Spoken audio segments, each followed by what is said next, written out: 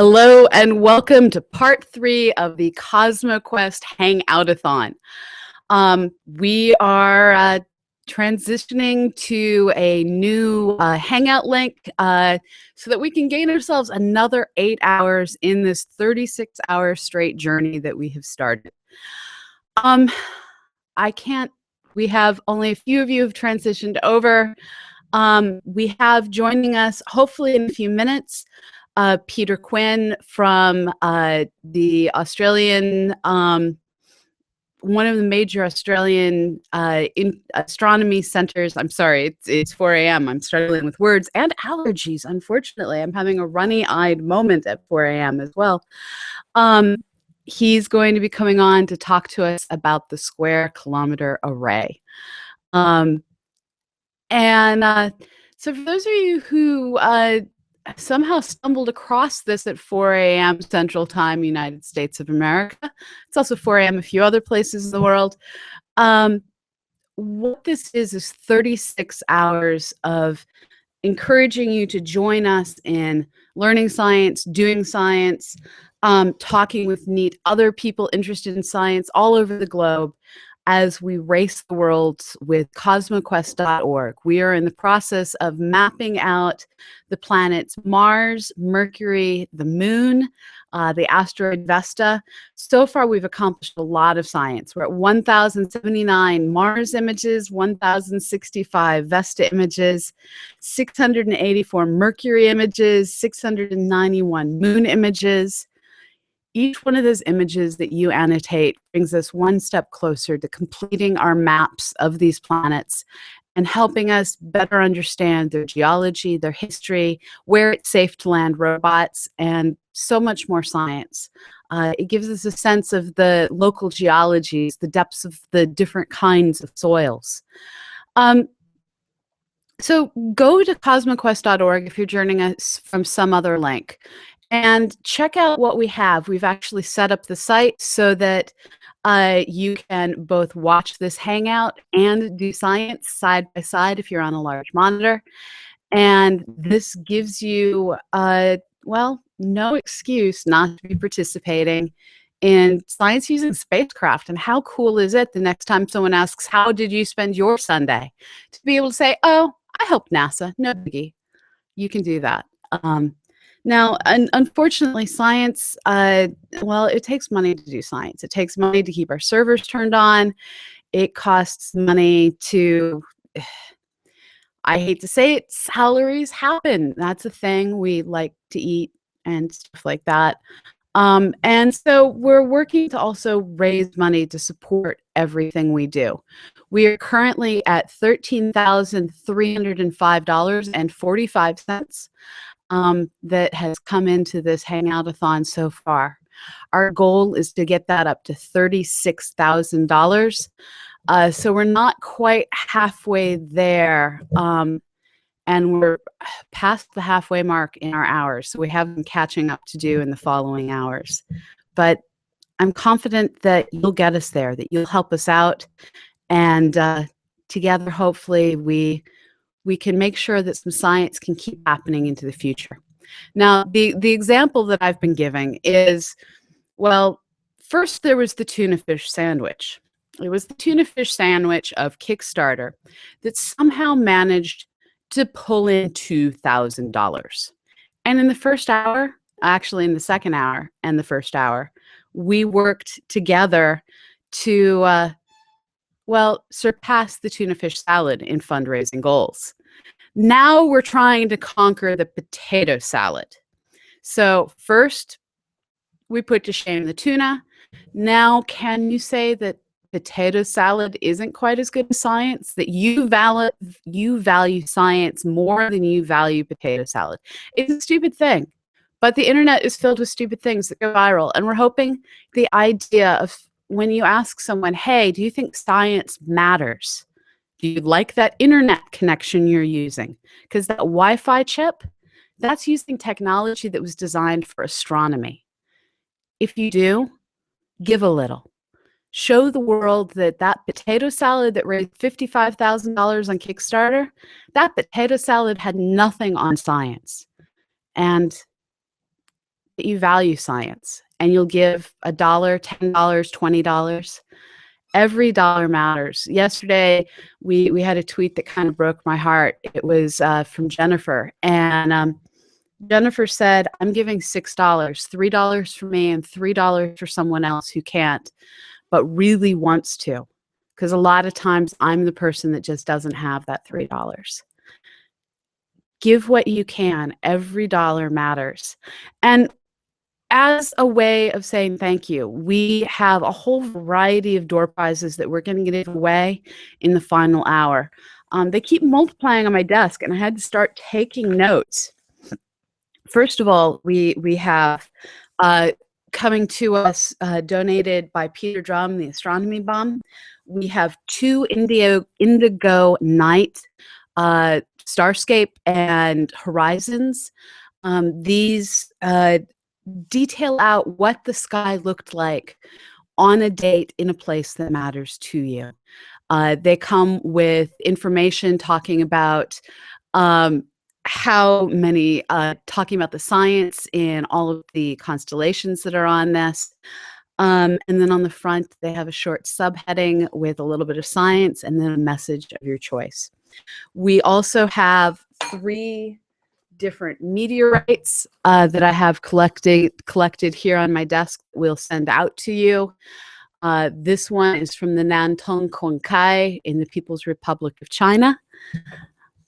We then have 2 Sokote Allen meteorites. And again, every dollar and every science image annotated count equally in your opportunities to win these different objects.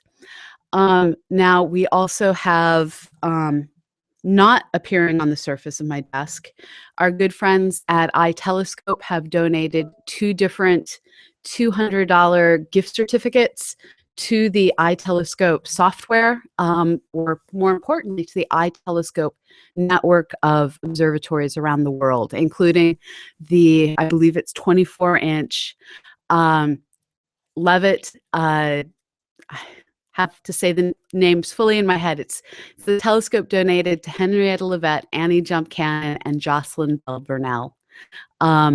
It's a fabulous telescope down at Siding Spring Observatory and is part of the network of telescopes that you can access. We also have 5 copies of the book Your Place in Space by Sarah Willis.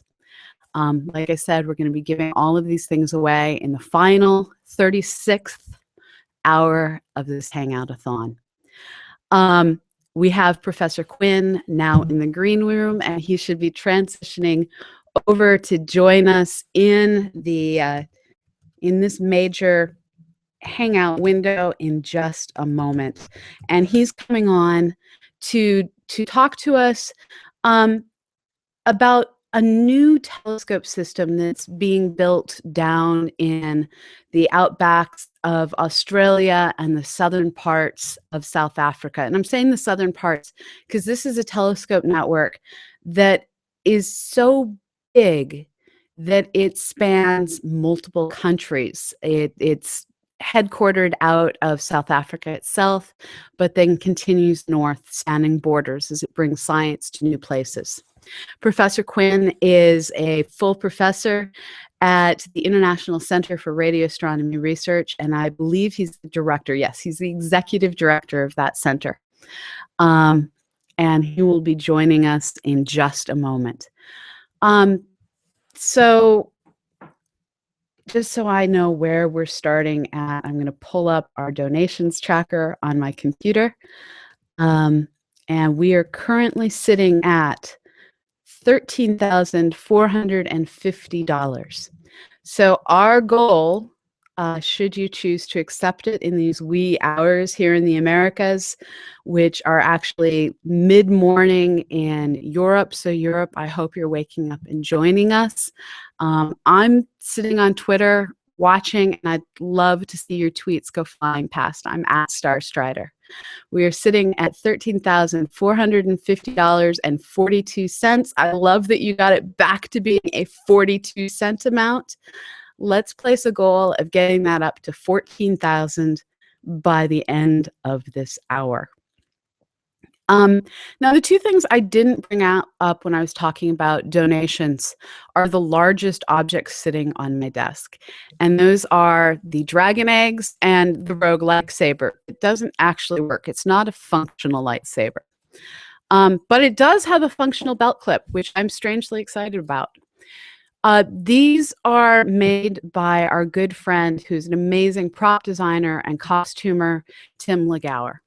And last year, the dragon eggs were part of a moment where we realized we weren't bringing in that many donations anymore. And so Tim said, hey, if large sum of money comes in this hour, you can have my dragon eggs. And these are designed to look like the dragon eggs out of the books for Game of Thrones series. And they went to someone who donated a little over $1,500. And that person started a fabulous tradition. He got the box for them. He got a plaque in the box. And they are following the story of Aragorn in a way, going to a new person each year as that 1-year gift for doing awesome things. And if they hatch, you get 3 dragons. We also have as a second level a lightsaber, and it actually kind of looks like it has a face on it, which also deeply amuses me. So these are the things that I have on my desk, and we're fixing. Gravity is apparently deeply affecting one of our cameras, and we're getting that fixed here in the wee hours in Southern Illinois. No tweets so far. So one of the things that we know is true is, and the number of people awake and watching this, Thomas Tranneker's tweeting now. One of the things that we know is true is the small number of you who are watching at this hour. While there are several tens of you, you aren't enough to support this program on your own. And if you're watching at now 4:13 Central Time here in the USA, you've probably already given, and I'm so grateful. Our average donation is typically about $30. There's lots of $4, lots of $5 donations in there. Lots of people deciding, I'm going to give you the money I'd spend at McDonald's or Subway and instead eat that thing of food in the back of my pantry I'd been ignoring that I bought because it seemed like a good idea at the time, and then I decided it wasn't. They're eating that random can of soup and donating their lunch money. And that actually adds up to a lot. Yeah, there's some of you who amaze me. You give $1,000 or more. But what touches my heart is all the $5 donations, because I know sometimes that's all a person has to give. That's often been all I had to give to the programs that matter to me. So thank you, all of you who have been giving. But what also really helps is all the tweeting that goes on. Yesterday, my phone was buzzing pretty much nonstop. It's now fully charged. It's ready to commence its dance. Set my phone buzzing so that I have to take it off my desk so that it doesn't interfere with the microphone. Share out what's going on. Get people engaged. Tell them, hey, do you want to learn about this amazing new telescope that's being built down in Australia?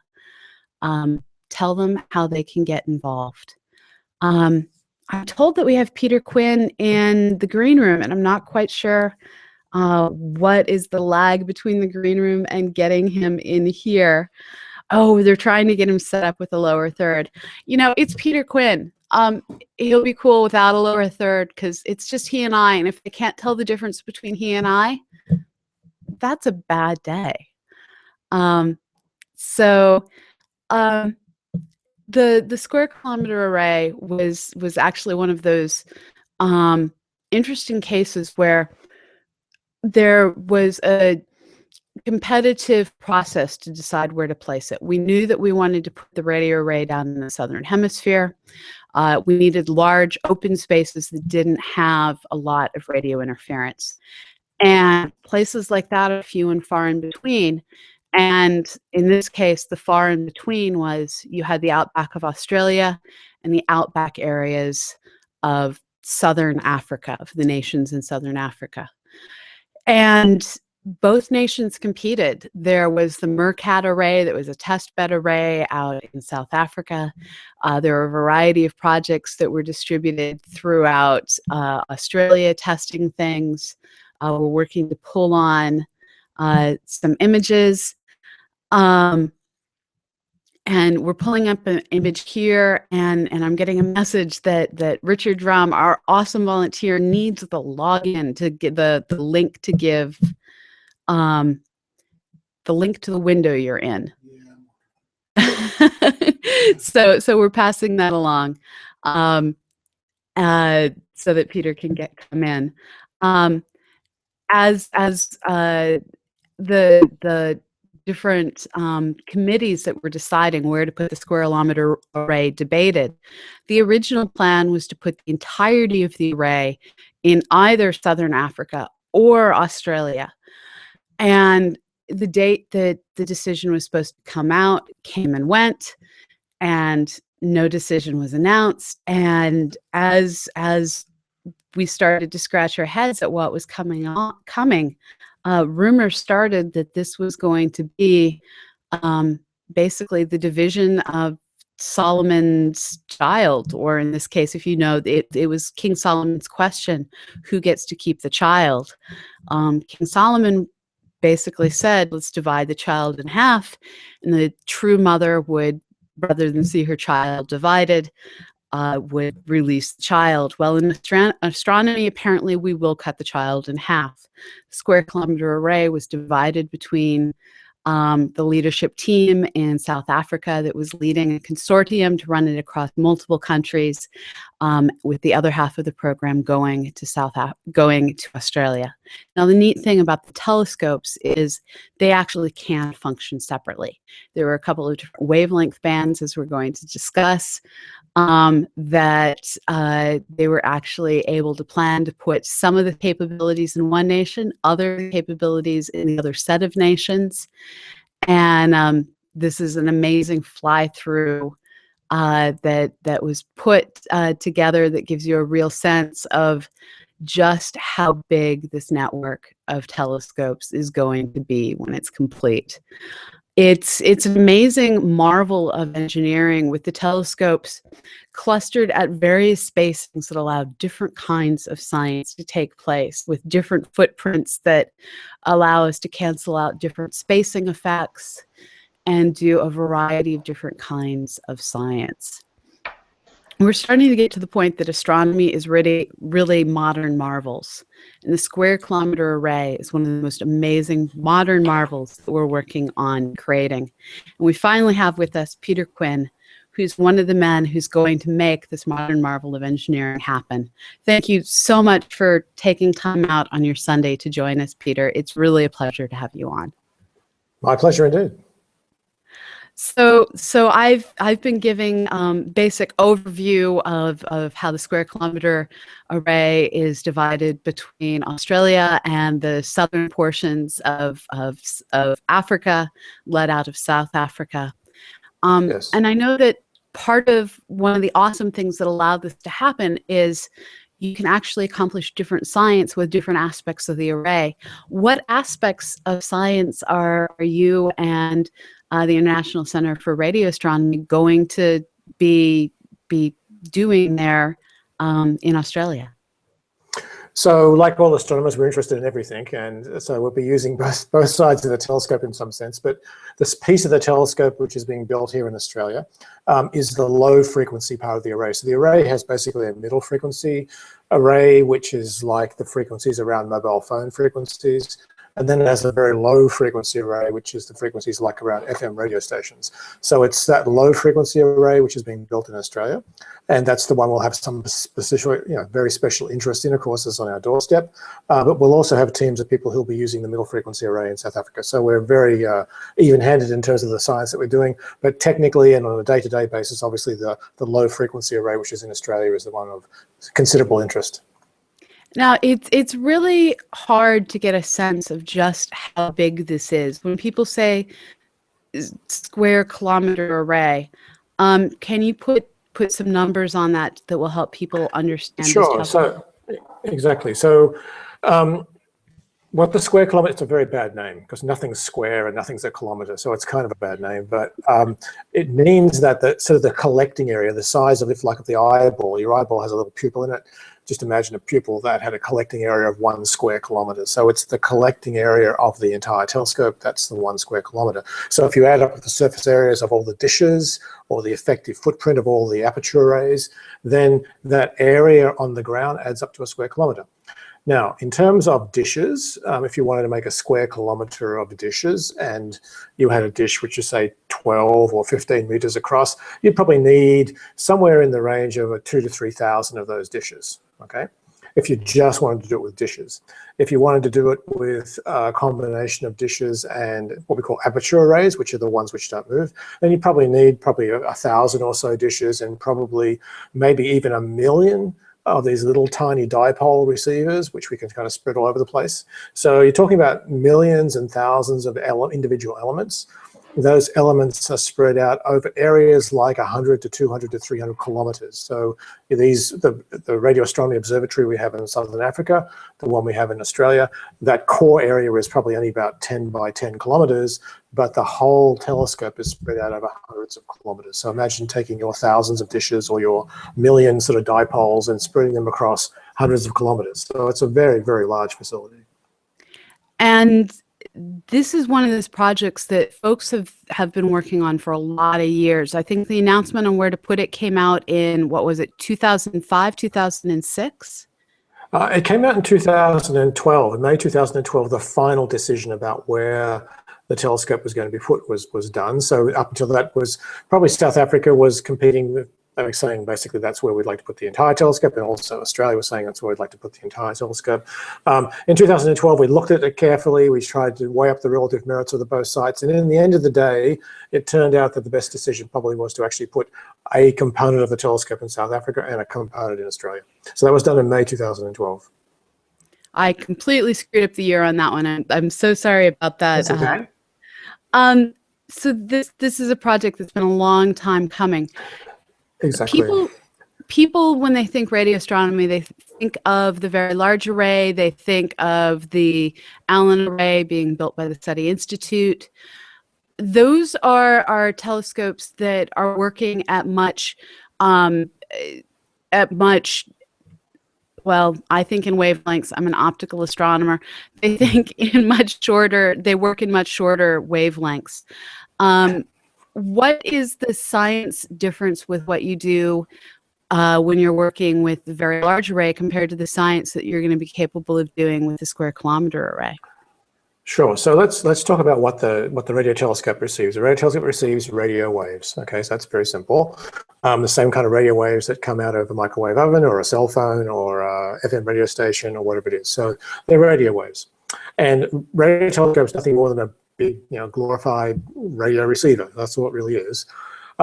These radio waves come from different kinds of phenomena in the universe. So, for example, if you take hydrogen gas is the most abundant normal material in the universe, and it turns out the hydrogen gas actually emits a particular signal in the radio part of the spectrum, and that's about 1,400 megahertz or 1.4 gigahertz. That's a little bit higher than mobile phones. Mobile phones are around the 1 gigahertz range, so it's a little bit higher than that. But that's 1.4 gigahertz is a very, very, it's like the fingerprint, if you like, a hydrogen gas.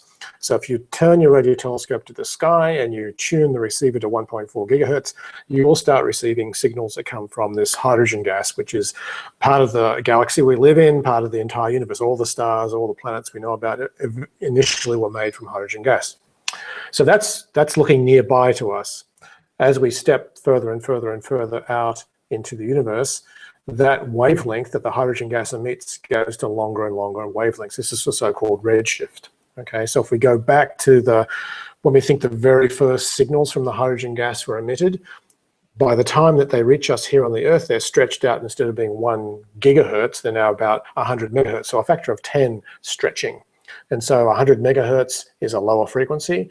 Unfortunately, it's almost exactly the same frequency as FM radio stations, so 94.5 FM or whatever it is, that's in megahertz.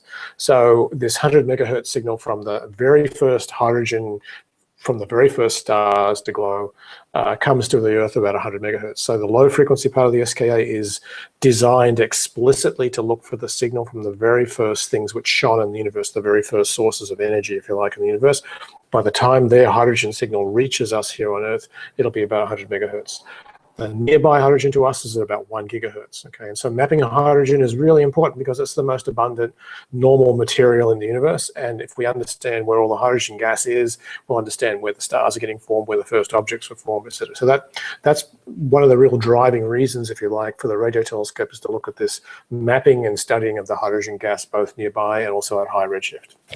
And mapping out where that hydrogen is actually is important in a lot of different ways. From it attenuates the light passing through it from background objects. So even though we may not see it, it can change how we perceive the background universe. It is a tracer for the much more low density dust that's out there that reddens how we see the distant sky. And for those of us who are trying to study the distant parts of the universe, the galaxies beyond our own galaxy, trying to understand how what we're seeing has its color changed by losing some of its light to the hydrogen, to the dust, to all the other intervening gas. Well, we have to know what's there. And there's science that comes out of the gas itself. So this is both a secondary problem that I've had to deal with and a primary science problem that folks like you are working to study. Exactly. And so, no, look, mapping hydrogen is sort of key, as you said, to understanding many, many problems. I should point out, though, the other thing that radio telescopes do, of course, is to look at some other kinds of things which generate radio waves. There are other sorts of objects in the universe that do generate radio waves. Some fairly exotic things like pulsars and black holes and spinning magnetic and electromagnetic objects all generate radio waves, so we can study them. And so hunting for pulsars, for example, dead neutron stars, is one of the real other major aspects of the SKA, because these neutron stars that are spinning and producing radio waves, they're laboratories for doing all sorts of amazing physics. So finding lots and lots of these pulsars could give us some new insights into gravity and to very fundamental physics. So yes, not just hydrogen, it's all sorts of other things as well. Now, one of the things that we're working on today is we're encouraging people over at CosmoQuest to help us map out other worlds, to map out the moon, to map out Mars, Mercury. We needed something that didn't begin with the letter M, so we have the asteroid Vesta. We're taking data from a variety of different orbiting spacecraft that are clearly orbiting things other than Earth, and using these to build surface maps. We also have plans in the future to hopefully start working with the U.S. National Radio Astronomy Observatory to do radio science programs. And I know Australia is actually one of the places that spearheaded the idea of getting people, in this case kids, involved in studying objects. You have Pulsar Parks coming out of, well, Parkes Observatory there in Australia, and that was work led a lot by Rob Hollow. The radio sky is one of the most ignored parts of the sky when it comes to public communications, but it's one of the most interesting parts of the sky scientifically. And the wavelengths that we call radio, they dominate a larger part of the spectrum than that tiny fragment our eyes are capable of seeing. And one of the things that always gets me is how few resources radio astronomy as a whole has. Here they keep trying to close Green Bank Observatory. And Australia is facing a lot of the same funding problems that we're having here in the US. How is it going with you working over so many years to build a telescope? Look, are you having to spend a lot of time, for instance, working with Ian Chubb to get your government to continue supporting the program? We've been very lucky here in Australia, to be honest with you. I think we've had a government through several changes of government at the federal level and also several changes of government at the state level. Governments have generally seen the light, so to speak, and actually understand that SKA and fundamental science is important, and these things take a long time to achieve. So for the most part, we've got a good buy-in from our governments, both state and federal.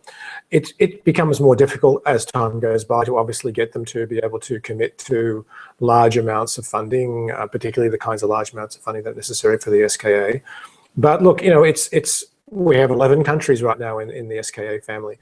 Each of them has their own particular funding problems that they have to deal with. But for the most part, they are all very keen to see this telescope built. They understand it's going to take a long time and it's very challenging. You know, and we can just keep on encouraging the governments and our funding agencies that this is still a very good investment. It's still excellent science. And I think having the precursors, having little telescopes now that are producing interesting science, and then the phase 1 of the SKA and then the phase 2 of the SKA, that'll help keep the flux of ideas and discoveries and hopefully innovations going as well. And I think governments are very keen on that. The other thing, of course, to say is ICRA, for example, the International Center for Radio Astronomy Research, we also believe very much in our giving back strategy. So we do a lot of public education, public outreach, and that's another way that we obviously help governments achieve some of their agendas with STEM education and things.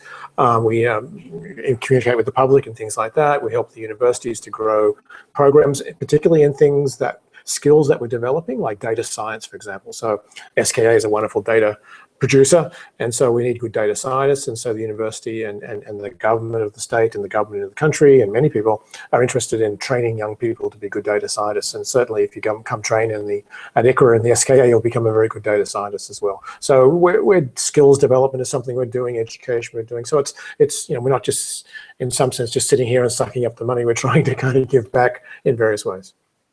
And one of the points that's been made over and over about the SKA, both there in Australia and also in Southern Africa, is you're taking high-speed internet, you're taking a lot of technological resources into parts of your set of nations that just didn't have this infrastructure before. It's really hard to justify running the high-speed internet out to land that, in your case, is primarily occupied by kangaroos, emus, and rabbits. But there's still people out there, and they'll benefit from the infrastructure that's being established for the telescopes, but is then, well, infrastructure for your entire nation. Sure. Yeah, I think people, I mean, the infrastructure development, spreading of infrastructure, yes, it's important for the small communities that are out there. Yes, it's important for the science. I think also think of the SKA as an example of a sensor network. So everybody's interested in sensor networks these days, whether the sensors are looking up or looking down or sensing the air or sensing the ground. Having a good data infrastructure in your country is very good for all sorts of reasons, whether it's you're interested in mining or agriculture or the weather or the ionosphere or whatever it happens to be. So it's, yes, I mean, spreading the ability to take data across your nation is a very good thing. And Australia is one of those places that's been key in a lot of ways in helping us define a lot of these new technologies, from the patent for Wi-Fi going to Australian astronomers to now you're working with Cisco systems to try and define the networks that are going to be able to handle the multitude of data that's coming out of SKA. You're defining a lot of new technologies. Yeah, SKA is very challenging in many ways. It's challenging scientifically, challenging technically. So there is an international effort to design, if you like, right now in the next few years, the SKA systems. There's 10 consortia around the world who are working on that. At ICRA, we're particularly involved with some of the aperture arrays, putting these low-frequency receivers in the desert because we're right next to the site, so we can do that probably easier than most people. We're also interested in some of the software technology and in particular the data technology. So we're responsible at ICRA for designing and like the data infrastructure of the SKA, and that's of course extremely interesting and challenging. And we're not doing that alone, we're doing it with industry. So we're working very closely, as you said, with Cisco, with Intel, with DDN, with ThoughtWorks, in particular more recently with Amazon, and then looking at some of the possibilities of cloud computing as well. So yeah, there's lots and lots of technical interest from the IT industry in what we're doing. And I have to admit, Amazon Web Services is what makes what we do at CosmoQuest possible. We are dealing with our own part of the data flood that's coming down, trying to support a project to map the moon at, well, we're looking at getting people to map everything 18 meters and larger. 18 meters seems pretty big. We don't have any telescopes that big yet. But when you start to think about it, the moon has a surface area that means we're going to be marking probably millions of things when we are marking everything 18 meters and larger. And the images that we're using to do this are such that if someone your height were to lay down and assume the snow angel position, I'm not sure if you've ever made snow angels there in Australia. Yeah. But if you lay down and assume the snow angel position on the surface of the moon, we'd be able to make you out on the surface. So we have terabytes and terabytes of data all living up in the cloud, waiting for people to come and help us process out craters. We're all working together to define these new technologies. What is the biggest challenge that you're working to figure out in the current stage of constructing this amazing array? There's a number of problems. I mean, obviously we have a finite amount of money, and so obviously doing things cheaply but doing things well, I think that's always a challenge for any project, and the SKA is no exception. So how do we design, build, deploy, test, and operate all the stuff for a reasonably, contained amount of money? That means we have to have computing systems which don't absorb very much power in terms of the requirements of the supercomputers. We have to be able to deploy things that are robust and don't need repairing every single day, and that's also in the desert. So those are some of the challenges. I think there are some very big specific technological challenges of how the data from the telescope gets handled at all the phases of its path through from the telescope to the astronomer. When the telescope data first comes off the back end of the telescope, the data volumes are enormous. And even just temporary storage to hold that temporarily, that low flow of data is almost impossible, even with technologies talking 5 and 10 years into the future. So either it's not going to be possible, we won't be able to afford it, or both. So we've got to figure out smart ways of keeping data alive and moving and not touching the ground and processing it at the same time and being able to do something, funnel it down into smaller and smaller volumes. Those are some of the interesting challenges. And fortunately, we have these precursor telescopes. We have, on the Australian side here, we have 2 telescopes, the Murchison Wide Field Array, which is an aperture array telescope, and also ASCAP, which is a dish array telescope.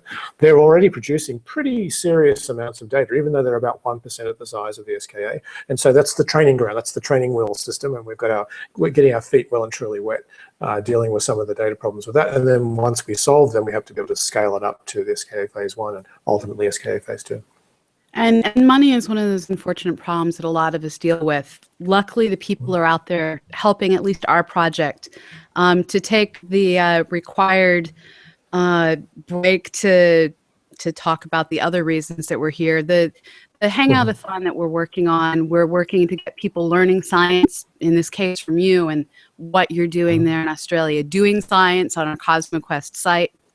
We're also working to raise money because we are now in year 5 since the grants program that pays us has had a grant call. And while we're in our unfunded extension year, that means we're allowed to keep our doors open, but it means we have no new money coming in.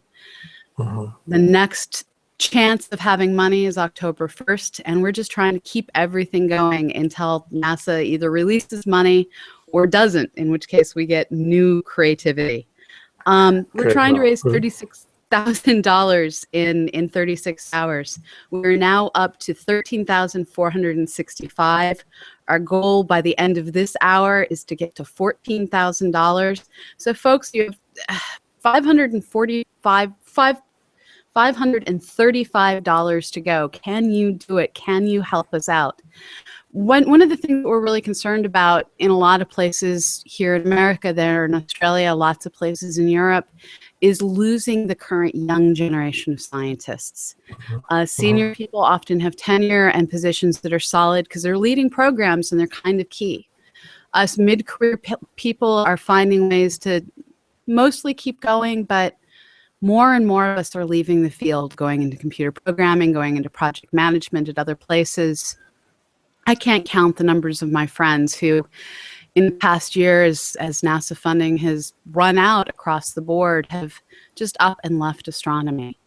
And the new generation has no jobs. If a senior person has a choice of paying their summer salary or paying a grad student, often they'll pay their summer salary.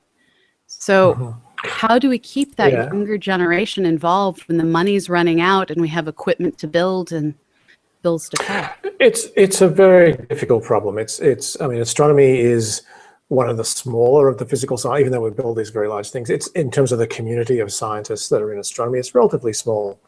And so we don't have a big capacity to absorb necessarily all of the graduate students we have. We have an incredibly exciting subject, of course, astronomy, and we have lots of people coming out of the undergraduate domain really excited about doing research in astronomy. And I think it has to be an obligation of people like myself to tell them, look, this is a very competitive field. The opportunities to continue as a researcher are thin and on the ground, and you have to be very, very competitive and very, very lucky in many cases. So, we try to give people that this is not a guaranteed kind of career path for everybody, that we try to give our graduate students, in particular here, a lot of skills as they go along, so that we do give them opportunities to go in different directions, not in a particularly funneled in astrophysical sort of problem, but also in some of the technologies that are associated with that, with some of the computing that's associated with that, with even, how you do have to raise money, how to manage a team of people, how to write a grant proposal properly, how to write, all sorts of things properly. I think those are skills that graduate students need, because we go into a very, very diversified environment. Having said that, I think it's great to have projects like SKA, because these large projects will indeed eat up large amounts of people, and in all sorts of roles, in the engineering roles, in the project management roles, in the scientific roles, in the software roles. So these big projects in some sense are if you like, the great hope in some sense of science, that we're going to have to learn to in astronomy to do the same sort of thing that happened in particle physics. Particle physics for the last 30 years or so has been, a very, very, very large subject, but dominated by single or small numbers of projects. And I think astronomy, to some extent, will head down that path. And so while there's more jobs for more people, there's a greater diversity of jobs, not just everybody sitting in the room thinking about the sky, which is what we all want to do, but we have to be parts of teams that are doing that. So it's a sociological change, I think, for astronomy that was bound to happen at some point. And I think as we go into these mega science projects in astronomy, we will have to go through some sociological changes as well. Yeah, and it's really surprising how little money is needed to support a graduate student, but how hard it is to find that money. Last year, the donations that came in from our Hangoutathon, they were able to see, actually, it wasn't last year's Hangoutathon, it was the one the year before. We had a graduate student, computer scientist. Pretty much all of the graduate students we have for CosmoQuest here at SIUE are either computer scientists who I can teach the astronomy to faster than I can teach a physics major the computer science. Sure. And we also actually use a lot of industrial psychology majors to help us understand why people are interested in engaging in citizen science. So we're pulling in from these two very different fields. And it was the Hangoutathon that was able to allow us to keep paying our graduate student stipends to see the graduate students we had at that time through to their graduation.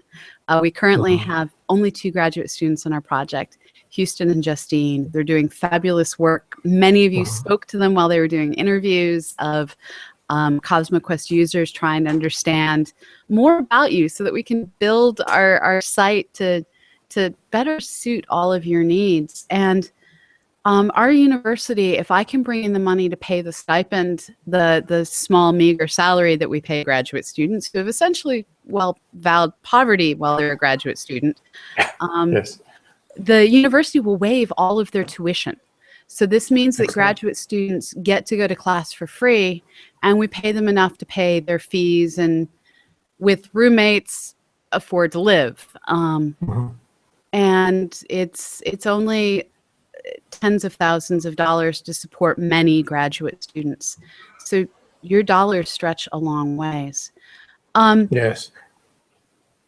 we have a lot of pressure here to get more and more kids to go into the STEM field, science, technology, engineering, and math. I know Australia is starting to have the same thing. Um, how do you communicate the problem that you really have to be just short of walking on water in order to make it all the way to the end of a career in astronomy without running out of funding along the way? Look, I think there's two things there. I think the STEM education thing, I think, it's something that goes back to high school. So basically giving people coming out of high school, an excellent grounding in basic science, basic mathematics, basic technical kind of skills that prepares them for a university education. These days, university educations, even in pretty much any field, those are skills that you're going to value, okay?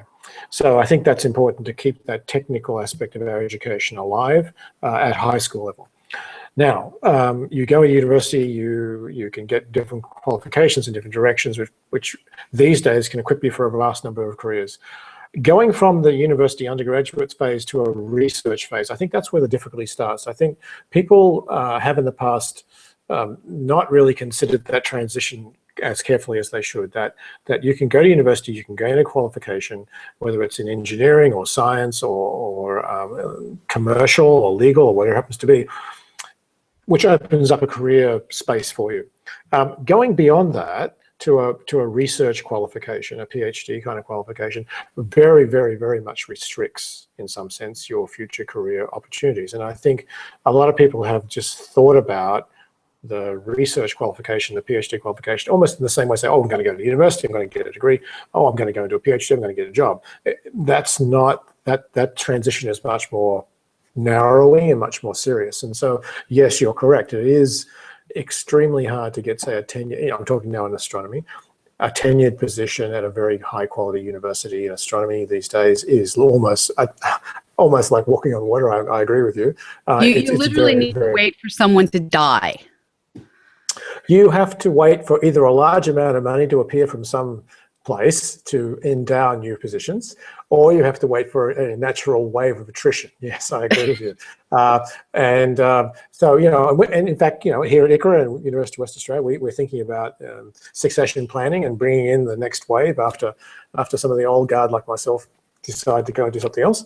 So, look, it is very hard. I'm not pretending it's not hard. It's a problem that everybody's facing around the world. There are some places in the world, and I think South Africa is probably one of them, where they're putting a lot of money into trying to build up university positions and build up, a culture of research and a culture of academia, which probably wasn't there or suppressed in the past.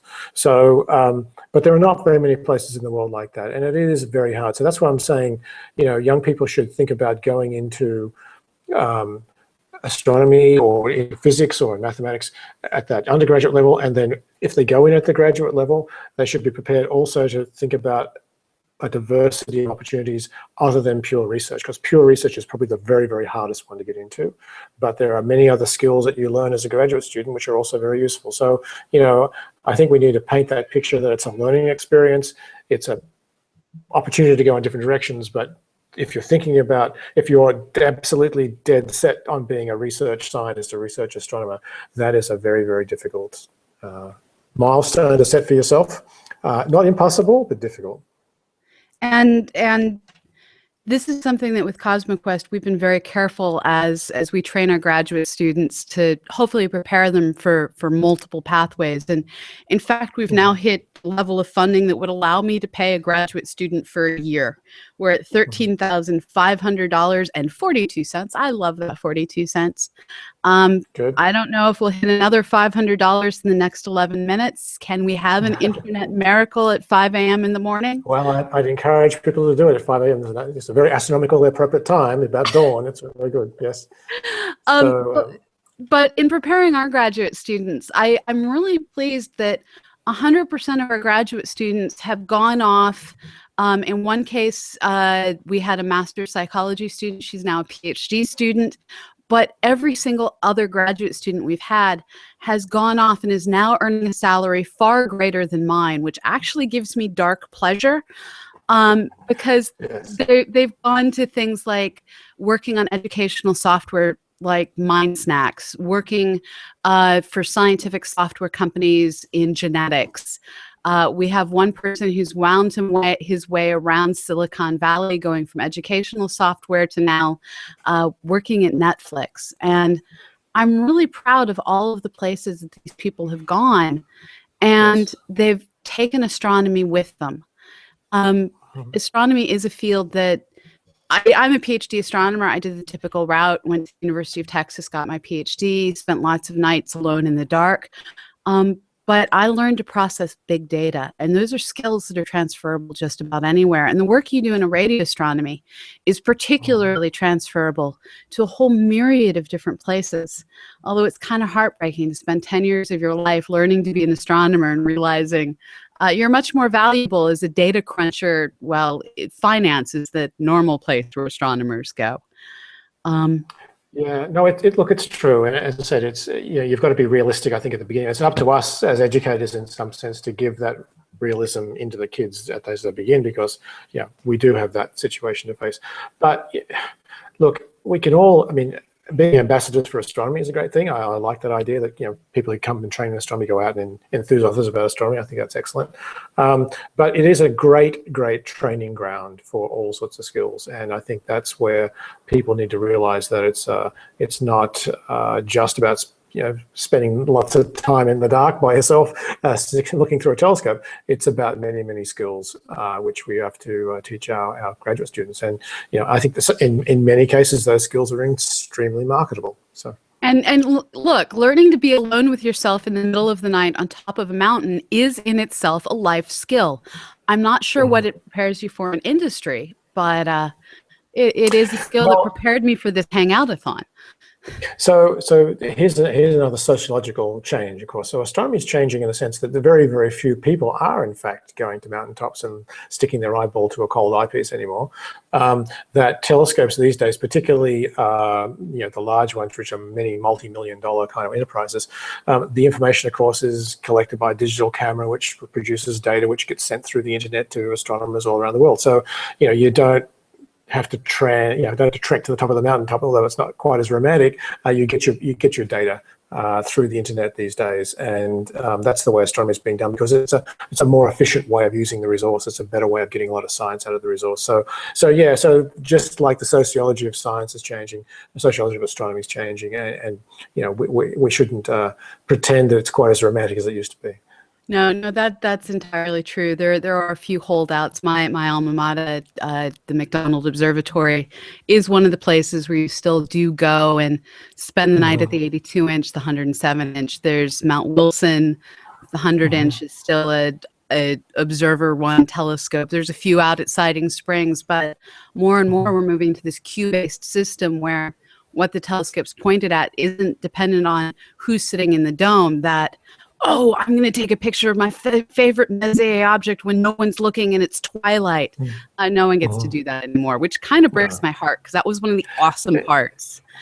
Yeah, it is. As I said, it takes a little bit of the romanticism away from it. But there's a lot of people wanting to use that time on that telescope. So have to be very careful how we use it. But there will always be telescopes on tops of mountains. That particularly, they're very important for training of people in various ways. So it's important to send graduate students there to get the training in some of the basic techniques. So it's a mix of not going there and going there. But yeah, I think as we, for the SKA is a prime example, right? So people in the SKA don't mix very well. So you want a telescope somewhere where there are no people, because they create all sorts of noise, right? So you put the telescope way away, and you don't want anybody to go there, of course, because it's just too noisy. So we have to strike a balance between what's good for the science and what's good for the people.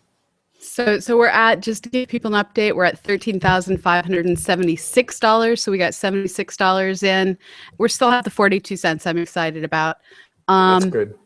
So $76 more has come in. This is the point where those of you who are in Europe start asking people, hey, do you like science? If your answer is yes, give your Sunday afternoon fun money to science and go do something free today. Now, light pollution is something that people who live in big cities are well aware of, but they don't often think about the colors of light that we don't see with our eyes. And I really hate to think about what my desk would do to a nearby radio telescope, because I have cell signal, I have Wi-Fi signal, I have a mic that I know isn't entirely shielded the way one might wish, because it picks up signals, which means it's probably also emitting signals. How do you silence the outback? So it's a very good question. There are, of course, it's the outback, and so there are not many people there to begin with, but there are some people there. In particular, there are some people who are very interested in the exploitation of natural resources, mines, for example. So mining enterprises are very large enterprises, and they do require a large amount of people and a large amount of power. So we do have to live in harmony in some sense with other users of the landscape. We have in Australia put in place some legislation which surrounds the zones. There's a radio quiet zone which is centered on the new observatory here in Western Australia. And what that legislation basically says is if you want to have a transmitting device of any kind, you have to apply for a license for it. It's part of the process. And in doing that, you have to sort of get clearance, if you like, from the astronomers. Okay, so there's a clearance process in some sense. So that's all very well and good if you want to have CB radio or a digital TV station or radio tower or whatever. The real problem comes from two sources. Number one source is what we call incidental emissions. So that means a car with a car engine with spark plugs, of course, generates radio noise. Microwave oven, electric fence, a power drill, an arc welder, all these things generate noise. And so some of that noise will be there in the landscape because there are people there in the landscape.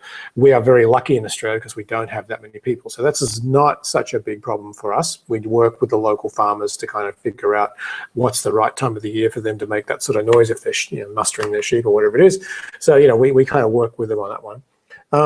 But the other kind of emission that we can't control, which is not like we can put a legislation over, is emission from satellites in the sky. So that's really a problem for everybody on the Earth now. For South Africa, independent of how isolated you are, there are always satellites above you in the sky, and there are some satellites projects in construction and satellite projects which are planned, which will generate radio signals, which are very harmful to radio astronomy. So we have to work with our governments, work with providers of these systems to try to figure out ways of mitigating their effect. And I think that's a discussion which is going on at an international level. So there's an international astronomical union is having a conversation about that with governments all around the world.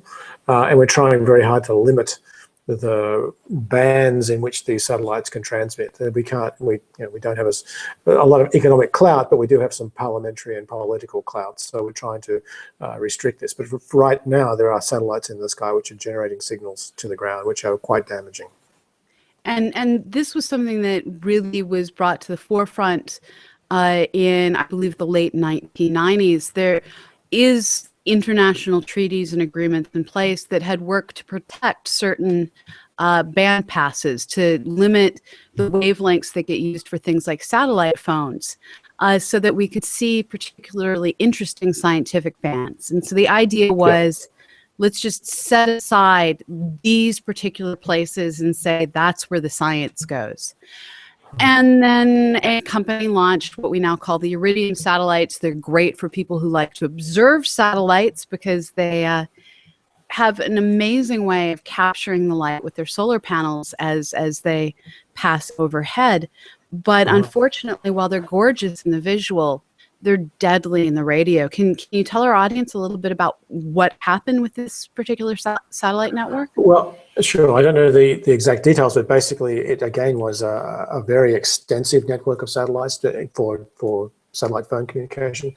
And again, it was turned on and more or less out of the control of anybody in some sense. And the signals that it does produce, it produces more than one. I mean, there are multiple bands in which it's transmitting, are really quite devastating to particular kinds of signals. Mostly on the high frequency side of things, not the low frequency hydrogen kind of side of things, but there are also some satellites coming which are actually generating signals down in that interesting hydrogen bands as well. So yeah, look, it's just an ongoing problem. We have to work very diligently with international telecommunications authorities, with the IOU to try to restrict this. But to be honest with you, if some country decides to put stuff up in the sky to transmit, particularly if it's for military purposes, there's very little we can do about it.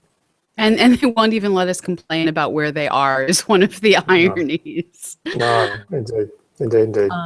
Radio astronomy, I think my favorite sad clown, to use an internet meme, radio astronomy story is there have been cases of astronomers taking data, Arecibo most famously, who got amazing signals midway through their run and then had their data confiscated because they'd actually detected nuclear tests and things like that, that they weren't allowed to keep that data. Yeah, well, I had a similar experience when I was working in Chile, actually, not as a radio telescope and radio astronomy, but in optical astronomy. So I was involved with the European Southern Observatory for a while, and we worked on building the large telescopes in Chile, in the Atacama. And one night we were there on the brand new telescope, everything just checking out systems, and the whole electronics of the whole telescope just went off, like every single computer in the entire telescope reset itself. And this happened a few nights in a row, roughly around the same time. Couldn't figure out what the hell was going on. It turned out there was a naval vessel off the coast using the dome as a radar target. So he was generating very large amounts of radar energy pointing it at the telescope down, sufficient amounts of energy to actually shut down our computer system. So we had to negotiate with the local military authorities and convince them that we knew what they were doing, and they went away. So yeah, but these things happen. So we are at 5:02, and we can keep this conversation going if you could hang out a little bit longer. I've got about another 15 minutes, I'd say. Okay. We are now at 13,606, so we didn't get quite where I wanted, but people are awake, and I see them tweeting all on my phone. I think I actually turned off the notifications, so it's not dancing like it did yesterday, but I can see you on my screen tweeting away. Please keep that up. It warms my heart to see you talking science on the internet out there. Mm-hmm. So to switch topics to something a little bit fuzzier, and a little bit warmer than radar. I know at VLA they have problems with cows using the dishes as scratching posts. You have much more interesting fauna in the outback of Australia that is a little bit more strong-willed than your average cow. How are you, especially with your gorgeous little dipoles, how are you protecting all of this myriad of electronics from rabbits that eat insulation and such? So we have a range of critters that cause problems.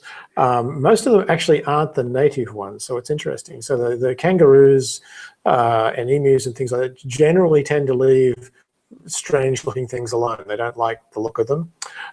We do have, unfortunately, cattle in this area. Of course, it is was in the past a big ranching area. Now it's a much less because of climate change and drying climate. So, but we have discovered the same phenomena, that some of our antennae are about cow shoulder height, and the cows do like to come and rub themselves a bit, so we have to change the size of those antennae. But look, this is a very, very arid area where we are, so the density of critters is fairly low. So this is not, in general, a big problem. We have some feral goats and various other things like that cause a problem from time to time. But we're lucky because it is such an isolated and fairly arid, dry. It's not a lush farming country. It's not a lush country of any kind, and so the density of critters is fairly small. So you know, even snakes and lizards and ants and birds and things, I mean, they're all there, but for the most part, like, we lay the cables on top of the ground, actually. We don't bother to bury them in many cases, and everything seems to be fine. So people have been working in these arid areas for quite some time, and in general, it's not a huge problem. And because we're working at low frequency radio, of course, it's not a problem either. We don't have to polish the dishes every single day to get the dust off. You know, we can deal with all that. And the low frequency, you actually, even clouds, rain, all these things aren't a problem, although you are learning that the atmosphere looks very different, even compared to VLA wavelengths. Yeah. So you're learning a lot about the atmosphere. We're learning a lot about, actually, the radio atmosphere, which is the ionosphere. So the ionosphere, of course, is this band or envelope of charged particles that lives around the Earth. and radio waves have to go up and from us outwards and from the outside inwards through the ionosphere, and it's like clouds in the optical. The radio waves get distorted and bent and blocked and whatever by the ionosphere, and the ionosphere is influenced by the sun and solar activity. So we do have our weather, if you like. It is really bad at the very, very low frequencies. So if you go to 10 megahertz or even below, very, very long wavelengths, then you start to see what's called scintillation, or the atmosphere actually distorts the images you're looking at. So at the 100 megahertz and 1,000 megahertz, it's not quite so bad, but we do have the equivalent of weather for sure. And just to go to one more completely different direction with this, in building observatories, we deal with so many different problems, from hoping that the funding doesn't go away before the functionality is completely in place, to trying to deal with wildlife, even in optical astronomy. My favorite moment on the mountain was looking over from the 107-inch on one side of McDonald Observatory to the Hobby Eberly on the other side, and they're madly moving the giant, during the day, madly moving the giant dome. And we couldn't figure out what the heck was going on, because this was not normal behavior. It turned out they had birds in the dome they were trying to scare out. We have to deal with McDonald always had to worry about the drug running planes coming low over the sky. You're dealing with naval vessels with your observing. We deal with a lot of really strange stuff. But the other thing we also have to deal with is time scales that, while not astronomical, are still kind of large on human time scales. I have a lot of friends that straight out of college started working with the James Webb Space Telescope, which wasn't even named that at that time. Here they are, mid-career management level people, still waiting for launch, still waiting for first flight. What's it like to be in the waiting process, knowing the data is coming, but it's still years away? Yeah, it's very hard. I think some people do spend almost their entire careers on one particular project. I've been lucky to spend my time on a few of them, but they are long projects. They're 10 to 20 year kind of projects. And I guess what keeps you going is that along the way, there are many milestones, there are many challenges you have to meet. So whether they're technical challenges or scientific challenges, you almost always prepare yourself for these big missions by doing pilot missions, by doing a pilot survey on a smaller telescope, or constructing a prototype telescope, or going to find some new sites, whatever it is. So there's lots of little, it's like climbing Mount Everest, right? There's lots of little sort of camps along the way when you finally get to the summit. So you're not like sitting there for 20 years, twiddling your thumbs, and all of a sudden it happens. I mean, there's lots and lots of activity along the way, and I think that's what makes the projects really exciting, because quite sometimes some of these activities are sufficiently interesting that you change direction completely. A new technology comes along, or a new idea comes along, and you might change your entire idea about how the project gets done. So it's, while they do take a long time, there's lots happening along the way. And what is that first bit of data that you personally are just waiting to get to help answer a question you can't answer yet? So for the SKA, for the low frequency in particular, they have the chance to build a map of the sky, which will be a map of the very first things which shone in the universe. So the universe, the Big Bang occurred. There was this enormous explosion 13.7 billion years ago. After that explosion, the universe was extremely hot, thin plasma, very, very hot. It expanded, and like all good things which are hot and expanding, they cool. As you expand, you cool. And so as the universe expanded, it started to cool. And just like steam from the kettle, as it expands and cools, little droplets, little things start to form. So the universe went through this phase transition of being a very hot, thin plasma to all of a sudden things condensing out. And these things that condensed out were probably the precursors of the first stars, of the first black holes, or whatever it happened to be, the very first things in which they actually started to shine. And when they started to shine, they lit the universe up. So before this time, the universe was completely dark. There was nothing shining at all in the universe. It was just thin plasma, no sources of light. And then all of a sudden there was this transition to the first objects. They started to shine and light the universe up, and that heated up the hydrogen gas around them. And we can see that instant, that point in time with low frequency SKA. We can build a map of the sky that shows, in fact, these first sources. So we'll know when they occurred, how many there were, probably what they were, what damage they did, what they did to the universe at that point. Because whatever they did to the universe at that point, the entire cascade, the entire avalanche of structure that we see around us today was caused by that transition to the first objects. So we can make a map of that on the sky with the SKA. That's pretty impressive, and that's going to be sort of chapter 1, page 1 of the Cosmic Book of Stories. And we know what it looks like at chapter 27, right near to us, but we'd like to know what chapter 1, page 1 looks like. And so that's kind of it. And that is going to be an awesome moment, just seeing the universe light back up. We started bright, we got dark, and then one by one, like little lightning bugs in the dark, stars started to turn on and clear away the darkness until we got to where we are today. Yep, that's right. Cosmic dawn, as some people call it, very appropriate. It was an amazing moment, and that dawn came much faster than we originally thought. That's one of the cool things, is just realizing how fast our universe was able to light up. That's right. Exactly.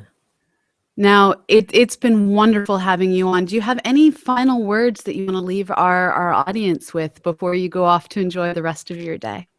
Sure. Look, big science is a great thing for humanity.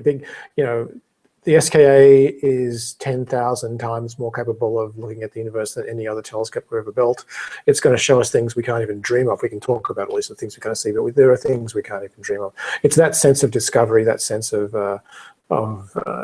wonder in some sense that astronomy gives us many times, and the SKA is certainly going to give it to us in a very, very large way. It's great to be part of the project. We really got to remember that this project, of course, is public money, that we as scientists need to excite people about it, tell people about it, educate people about it, give back to the community and give back to the world that we live in, because the world we live in is paying for this enormous privilege of being an astronomer. And so, the SKA is a great adventure. I'm really excited to be part of it. We here at ICRA and in Western Australia are incredibly excited about being part of the SKA, and we hope that we'll see it on the ground and working very soon. I look forward to it, and I hope to actually get to come out and visit it. I love your country. I love the fact that Siding Spring Observatory is infested with kangaroos. It still is, indeed. Yes. It is.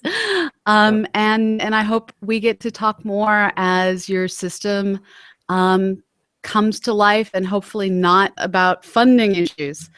We are at 13,636. Progress has been made while we've been speaking. Very good. Excellent. Pleased to see it. All right. Well, I wish you all the best, and looking forward to seeing you in Australia sometime. Thank you so much, Peter. Have a great Sunday afternoon. Will do. Thanks very much. Bye. Okay. Bye-bye. So we are entering an hour where we only have virtual guests. So we're going to be playing you a series of videos from a friend of CosmoQuest, Uncle Bob, of Clean Coders. But before we do that, I have to slog through my standard begging for money. This is apparently my lot in life this weekend. I knew that when it started. It's okay. We are sitting at $13,636.42. Our goal for the weekend is to get $36,000. We're currently behind schedule, so we need to catch up. We can do it with your help. We know that the internet is filled with people that give money to weird shit. There's no other way to put it. My favorite campaign recently was the Buy David Schiffman New Sunglasses, which raised money to buy an awesome graduate student prescription sunglasses so that he didn't blind himself while working out on his boat at sea, helping us understand why sharks matter.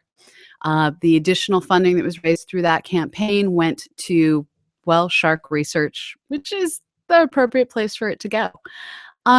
That was a worthwhile, albeit very silly, campaign. I loved it. I donated. Some of the others are less obvious why they're worthwhile. The one that we keep mocking because we can is the potato salad that raised $55,000. Why is this potato salad better than I am? I'm starting to like lose my self-worth as compared to a bowl of potato salad. If the potato salad can raise $55,000 on Kickstarter, can't we raise $36,000 for science? And so the question I'd ask you to ask, not just yourself, because I know you're here, you support science, you've probably already donated. If you haven't, why not? It's the standard NPR question. If you haven't done science, that's also matters too. But ask the people around you, hey, you're using Wi-Fi. That came from astronomy. Why don't you give back and see what new technologies can come in the future? Why don't you give back and help see how we can discover our universe together? If everyone who followed me on Twitter gave us $3, this hangout, it wouldn't be over, but it would be strictly dedicated to science, and I wouldn't have to keep begging for money. I just want to be a scientist. I just want to focus on the software, on the data, on the information, on new discoveries. I just want to focus on understanding our universe. You can make this possible. So the tweet's up on the screen. This is one of my favorites that we've gotten so far. It came from Jenny Dowding. She said, just gave $6, $3 for me and $3 for someone who really wants to give, but just can't right now, because sometimes that person is me. Give for yourself and give for someone else who may not have the extra money, that science can be there for them. It takes a village to raise a child. Well, it takes an entire globe to raise our understanding of our universe. All of you need to help. Ask your friends to help. Social media is an amazing power for good. I'm a longtime fan of Amanda Palmer. I'm from Boston. I used to walk past Dresden Street, which gave the name to Dresden Dolls out there in Somerville. She wrote the book, The Art of Asking. And I'm asking you, can you make science possible? This entire Hangoutathon is here because of some absolutely amazing volunteers. As I've mentioned several times during this hangout, I'm currently working on a frighteningly large NASA proposal. There hasn't been a call for proposals or a cooperative agreement notice in many years. We received money the last time there was money to receive, but there hasn't been money to receive since, well, back in 2012 was when we got our first award for a proposal we wrote in 2011. There's a new one out. It's kind of all or nothing. We either get it or there's no more proposals for 5 years. And I want to do you guys proud by doing my best possible effort on that proposal. And that meant that earlier this week, I sent out a very sad message that I'm trying to pull up on my own Google+. I sent out a very sad message that basically boiled down to help, because I realized I couldn't do you guys proud working on this proposal and organize this hangout. And people showed up, and a combination of people: Nancy Graziano, Jim Meeker, Guido Bibra, Matt Woods, Eric Wells, who will probably be joining us later today, along with Victoria, his wife, Christopher Miller, who's here doing production for me, Richard Drum, who's done so much countless work in the background, Aviva Yamani, who's our executive producer for 365 Days of Astronomy. All of these people, Christina McGonnell over at Astronomers Without Borders, Mike Simons over at Astronomers Without Borders, who you'll be seeing later when he releases us and takes over hosting for a couple of hours. All of these people stepped forward, and they did amazing work because they believe in the program. And all of you, you've been here, you've been watching, you've been supporting us through your tweets. I see Paul Stewart out there tweeting to us. Thomas Traniker has been there for so many hours throughout this hangout. We see the science that you're doing. Going back over to CosmoQuest, we're at 731 lunar images, 685 Mercury images processed. Vesta mappers you've done. Vesta has surpassed Mars. Yay, go Vesta. We can't start series until we've finished Vesta's data. So keep looking at Vesta. We have 1,080 Mars mappers images that have been processed. We've rearranged the CosmoQuest site so that you can watch this hangout while you map worlds. So you can do science and learn science all at once. You guys are amazing. You guys are the reason that I'm spending my weekend online trying to keep everything going until we can get our next grant on this new opportunity that we're going to do everything we can to take advantage of. You guys are the reasons we're still here. This is our third Hangoutathon. The first one came out of sequestration. Back in 2012, there was this horrible moment in March. I got a phone call. It was another one of the NASA folks I work with who basically said, "Did you hear?" I was driving a car. I was on hands-free, so it wasn't like I was being unsafe. Siri had answered my phone for me. And I was like, "No, what are you talking about?" And she told me how a lot of our funding had gone away. In the coming weeks, phone call after phone call came. "Look, I'm sorry, your funding's been zeroed." It was Congress. You can't do anything when Congress takes away your funds. And in the years that have come and gone, NASA hasn't gotten those dollars back. And year after year, we keep hearing next year's the year, next year the funding's coming, and next year it never came. So we did in 2012 our first Hangoutathon, trying to replace the money we lost from some of our spacecraft that we'd been partnered with, as those spacecraft lost huge sums of money from their budgets. And it worked. We saw Joe through to the end of his master's thesis. He's now happily employed, earning far more money than I do. I'm very proud of him. And he is now a successful person who still volunteers for our project, who still helps us keep things going. The next year, we were worried about how Nicole, Georgia, Corey, and I were going to keep things going. And we did Hangoutathon number 2. And Nicole and I hosted our little butts off, and you came and you helped and you made it possible for us to still be here. Now, Nicole is working on other projects now. We only really have budget to keep Corey and I going, and our 2 graduate students. Georgia and Nicole are still working on the Learning Space Hangout, which you guys support through Patreon. But you kept us alive. And we're going to keep going as long as we can. And we're going to keep going for you, for the science. And you're doing it. And all I can really say is thank you. And can you please do it some more? I hate saying that, but we are currently sitting at $13,771 and my beloved 42 cents. You've done that. And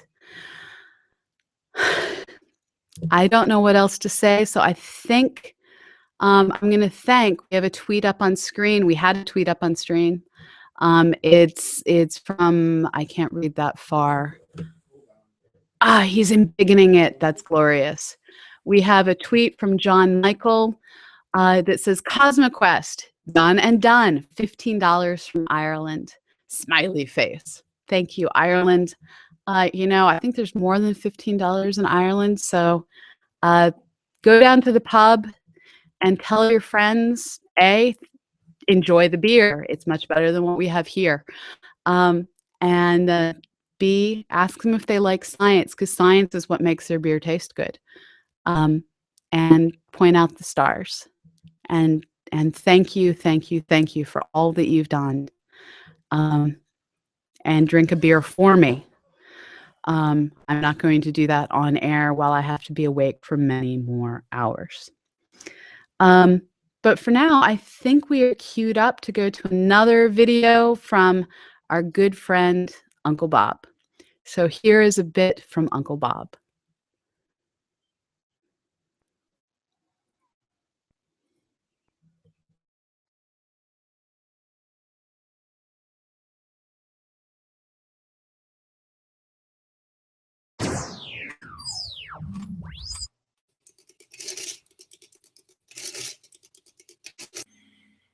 In May of 1921, at the Smithsonian Institute's Museum of Natural History in Washington, D.C., two great and eminent scientists, Harlow Shapley and Heber Curtis, participated in what was to be called the Great Debate. The issue? The size and structure of the universe. In particular, the size, uniqueness, and our location within the galaxy. Shapley believed that our galaxy was huge, one of a kind, and that we lived close to the center. Curtis believed that our galaxy was small, one of many millions of such galaxies, and that we lived nowhere near the center. It turns out that both men were wrong and both men were right, just about different things. Shapley thought that the galaxy was shaped like a uniform lens, 300,000 light years in diameter and 50,000 light years thick. But Curtis thought that the numbers were 1/10 that size, just 30,000 light years in diameter and 5,000 light years thick. Actually, our galaxy is a very flat spiral. It's over 100,000 light years in diameter, but it's only just about 1,000 light years thick. So Shapley overestimated the size of our galaxy by a factor of 2, but Curtis underestimated it by a factor of 5, so Shapley won that point pretty well. On the other hand, our galaxy is not one of a kind. It's nowhere near unique. And we don't live close to the center, so Curtis won on those 2 points.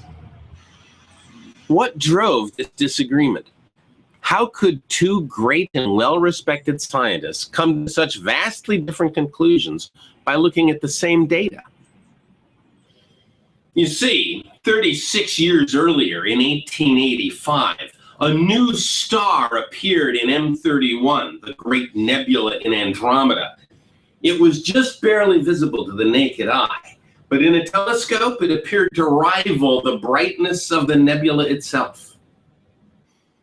Now, one of the issues in this debate was about the nature of the Andromeda Nebula and all the spiral nebulas, of which apparently there were millions.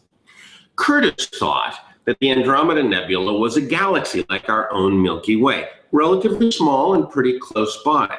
Shapley thought that the nebula was a bunch of dust and gas inside our own galaxy. In either case, however, the 1885 nova would have been a bright but relatively normal nova. But if our galaxy was 300,000 light years in diameter, as Shapley thought it was, and if Andromeda were a galaxy too, just like ours, well, that would mean that it was millions of light years away, and that nova would have had to have been brighter than 1 billion suns. Neither man wanted to accept that. And so Curtis made our galaxy very small so that the Andromeda galaxy could likewise be small and near, whereas Shapley brought the Andromeda Nebula inside our own galaxy. To draw these different conclusions from the same evidence, both men had to selectively reject some of that evidence. For example, Shapley used Henrietta Leavitt's period luminosity relationship to calculate the distance to Cepheid variables in many of the globular clusters around the sky. And he got the distances just about right, too. Some of those distances were remarkably large. Their arrangement in space gave them a diameter of 300,000 light years. And so Shapley thought they were internal to our galaxy, and so he gave our galaxy a diameter of about that size. But Curtis rejected the period luminosity relationship on the grounds that it hadn't been well tested or calibrated. He convinced himself that it could be as much as a whole order of magnitude off. By the same token, Curtis argued that the spiral nebula like M31 and Andromeda could not be part of our galaxy because, one, they weren't distributed across the sky with any shape that resembled our galaxy. In fact, the distribution was nearly exactly the opposite. And two, their radial velocities were more than 10 times greater than any other object in the sky. But Shapley just ignored this evidence, preferring to rely instead on certain photometric observations that seemed to suggest that the spiral nebula could not be systems of stars. Now, I'm oversimplifying the case. The arguments made by these two men were actually very compelling. These were two very intelligent, highly experienced, well-regarded scientists. But the point remains that neither man could imagine a stellar explosion so vast that it would outshine every star in the Milky Way. And so both men found convenient ways to put M31 at a distance that would make that 1885 supernova seem more normal. And in both cases, those convenient ways were to brush aside the data that didn't fit with their favorite model. The moral of this story is that scientists are human. They can be both right and wrong at the same time. Arthur C. Clarke said it well. He said, "When an elderly and distinguished scientist says that something is possible, he is almost certainly right. But if he says something's impossible, he's very probably wrong." I think a reasonable corollary to that is that when a scientist says that a scientific conclusion is debatable, he's almost certainly right. But if he says that the science is settled, he's very probably wrong.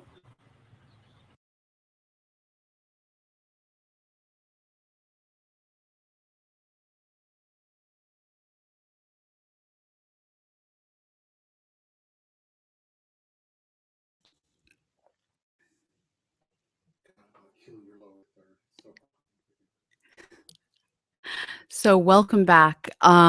For those of you who have recently tuned in and been completely confused at why you're watching, what you're watching probably, this is the CosmoQuest 36-hour Hangoutathon. My name is Dr. Pamela Gay, and I am your host for the majority of this event. We also had Fraser Kane covering the midnight hours, and we will have Mike Simons from Astronomers Without Borders joining us a bit later. This event, we are here to help you, well, not just help, but to beg you to go out and help us understand our universe.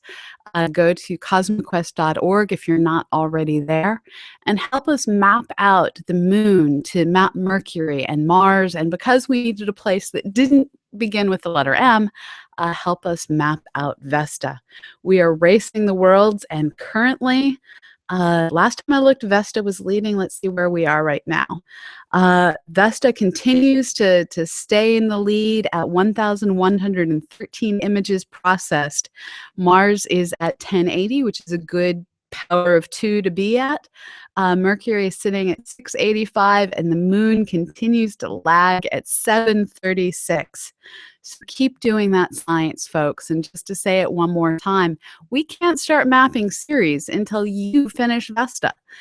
So maybe that's a little bit more encouragement to go get everyone you know out there helping us understand the surface geology of these different worlds orbiting the sun. Well, the moon orbits us, but together we orbit the sun. Now, unfortunately, science isn't free. It's something that it takes money. It takes money for us to pay for our server space. It takes money for us to make sure our servers stay up. We have basic human costs. While we mostly rely on your volunteer efforts, we do have a little tiny staff, and we do have to like eat and things like that. Um, so we're here asking for your help funding everything we do. We're trying to raise $36,000 during these 36 hours. We're currently, unfortunately, behind where we should be. This is hour 20 of the Hangoutathon, and in a perfect universe, we'd be at, well, $20,000 by the end of this hour. Currently, we're currently sitting at 13,804. I think we can catch up. Maybe not all this hour, but can we make a goal of maybe together trying to get all the way to 15,000? As I pointed out earlier, if everyone who followed me on Twitter just gave $3, this would be over.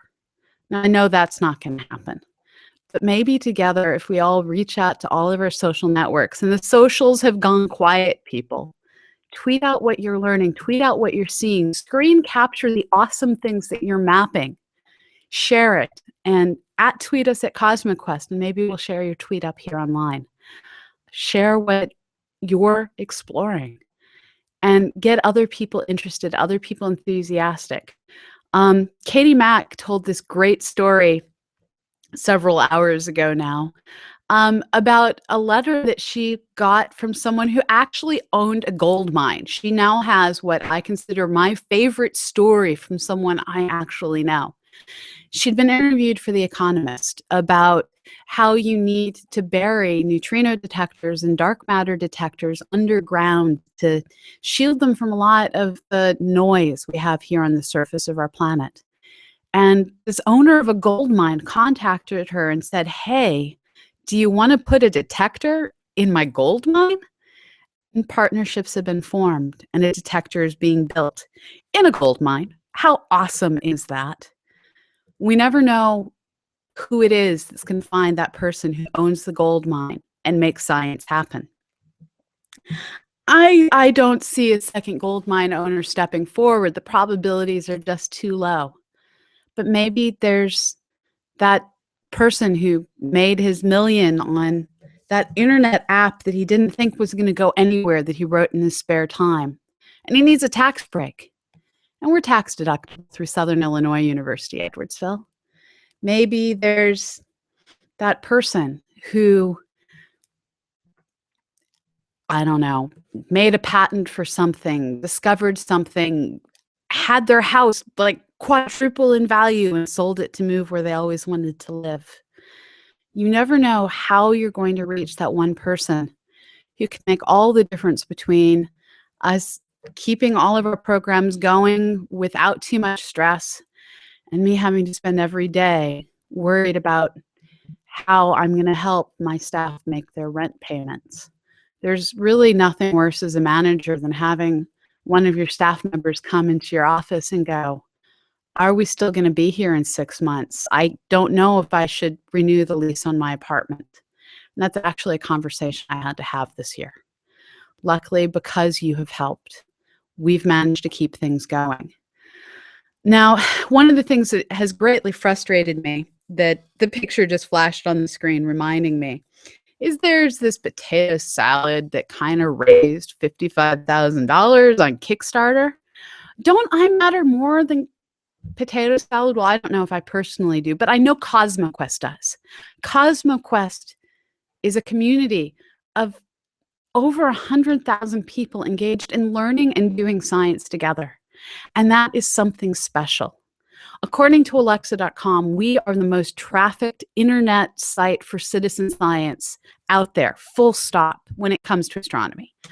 And more people every day, every minute, are logged in at CosmoQuest than are logged in anywhere else doing science. you are doing amazing things. And what's amazing is you keep coming back. There's other sites that can say we have millions of users. And that's cool. But what we can say is we have 100,000 who come back over and over and over again, who we've got to build relationships with. Hi, Nancy. I know you're out there. Nancy Graziano is someone that I've gotten to know. I've gotten to meet in person and hang out with because she's part of CosmoQuest. There's a Kat in Germany, a law student that I've gotten to know over the years and seen her go through her adventures both in grad school and in learning Japanese. There's so many friends that I've made. Eric Wells and Victoria, who will be joining us later today, that I got to meet through the travel that we've done. You all matter to me, and this network matters to me.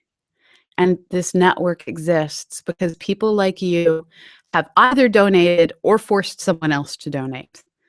And all I can say is thank you. Our average donation size has pretty much stayed constant at about $30. We're now at $14,000 and with 42 cents. So we're making progress. We're catching up on our goal. Thank you. And you are making this possible. Now, this is one of those hours that we don't have any guests. We had this set aside to do astro poetry. We were hoping to get some of the astro poets from Astronomers Without Borders on, but well, it's 5:40 in the morning here in the Central Time Zone. It's 6:40 on the East Coast. We're not going to talk about what time it is in Los Angeles.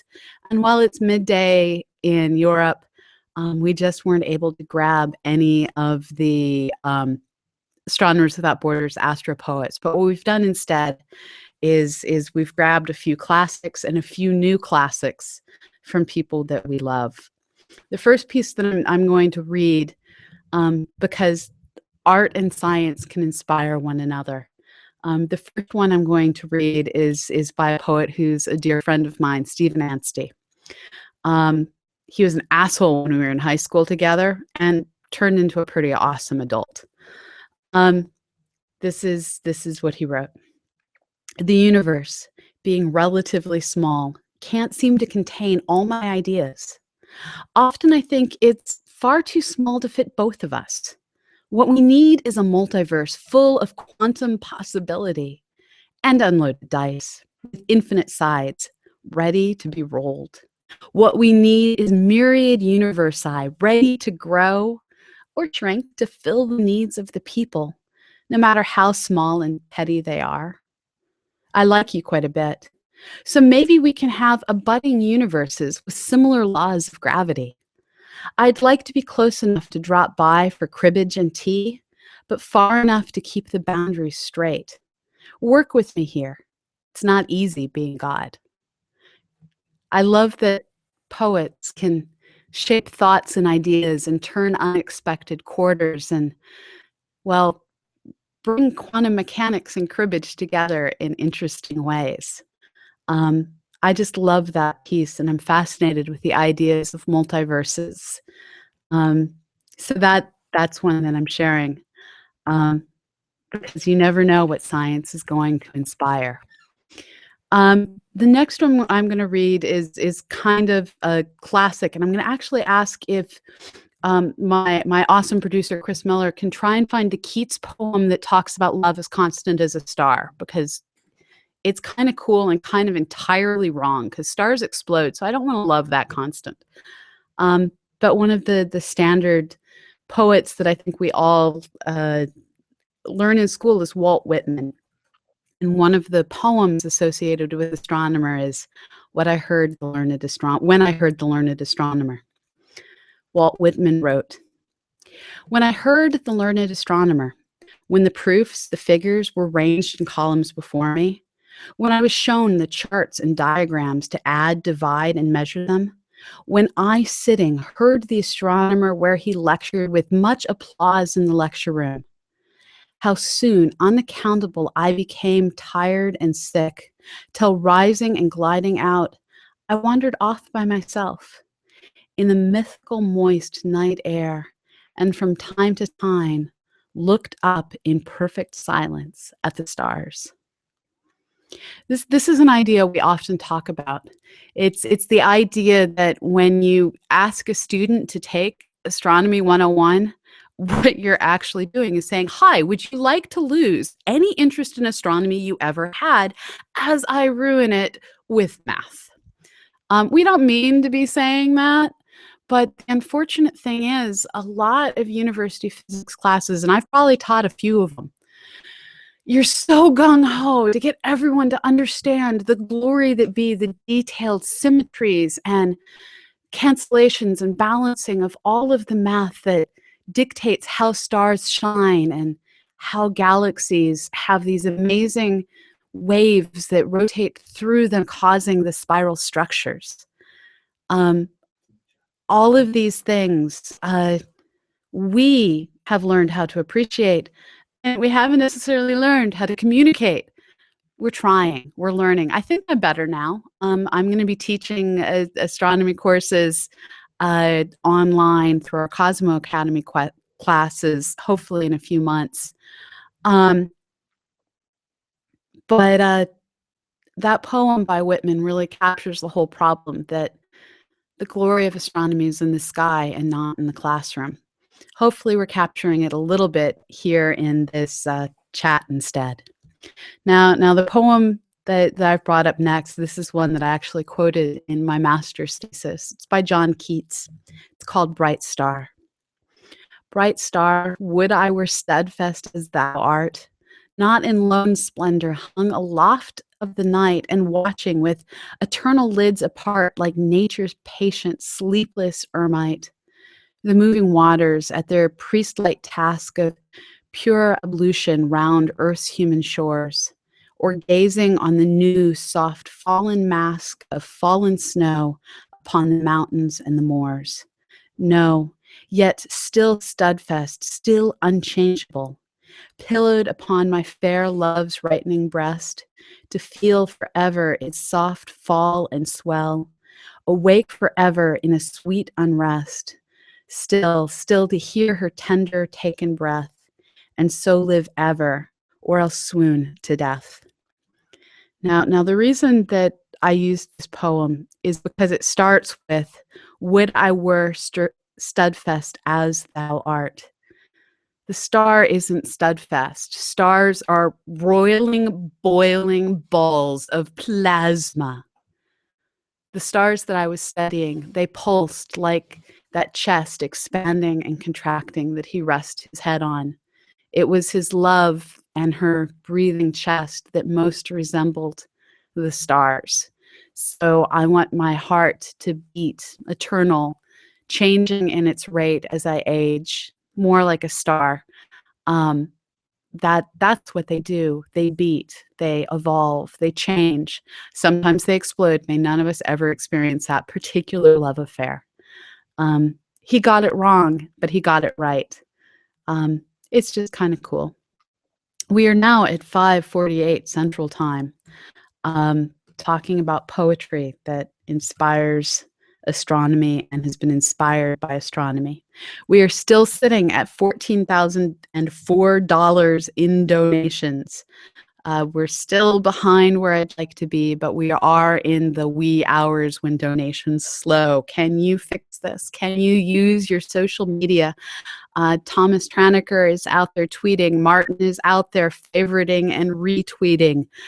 We have a new follow from John Michael. As I mentioned earlier, I saw John Stewart in the last hour, or sorry, Paul Stewart in the last hour. I'm looking to see who else we have online with us at the moment. We have Matt Woods, who has mentioned we're going to get you some new viewers and people to donate at our last star viewing night this season. So thank you, Matt Woods down at Perth Observatory, for all your help. Thomas Traniker has shared pictures of his Vesta mapping, and he found the most amazing crater. We'll try and see if we can get that up on screen. people are out there doing awesome science. So while my producer works to get Thomas Tranneker's awesome crater up online, I'm going to see what other astronomy poetry we have. We have the astronomy lesson from Alan Shapiro. This is one I have to admit I don't know, but I trust my producer. So here's a cold reading of Alan Shapiro's astronomy lesson. The two boys lean out on the railing of the front porch looking up. Behind them, they can hear their mother in one room watching Name That Tune, their father in another watching a Walter Cronkite special. The TV's tuned up high and higher till they each can't hear the other's show. The older boy saying that no matter how many stars you counted, there were always more stars beyond them, and beyond the stars, black space going on forever in all directions. So that even if you flew up millions and millions of years, you'd be no closer to the end of it than they were now, here on the porch on Tuesday night in the middle of summer. The younger boy can think somehow only of his mother's closet, how he likes to crawl in back behind the heavy drapery of shirts, nightgowns, and dresses into the sheer black, where no matter how close he holds his hand up to his face, there's no hand ever, no face to hold it to. A woman from another street is calling to her stray cat or dog, clapping and whistling it in, and farther away, deep in the city, sirens now and again veer in and out of hearing. The boys edge closer, shoulder to shoulder now, sad Ptolemies, the older looking up, the younger, as he thinks back, straight ahead, into the black leaves of the maple, where the streetlights flicker like another watery skein of stars. Name That Tune and Walter Cronkite struggle like rough water to rise above each other. And the woman now comes walking in a nightgown down the middle of the street, clapping and whistling, while the older boy goes on about what light years are and solar winds, black holes, and how the sun is cooling and what will happen to them when it all is cold. That was Alan Shapiro's astronomy lesson from Happy Hour. It's a University of Chicago Press book.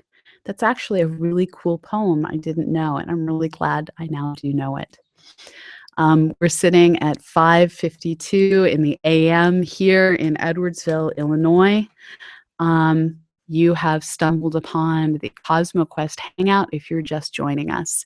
This is a 36-hour event where we are working to engage people in mapping other worlds, mostly ones that begin with the letter M.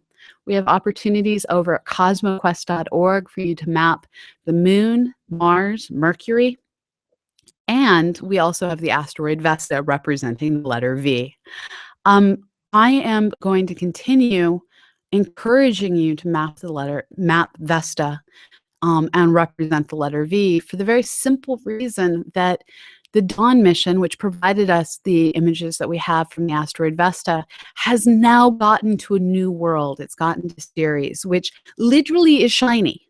I'm a fan of Firefly, and it is shiny in the Firefly sense of the word. But there's also these two spots that we're trying to understand, and I think InSight is a few orbits away. And these shiny spots are things you can help us map along with the entire rest of the surface of this world that was once called a planet.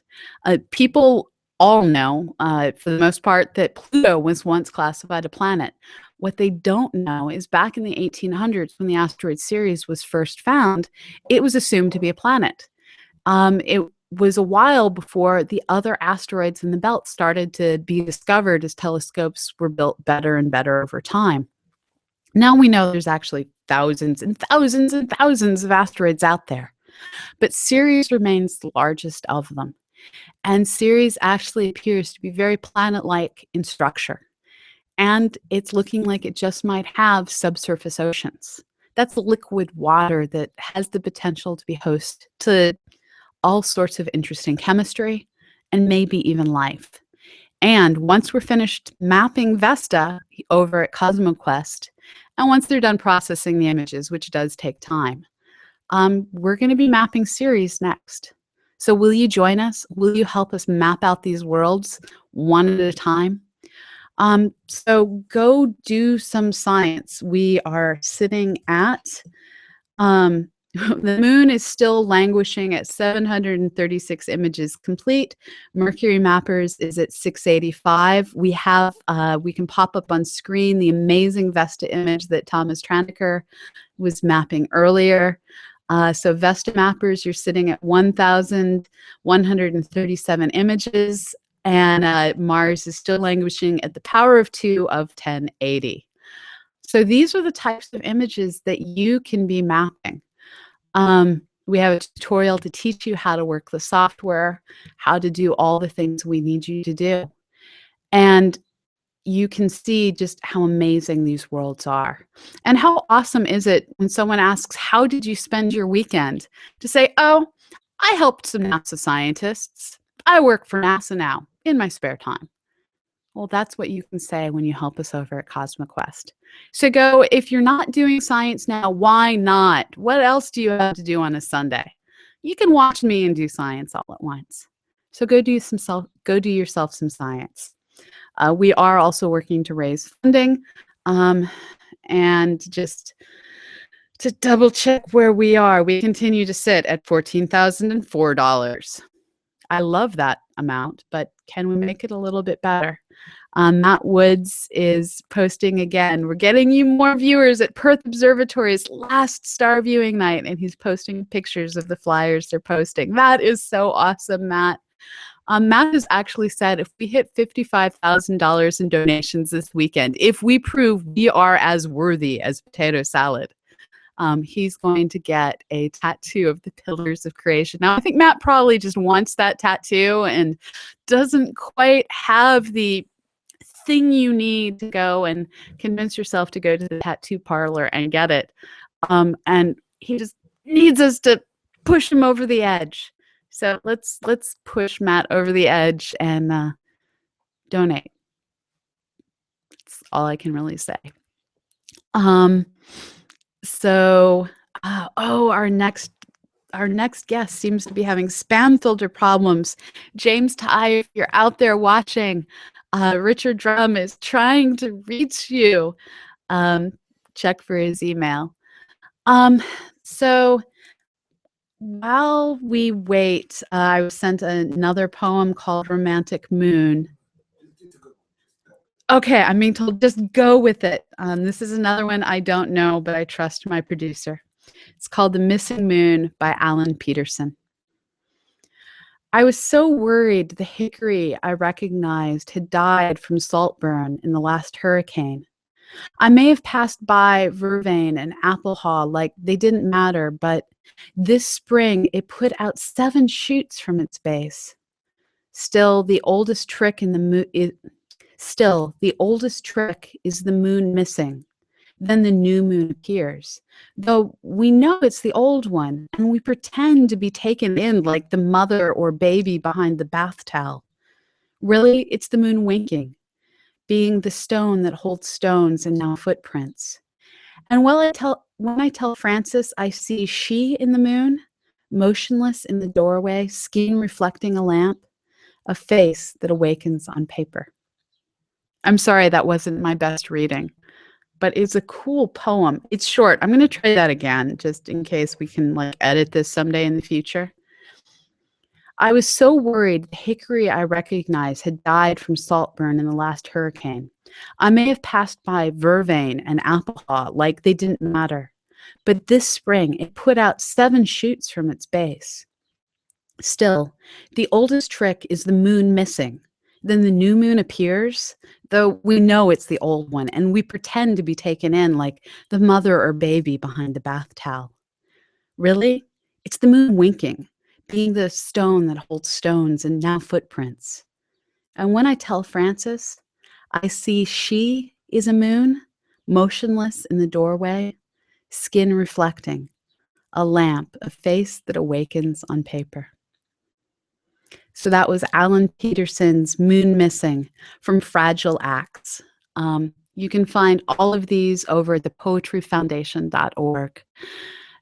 Astronomy is one of the few sciences that is capable of really inspiring poetry, paintings, art. People talk a lot about this new concept of STEAM, of science, technology, engineering, math, and art, all coming together in one new and confusing acronym. And while there probably is poetry out there, and I know there's amazing short stories, Cory Doctorow has put together some of my favorites about technology. I'm not sure I've met too much math-inspired artwork recently. It's out there, but astronomy. If you go to Etsy, you see astronomy-inspired stuff everywhere you look. In museums, there's paintings from Picasso, from so many others inspired by our stars. We not only produce science, but we inspire art. And we do this because people like you are out there helping us do what we do. I'm going to check one more time where our donations are at. We continue to sit at $14,004.42, and this makes me sad, but these things happen. We are having problems finding our guest. Is that a new poem by Walt Whitman? No, but you haven't read the Walt Whitman yet. Okay, I thought I did. Nope. No, I read that one. All right. The long poem? Yeah, so Chris Miller is with me here this weekend. He is producing everything here on the Edwardsville side. We have Richard Drum, who is down in, I think you're in Virginia, not West Virginia. You might be. I'm horrible. Yes, you're in Virginia. I do know that. We have Richard Drum, who's down in Virginia, who is running our green room for us and hunting down the sometimes hiding guests. We're currently dealing with our missing guest. And there's a whole stack of volunteers out there helping. Thomas Traniker says, I got the belt of Orion on my shoulder as a tattoo. That's kind of cool. And that one's simple. I actually have freckles on my shoulder that I kept hoping I'd someday discover a constellation that they matched, but sadly that never happened. That's a personal problem though. We also have tweets coming in. David Riley retweeted something from earlier that I put out, that we have 3 weekend goals. Talk with awesome humans, annotate 36,000 images, and raise $36,000. We're slowly making progress. So we have also a new episode of 365 Days of Astronomy is coming out because it never stops. So our new episode for today, which just came out, is the most attractive stars in the universe. You can check that out at 365 Days of Astronomy, which is part of CosmoQuest. Now we have a new poem that came in. We're doing astro poetry this hour, and I'd remind all of you that Global Astronomy Month is now. It's ongoing. They've been doing a variety of astro poetry contests, and Astronomers Without Borders actively supports, well, not only CosmoQuest, but poetry and art coming together as we discuss science. If you like this combination of astronomy and poetry coming together, go check out all the amazing things at Astronomers Without Borders. So the poem that I've just been passed is called My God, It's Full of Stars by Tracy K. Smith. We like to think of it as parallel to what we know, only bigger. One man against the authorities, or one man against a city of zombies. One man who is not, in fact, a man, sent to understand the caravan of men now chasing him like red ants let loose down the pants of America. Man on the run. Man with a ship to catch, a payload to drop. This message going out to all of space. Though maybe it's more like life below the sea. Silent, buoyant, bizarrely benign. Relics of an outmoded design, like some like to imagine a cosmic mother watching through a spray of stars, mouthing yes, yes. as we toddle toward the light, biting her lip, if we teeter at some ledge, longing to sweep us to her breast, she hopes for the best. While the father storms through adjacent rooms, ranting with the force of kingdom come, not caring anymore what might snap us in its jaw. Sometimes, when I see what I see is a library in a rural community, all the tall shelves in the big open room and the pencils in a cup of circulation gnawed on by the entire population. The books have lived here all along, belonging for weeks at a time to one or another in the brief sequence of family names, speaking at night mostly to a face, a pair of eyes, the most remarkable lies. Charlton Heston is waiting to be let in. He asked once politely, a second time with force from the diaphragm. The third time, he did it like Moses, arms raised high, face an apocryphal white, shirt crisp, suit trim. He stoops a little coming in, then grows tall. He scans the room. He stands until I gesture. Then he sits.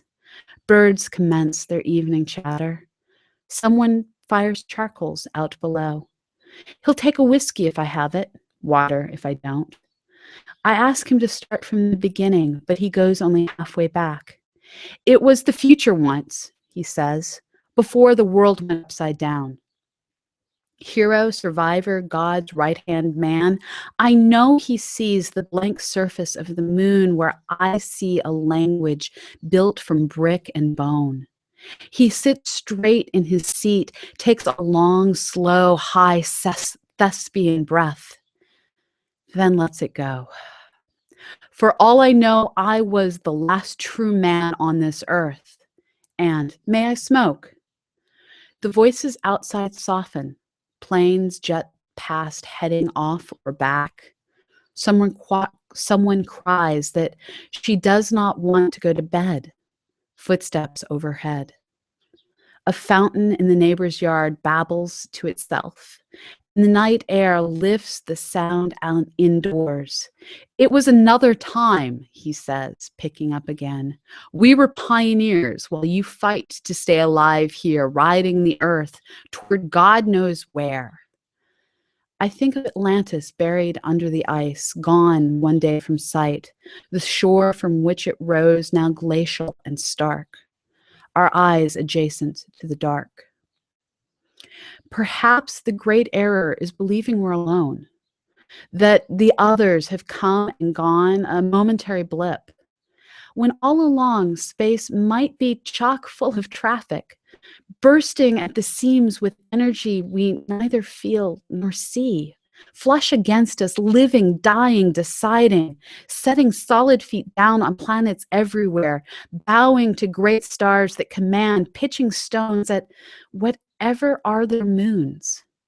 They live wondering if they are the only ones, knowing only the wish to know, and the great black distance we flicker in.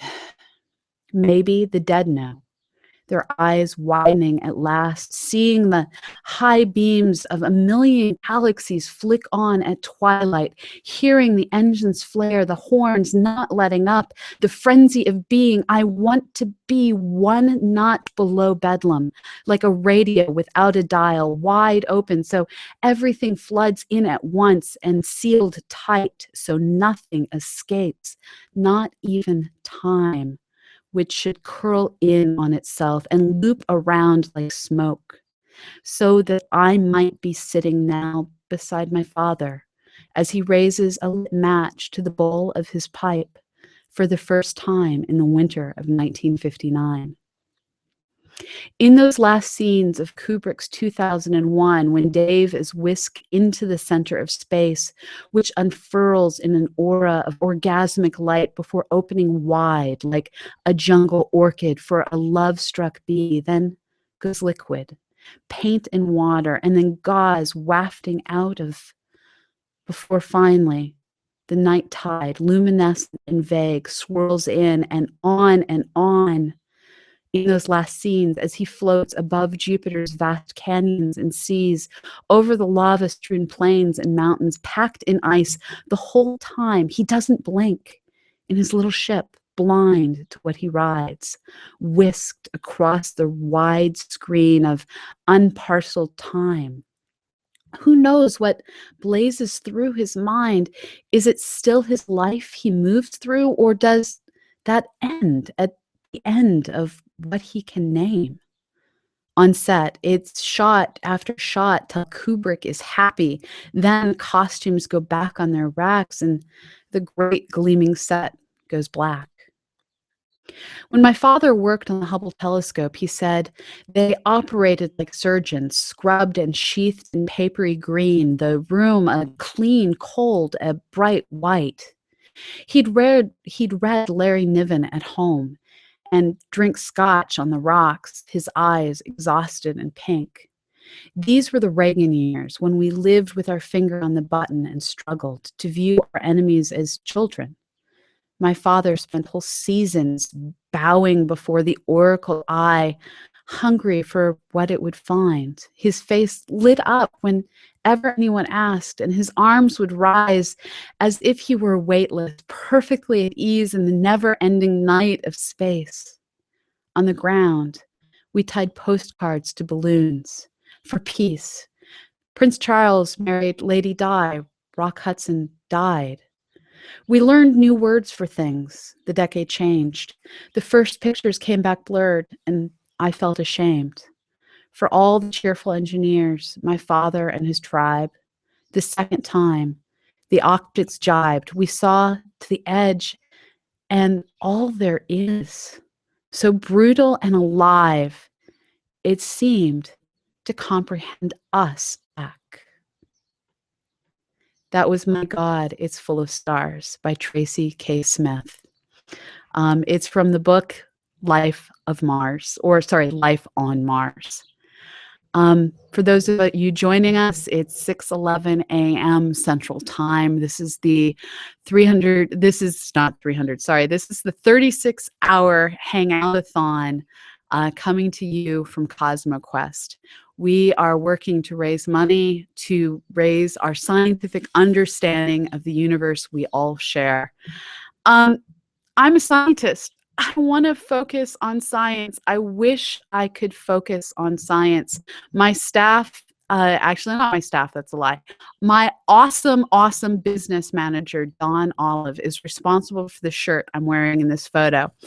It's the shirt I was wearing while we set up the set for this event. It says, "Damn it, Jim, I'm a scientist, not a fundraiser." And I wish that shirt were true. I am a scientist, but right now, in this moment, at 6 a.m., with the birds coming alive outside the windows and chirping madly, I am going mad with them as I asked, will you please help us support science? Will you please join us as we try and lift every rock that might be hiding a gold mine of ability beneath it? We need every dollar, every cent, every euro, every peso, every lyre, every bit of anything we can get. $1 matters, $4 matters, $40 goes a long way. Anything you can give to help us keep going, to help us keep doing science. Can you give? Our goal for the weekend is to raise $36,000 in 36 hours. Looking at where we are right now, we are at $14,424.42. Now, we are currently in hour 20 of this event, so we are sadly a bit behind where we'd like to be. We are no longer on target, but we can fix that together, right? As I've previously said, if everyone out there on Twitter gave just a little bit, and I'm only talking about the people who follow those of us that communicate science, I could stop begging for money. I know my staff would be secure, my servers would be turned on, and we'd be able to keep going far into the future. I can't say that right now. We currently have enough funding to support one grad student for 1 year, and that's awesome. But it takes more than one grad student to make CosmoQuest possible. Will you help? Will you ask the person sitting near you, hey, do you think science is important? And if they say yes, ask, what have you done to support science lately? We have an answer. Donate via, the link is bit.ly/C Q 2015. Every little bit matters. Now, unfortunately, we are having technical difficulties right now, trying to get our latest guest in. While we try and look for new things to do, I think I'm actually going to read an Isaac Asimov story in a few moments. But for now, we're going to lighten things up with an amazing video from an artist we had on earlier. Her name is Mary Amber. She's a musician. She does something I didn't know existed called geek pop, and now I'm going to have to learn more about this. She was just this amazing effervescent personality, and I don't think I've ever used that word before, but she gave me reason to use that word. Just this amazing, amazing personality. She does music that combines geekery, science fiction, and it's just a joy. So we're going to bring you a bit of joy as the birds wake up and the sun rises here in the center part of the United States. It's a good time for joy. So here's Mary Amber with Nothing's in Your Way, and I hope nothing's in your way. Enjoy.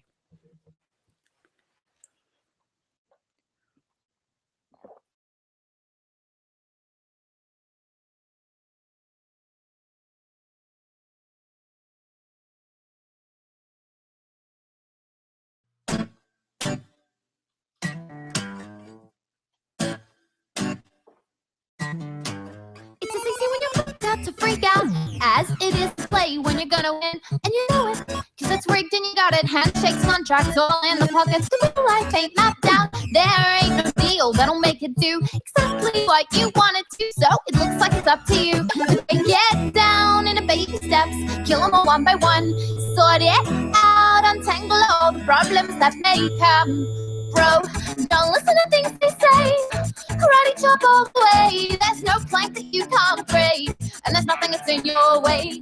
When things get hard to take, you're a ninja in the wake. Show all that you won't break, and there's nothing that's in your way. Nothing's in your way. Kick, kick, punch, punch, bro. Nothing's in your way. Can you get it done, done, bro? Nothing's in your way. Kick, kick, punch, punch, bro. Nothing's in your way. Can you get it done, done, done?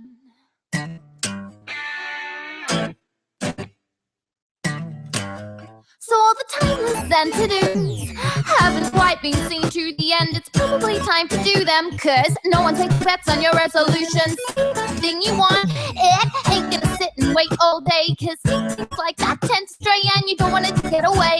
So bring it down in a baby steps, kill them all one by one, sort it out, untangle all the problems that may come. Bro, don't listen to things they say. Karate chop all the way. There's no plank that you can't break, and there's nothing that's in your way. When things get hard to take, you're a ninja in the wake. Show 'em all that you won't break, and there's nothing that's in your way. Nothing's in your way. Kick, kick, punch, punch, bro. Nothing's in your way. Can you get it done, done, bro? Nothing's in your way. Kick, kick, punch, punch, bro. Nothing's in your way. Can you get it done, done? Get 'em all, you know you can take them, touch 'em like flies in your chopsticks, bring 'em down, down, not like a crane up, down, down, down like a touchdown. Get 'em all, you know you can take them, touch 'em like flies in your chopsticks, bring 'em down, down, not like a crane up, down, down, down like a touchdown. No, listen to things they say. Karate chop all the way. There's no plank that you can't break, and there's nothing that's in your way. When things get hard to take, you're a ninja in the wake. Show 'em all that you won't break, and there's nothing that's in your way. Don't listen to things they say. Karate chop all the way. There's no plank that you can't break, and there's nothing that's in your way. When things get hard to take,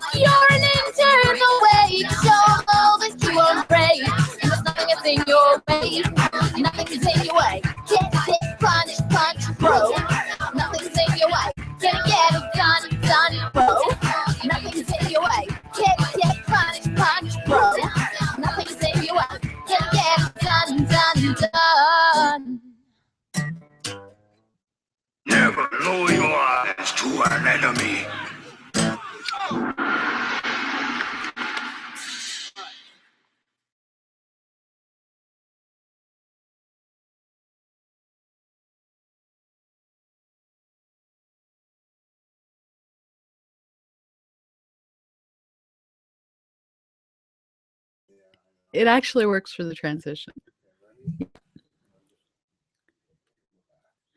And we're back. So it looks like we're having some time zone difficulties, perhaps with our guest. We're not entirely sure. So we're winging it this hour, which, hey, it's 6:20 on a Sunday morning. Who can blame someone for having a little bit of time zone confusion? Planetary rotation confuses all of us now and then.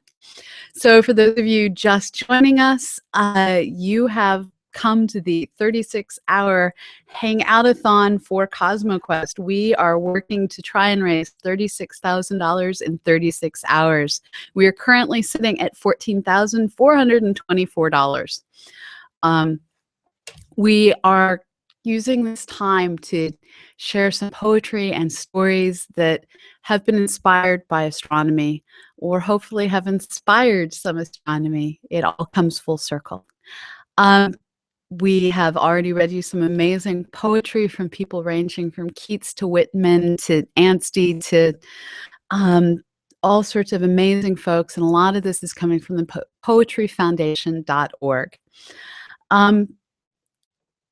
If you don't fund science, I'm probably going to become a narrator. And while I love narrating, it's kind of one of my favorite things to do other than science. I went to college for 10 years to learn astronomy. Didn't go to college to learn narration, just kind of enjoy it as a hobby. If you want to see me narrate for pleasure and do science as a career, please give. I'll keep narrating things because I enjoy it, but I'd rather it wasn't my job. Can you make that possible? Can you help all of us at CosmoQuest keep finding a career in science and help making it possible for over 100,000 people in our community to be part of the scientific process, to be part of helping NASA explore other worlds? This is my ask to you. And you, in turn, are more than welcome to ask me questions as we go through this hour with our missing guest. If you send me questions on Twitter, I am monitoring at CosmoQuestX. I see some amazing photos just got posted up by Matt Woods, some shots of the moon taken with his Samsung Galaxy 4. Who knew a Galaxy 4 would be an amazing telescope camera? But apparently it is. So check those out over on Twitter. And if you have any astronomy questions, send them our way and we'll work to answer them on air. For now, I'm going to say we're still sitting at $14,424, and that makes me sad. Can we work on bumping that number up a little bit? Oh, we're getting ready to share Matt Wood's photos. We'll have those for you in just a moment. Matt Woods is coming, sending these photos to us from Australia. So if the moon looks a little bit different than what you're used to, it's through a telescope, through a cell phone, and now brought to you through Twitter. And it all started in Australia. So if you haven't been to Perth Observatory before, go check it out. This is a facility that's been around for a long time. It has telescopes that allow science to still be done. It has visitor opportunities. I believe they're doing a star party today. Today is the Worldwide Star Party, part of the Global Astronomy Month celebrations. We will be bringing you events throughout the day as night continues to be in random parts of the planet. Help celebrate Global Astronomy Month. Go check out what they're doing out in Perth. It's all kinds of awesome. So if you want to know some of the things that inspired me to go into science, it was reading. Back in high school, I was that nerdy kid, well before high school actually. I was that nerdy kid that always had my nose in a book. They weren't always good books. I have to admit I read all of the Battlestar Galactica books because I was a fan and the TV show didn't live past me being in kindergarten, but there were books. I read all of the Star Trek novellas and novels that came out, which I think were tens and tens and tens of books. I read better books as I got older. I read Herbert. I read Asimov. I read H.G. Wells. I read bits and pieces of Clark. One of the short stories that we have to bring you today is one of Arthur C. Clarke's books. And this is called The Star. If you haven't read some of the short stories done by these authors, most of them are now available through Project Gutenberg. The text that I'm looking at today is on sffaudio.com. Lots of places to find amazing science fiction from the 1950s and earlier. And it's really amazing to see how our understanding of astronomy has changed. If you go back and you look at some of these books, you see we actually thought that there would be life on Mars, life on Venus. How sad it was to realize, Ray Bradbury in particular, that that wasn't the case. But how great the stories they wrote before reality came and closed off the possible life on those worlds. So this is The Star by Arthur C. Clarke. It is 3,000 light years to the Vatican. Once I believed that space could have no power over faith, just as I believed that the heavens declared the glory of God's handiwork. Now I have seen that handiwork, and my faith is sorely troubled. I stare at the crucifix that hangs on the cabin wall above the Mark VI computer, and for the first time in my life, I wonder if it is no more than an empty symbol. I've told no one yet, but the truth cannot be concealed. The data are there for anyone to read, recorded on the countless miles of magnetic tape and the thousands of photographs we are carrying back to Earth. Other scientists can interpret them as easily as I can, more easily in all probability. I'm not one who would condone that tampering with the truth, which often gave my order a bad name in the olden days. The crew is already sufficiently depressed. I wonder how they will take this ultimate irony. Few of them have any religious faith, yet they will not relish using this final weapon in their campaign against me, that private, good-natured, but fundamentally serious war which lasted all the way from Earth. It amused them to have a Jesuit as chief astrophysicist. Dr. Chandler, for instance, could never get over it. Why are medical men such notorious atheists? Sometimes he would meet me on the observation deck where the lights are always low so that the stars shine with undiminished glory. He would come up to me in the gloom and stand staring out of the great oval port while the heavens crawled slowly round us as the ship turned ever over end with the residual spin we had never bothered to correct. Well, Father, he would say at last, it goes on forever, and perhaps something made it, but how can you believe that something has a special interest in us and our miserable little world that just beats me? That just beats me. Then the argument would start. Well, the stars and nebula would swing around us in silent, endless arcs beyond the flawlessly clear plastic of the observation port. It was, I think, the apparent incongruity of my position which, yes, amused the crew.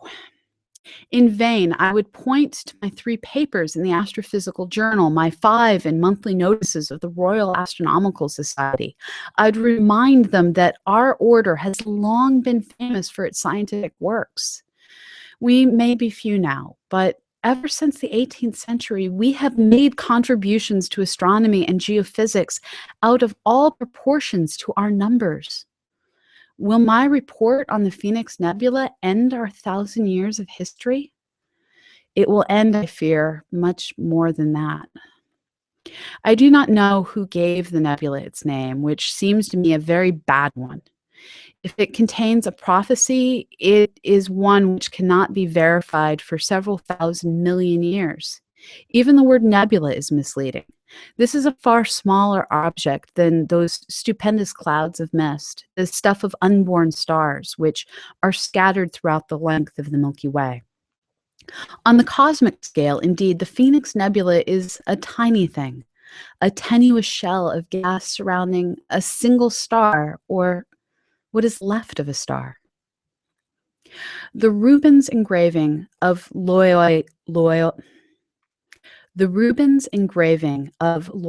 seems to mock me as it hangs there above the spectrometer. Tracings, what would you, Father, have made of the knowledge that has come into my keeping, so far from the little world that was all the universe you knew? Would your faith have risen to the challenge as mine has failed to do? You gaze into the distance, Father, but I have traveled a distance beyond any that you could have imagined when you founded our order 1,000 years ago. No other survey ship has been so far from Earth. We are at the very frontiers of the explored universe. We set out to reach the Phoenix Nebula. We succeeded, and we are homeward bound with our burden of knowledge. I wish I could lift that burden from my shoulders, but I call to you in vain across the centuries and the light years that lie between us. On the book you are holding, the words are plain to read. Ad moriam dia gloriam, the message runs, but it is a message I can no longer believe. Would you still believe it if you could see what we have found? We knew, of course, what the Phoenix Nebula was. Every year in our galaxy alone, more than 100 stars explode, blazing for a few hours or days with thousands of times their normal brilliance before they sink back into death and obscurity. Such are the ordinary novae, the commonplace disasters of the universe. I have recorded the spectrograms and light curves of dozens since I started working at the Lunar Observatory. But 3 or 4 times in every 1,000 years occurs something beside which even a nova pales into total insignificance. When a star becomes a supernova, it may for a little while outshine all the massed suns of the galaxy. The Chinese astronomers watched this happen in 1054 AD, not knowing what it was they saw. 5 centuries later, in 1572, a supernova blazed in Cassiopeia so brightly that it was visible in the daylight sky. There have been 3 more in the 1,000 years that have passed since then. Our mission was to visit the remnants of such a catastrophe, to reconstruct the events that led up to it, and, if possible, to learn its cause. We came slowly in through the concentric rings of gas that had been blasted out 6,000 years before, yet were expanding still. They were immensely hot, radiating still with a fierce violet light, but far too tenuous to do us any damage. When the star had exploded, its outer layers had been driven upwards with such speed that they had escaped completely from its gravitational field. Now they formed a hollow shell large enough to engulf 1,000 solar systems, and at its center burned the tiny, fantastic object which the star had now become, a white dwarf, smaller than the Earth, yet weighing 1,000,000 times as much. The glowing gas shells were all around us, banishing the normal night of interstellar space. We were flying into the center of a cosmic bomb that had detonated millennia ago, and whose incandescent fragments were still hurtling apart. The immense scale of the explosion and the fact that the debris already covered a volume of space many billions of miles across robbed the scene of any visible movement. It would take decades before the unaided eye could detect any motion in these tortured wisps and eddies of gas, yet the sense of turbulent expansion was overwhelming. We had checked our primary drive hours before and were drifting slowly towards the fierce little star ahead. Once it had been a sun like our own, but it had squandered in a few hours the energy that should have kept it shining for 1,000,000 years. Now it was a shrunken miser, hoarding its resources as if trying to make amends for its prodigal youth. No one seriously expected to find planets. If there had been any before the explosion, they would have been boiled into puffs of vapor and their substance lost in the greater wreckage of the star itself. But we made the automatic search, as always, when approaching an unknown sun. Presently, we found a single small world circling the star at an immense distance. It must have been the Pluto of this vanished solar system, orbiting on the frontiers of the night. Too far from the central star ever to have known life, its remoteness had saved it from the fate of all its lost companions. The passing fires had seared its rocks and burnt away the mantle of frozen gas that must have covered it in the days before the disaster. We landed, and we found the vault. Its builders had made sure that we should. The monolithic marker that stood above the entrance was now a fused stump, but even the first long-range photographs told us that here was the work of intelligence.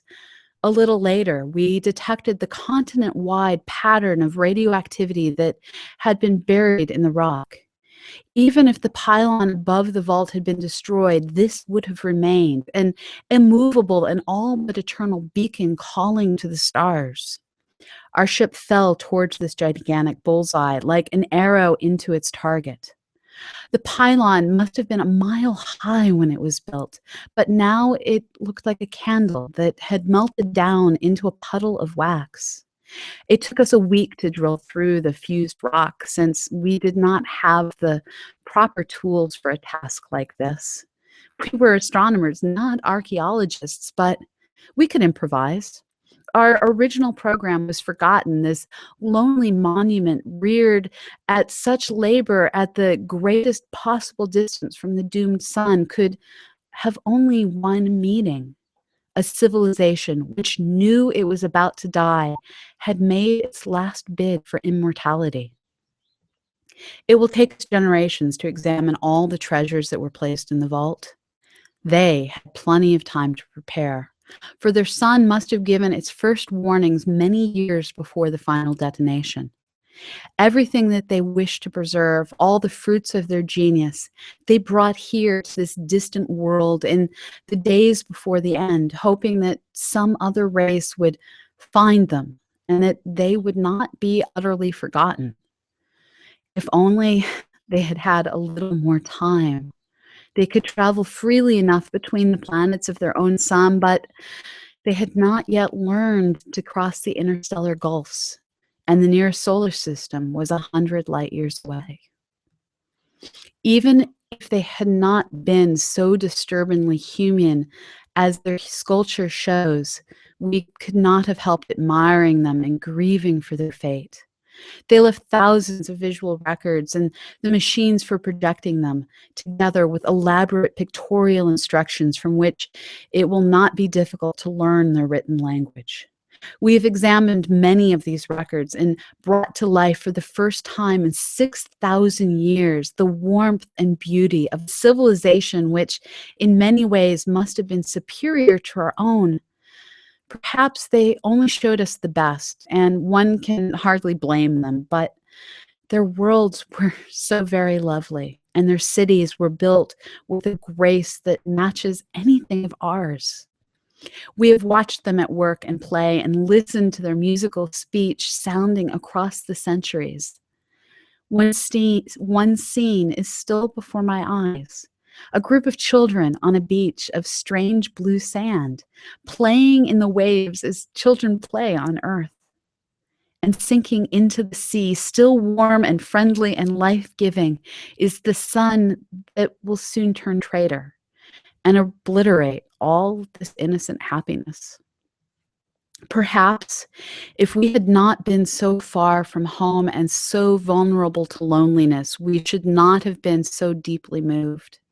Many of us have seen the ruins of ancient civilizations on other worlds, but they had never affected us so profoundly.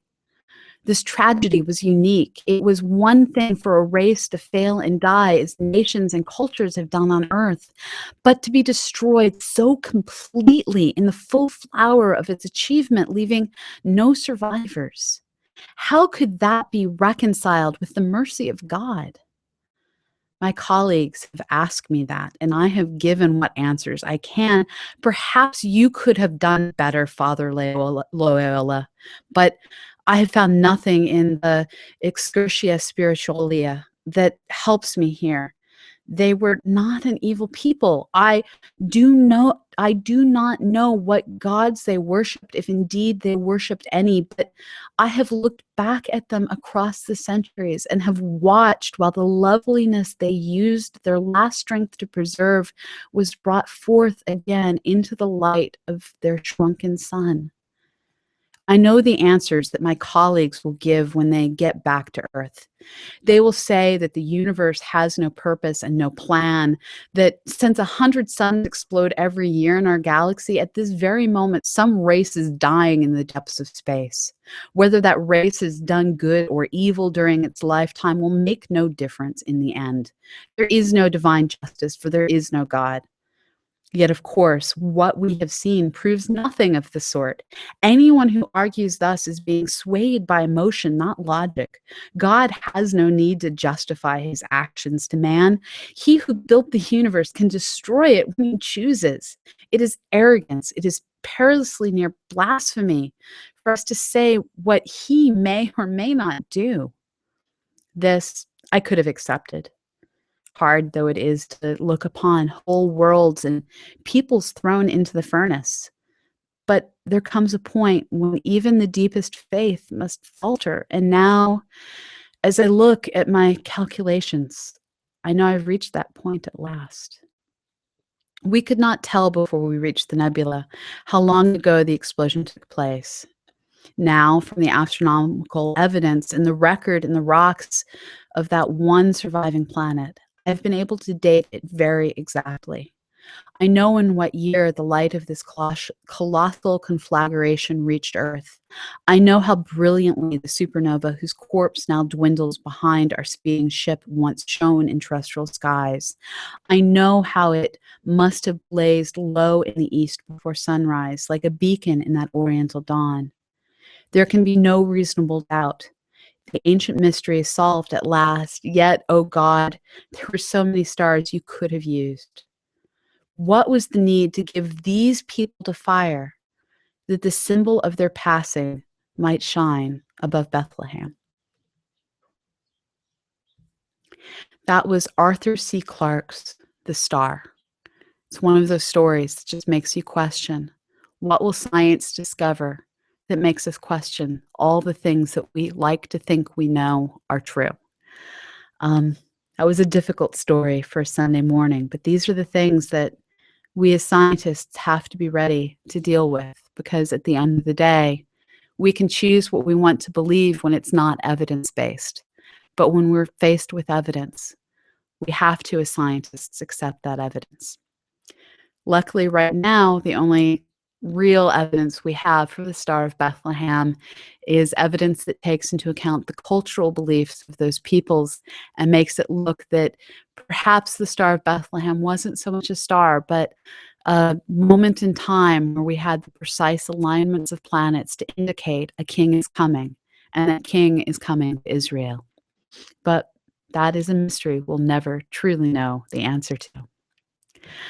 So we've had a whole bunch of tweets while I was reading, and we've had some donations too. We're at $14,564 at 6:44 a.m. Can we make it to 15,000 in 15 minutes? I don't know if we can, but I'm going to ask. Can we try? I see Skeptic Zone is being asked to help. I know he's another nonprofit that really struggles, so I'm not sure that that's a place that we can reach out to. I see M. Pernat is saying, CosmoQuest Hangoutathon for space science. Can you spare a donation? Thank you so much for the tweets that you're putting out there. Paul Stewart shared a really cool photo of a big filament on the sun, imaged earlier today. That is a pretty cool image. And then, of course, we have Matt Wood's images of planets. So I love the fact that you are literally filling my Twitter stream with the sun, moon, and stars. Keep it coming. Knowing you're all out there with me, that helps make this morning a little bit easier. Coming in the next hour, we are hoping to have guests back. We should be, I'm looking to see, we're coming up on 7 a.m. So we should have Charles Black from Send.com joining us to talk about exoplanets and space tourism, but not space tourism to exoplanets. We're not quite there in this lifetime. But in the interim, I'm hoping you're all out there helping us do some science, looking to see where things are with CosmoQuest. I can see that Mars has had one more image marked. Mars is at 1081. Vesta Mappers continues to grow. We are at 1143. Keep doing that science, people. It's really awesome, and you are helping us do new and awesome things. I'm going to ask my producer if he can queue up the press release page video that Stuart Robbins did that talks about the science that you guys have accomplished. I'll actually find that link for you because because I know where it is, and it's easier for me to get it to you. We are doing publishable research at CosmoQuest. And in fact, while our Moon Mappers program is the youngest planetary surface science program that's out there, we are the only one to have published peer-reviewed science. That's actually something that's kind of interesting if you think about it. There's a lot of programs out there, and they all have really good science goals. That's not the problem. The problem is that training people to do good work while mapping out other worlds is kind of difficult. There has been a variety of programs sponsored by NASA to get people trying to map out Mars. There've been, I'm not going to name names, that's not nice. But there's been a lot of programs around for a lot of years. Moon Mappers launched in 2012 when we launched CosmoQuest. And we got our first publication out last year, and we showed without any doubt, and there were more statistics in this paper than there were in my entire master's thesis. And I do variable stars, so there was a whole lot of statistics in that paper. We proved without a shadow of a doubt that all of you out there helping us map other worlds, as a group, you do a better job than any one scientist does working by themselves. You can probably click that to open it up in YouTube itself to get it a little bit bigger. There we go.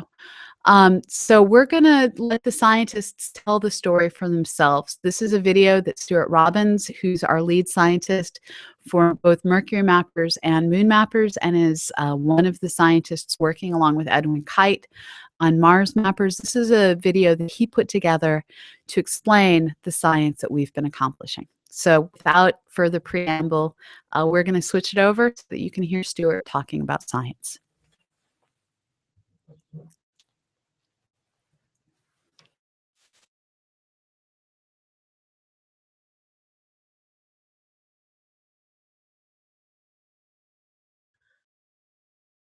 The Moon has long been a body on which crater populations have been studied.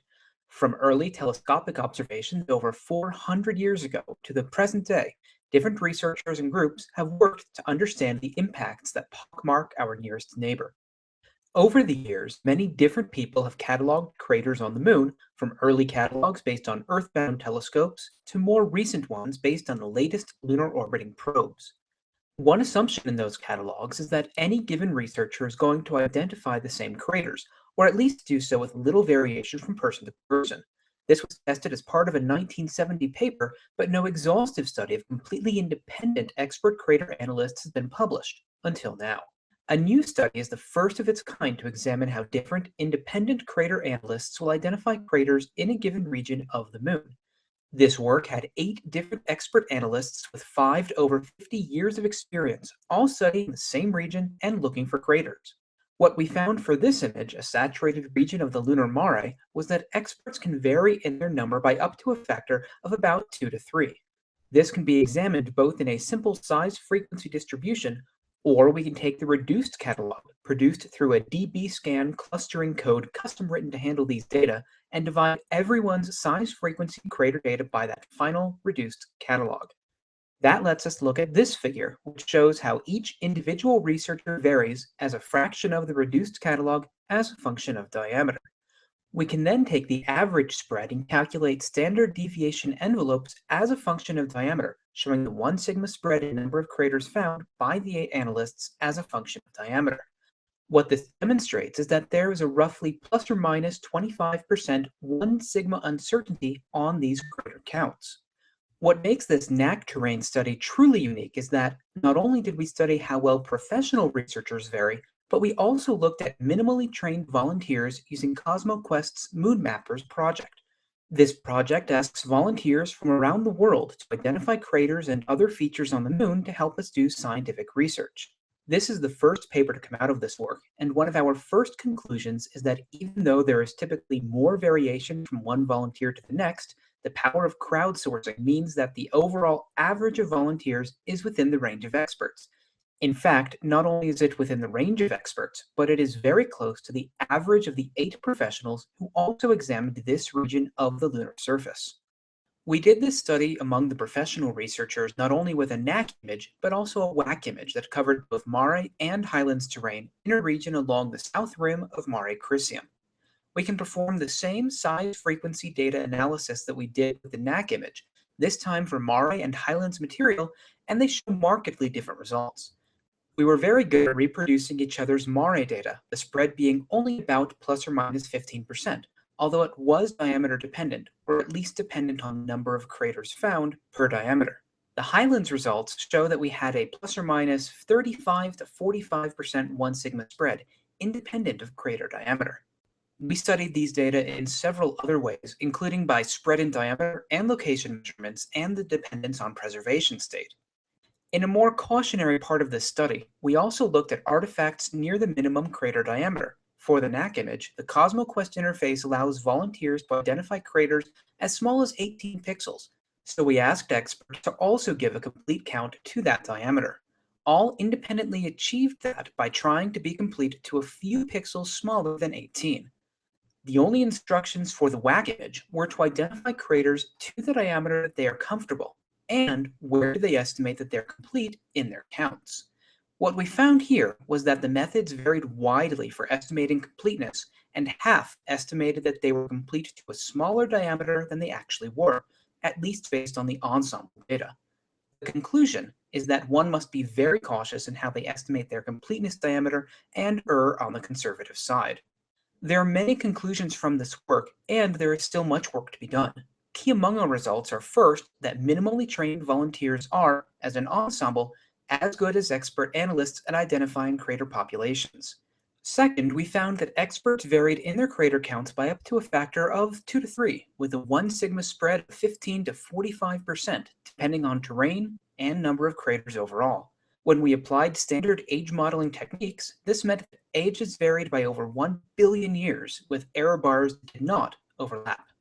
Third, the oft-quoted square root of n error bars based on counting statistics are minimum error bars, and the uncertainty just based on researcher variation alone should be considered to be a minimum of plus or minus 15%. And 4, we found significant artifacts near the minimum crater diameter, and we found that A, if one wants to be complete to a given diameter, then they should try to be complete to at least a few pixels smaller than that, and B, crater identifications just a few pixels across are very unlikely to be accurate. This work with our other conclusions is published in Icarus, and as supplemental material, we have included the crater counting images. We hope that others will use these images as calibration sites in training not only new crater analysts, but also automated computer algorithms. We request that any calibration data that you gather with these images, that you send it to the corresponding author for follow-up work in the future. This work was supported by NASA, the NASA Lunar Science Institute, and the Maryland Space Grant. It was done in cooperation with CosmoQuest.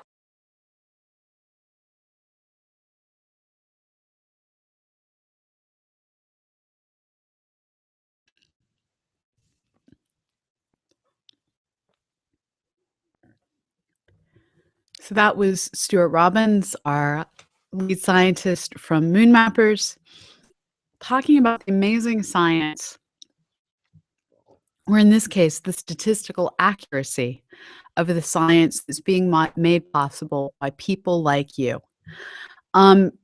We launched earlier yesterday Mars Mappers, a new project that was funded entirely through your donations that are typically, well, our average donation is just $30 in size. And all these donations, slowly, they do add up. You are making a difference. You made Mars Mappers possible. And every time you annotate an image, you bring us that much closer to new understanding of these worlds we want to explore. Imagine someday we're going to have new rovers, we're going to have maybe even human beings setting down on the surface of Mars. And there's just not enough of us scientists to map out that entire surface at the resolution that maps are going to need to be made if we're going to figure out where is the best place to, well, set up a new home. But with all of your help, with all of you out there working with us, together we can create those maps. We can create that new understanding. That understanding we need to, well, start building on the moon, building on Mars. Edwin put it well yesterday. So far, we have landed in flat spaces and roved to less flat spaces. But we haven't gotten into any of the craggly spaces. There are amazing valleys on Mars. There are amazing volcanoes. And these are all places we should go and explore. But it's just too dangerous right now to try and land there. We just don't know enough about the surface other than it's steep and has sharp walls when it comes to the valleys, and it's simply steep when it comes to the volcanoes. But you can help us increase our understanding, one image and $1 at a time. Our goal for this weekend is to raise $36,000. We are currently sitting at $14,765.42. We are slowly making progress, but we need your help. Europe, it's daylight there. You're done with brunch. Go start saying to your friends, hey, it's time for some science. Get together. Have, instead of a LAN party to play video games, have a Wi-Fi party to do science. Throw something cool up on the TV. Pull up a classic Cosmos episode with Carl Sagan and see what science has changed. A lot of those episodes stand up to time, and it's really interesting to watch the poetry and the fullness of the story that he communicates. It's so different than what we have today, where it's often short attention span theater. He took the time to actually convey the ideas with analogies and purpose. Get together, watch some of those old episodes after the Hangoutathon is over, and do some science. And then turn to your friends and say, and hopefully you'll do this before the hangout is over, hey, does science matter to you? If it does, can you share a few euros? Can you donate? bit.ly/C Q 2015. Again, we're currently sitting at $14,765. We are currently in hour 21 of the Hangoutathon, or at least it starts in 1 minute. We're running behind our goal. Can you help us catch up? Can you use your social media connections? Can you use your real world connections? Can you badger a family member, a friend, a colleague into helping to support science? Unfortunately, the way it works right now, our tax structure doesn't have that much money to fund science. We see more money going to wars scattered around the world and disaster relief than we see coming to help us discover our universe. And while I would encourage you, give to organizations that help to support global disasters like the horror that happened in Nepal yesterday. Do good to help the people around you. And then inspire all of us to look beyond this broken world and to see we are one people that share one sky, in the words of Astronomers Without Borders. Give what you can give. Those of you who have little to give. I was touched so much by a tweet from Jenny yesterday that said, I just gave $6, 3 for me and 3 for someone else who really wants to give but couldn't. Because sometimes that person is me. This tweet that we're actually going to pull up from Jenny Dowding, this really touched my heart. I've been here too. I was a grad student for a lot of years, and sometimes all you have is a spare $3, and that matters to us. That's part of paying a student. That's part of paying a software bill. There's no amount that is too small. And I will be writing every single one of you, no matter what size your donation is, no matter how much science you do this weekend. I will be writing you a thank you on Monday. And if there's a lot of you, it may continue into Tuesday. I recognize that ahead of time. I want to write a lot of thank yous. I want your help because I can't do this alone. This hangout was organized by an amazing crew of people who got together because I realized I can't do this by myself. I reached out and I took Amanda Palmer's advice and I asked for help. And Nancy Graziano, Jim Meeker, Guido Bibra, Matt Woods, Eric Wells, Richard Drum, who's still out there running our green room, Viva Yamani. All these people came forward. Fraser Kane hosted in the midnight hours. All these people, Christy McGonnell, Mike Simons, they all came forward and they said, we will help. And now you're there and you're helping. A few dollars, a few euros. Each of you are doing something that matters and you're mapping other worlds. And all I can say is thank you. So we have a guest coming, and this is I need to switch what's on my screen. We have Charles Black from Send.com coming on to talk to us about exoplanets and space tourism, but not space tourism to exoplanets, not yet. That's just for science fiction like the one I read in the last hour. And there I see you, Charles. Welcome to the Pamela. Hangoutathon. How are you doing and where are you coming to us from today? I am in London, in the United Kingdom, and it's just after lunch. How are you doing? I'm doing well. I'm kind of amazed at how amazingly loud the birds outside our windows are right now. It's been interesting to be awake and hear the birds wake up. I don't do that very often. And how's the fundraising going? Meh. We're doing okay. I can't complain too much. Our goal for the weekend is $36,000.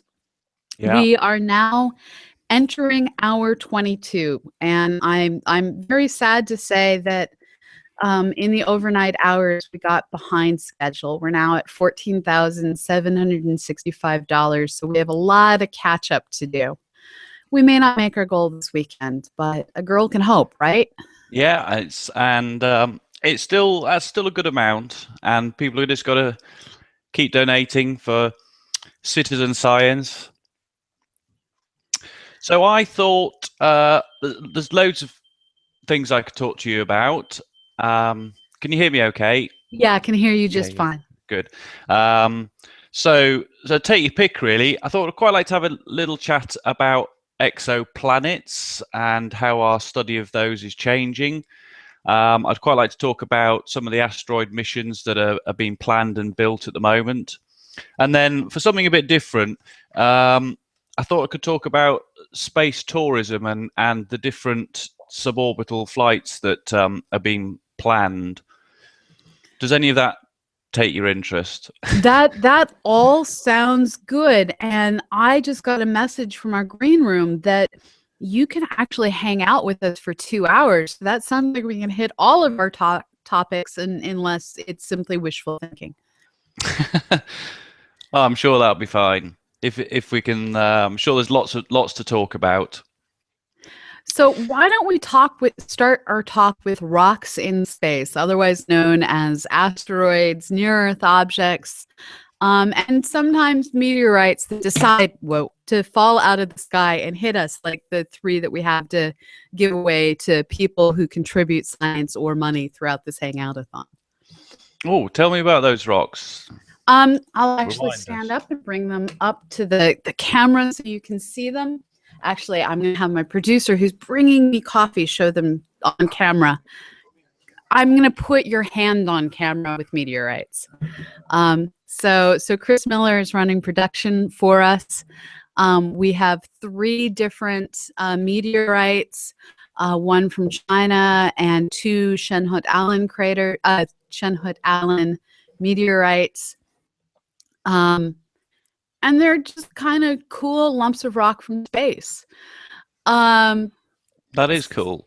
Yeah. So these were donated by Richard Drum, the astronomy bum, to be giveaways at the end of the Hangoutathon. So if you want your chance, and my camera has there we go. My camera temporarily lost its mind. So if you want your chance to have these bits of space rock to take home, go do some science, go make some donations, and every dollar and every classification counts the same towards winning these wonderful objects. That's fantastic. And Mr. Drum, who's running your green room for you today as well. Sometimes we get really lucky and we find some really awesome people that really help keep everything going. Now, that's fantastic. These rocks happened to fall out of the sky, which made them kind of easy to study. Some of the rocks like to stay in space, and we have to go out and visit them. That's right. So you offered to tell us about how we're currently visiting the rocks in space. Yeah, well, there's a few missions being planned, but if I can just sort of set the scene a little bit, because we've had the news yesterday that NASA's messenger probe around Mercury has had its final maneuver burn, and I think that's going to impact on Mercury on April the 30th. And we had in recent weeks the news that Venus Express, the European Space Agency's orbiter around Venus, has also now recently died. So I thought it was interesting that the study of the inner solar system planets has come to an end this year. But obviously, there's plenty of data that will be analysed and studied for a long time to come as we learn more about those planets. But to look on the bright side, that whilst those missions of the inner planets have come to an end, there are some very exciting, ambitious plans for space exploration beyond just the planets themselves. So obviously, we have at the moment the European Space Agency Rosetta probe orbiting Comet 67P Churyumov-Gerasimenko. You're the first person I've heard try and pronounce the whole darn thing. I'll try. I've written it enough times, so I don't know whether my accent's that good, but it's okay, I suppose. Which I think is a fantastic, and you'll remember, I'm sure, the excitement everyone shared really with when Philae landed on Rosetta. On the Comet 67P Churyumov-Gerasimenko. I've done it again. CP 67P is 67P. So we think that was exciting. We've got lots more of those similar missions to look forward to. So in terms of studying asteroids, really, I think back to the film Armageddon with Bruce Willis, when they had a big asteroid heading towards Earth, and Bruce Willis was saying, "You're NASA, for goddamn sake, you can do anything." And this is what they are. They're now actually proposing and planning missions that will enable us to study asteroids, and not just for the science, but to also understand, actually, if there was an asteroid heading for impact on Earth, what could we do about it? So 2018 is a year when we have 2 sample return missions arriving at asteroids. So you've got the Japanese Hayabusa 2 probe, which launched on December the 3rd, 2014. And that's going to, the target asteroid there is 1999 JU3. It's a 1 kilometer wide asteroid. And that is both, that mission includes a lander and an impactor, which is going to blast a 2-meter crater into the surface of the asteroid, which will then enable the little probe to go and collect a sample from the asteroid and then return that to assuming we Earth. have the densities right. One of the problems that we keep running into is it's really hard to understand how a surface is going to behave upon impact, from L cross to which was the deep impact. We keep quite not getting these things right. So when you say 2 meter, don't people go assuming it's going to be an exactly 2 meter crater? Yeah, it's sort of a mission objective. It's to give you an idea that they're not going to blast a 1 kilometer wide crater here. This is sort of a small impact, but sufficiently as to expose some material from the asteroid, to try and understand what it's made of, and whether asteroids such as this might have helped deliver life to Earth billions of years ago.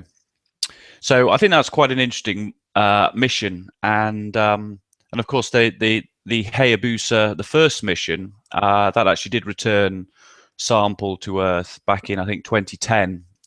Delivered a small sample back. So this is mission number 2 to do the same again, obviously with a different target asteroid this time, and to try and learn a little bit more.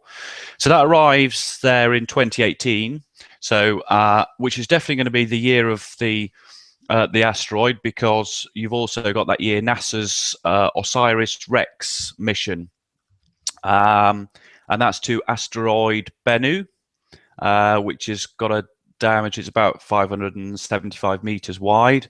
It's a B-type asteroid believed to contain or be made up of some rich organic compounds. So again, it's quite interesting to try and understand whether these type of space rocks might have helped deliver life to Earth. And I suppose this is a mission that's near and dear to us, because the OSIRIS-REx mission has a problem. They have to figure out where they're going to grab a sample from, and they have a very short window of opportunity to do that happens to fall during what for most universities is finals week.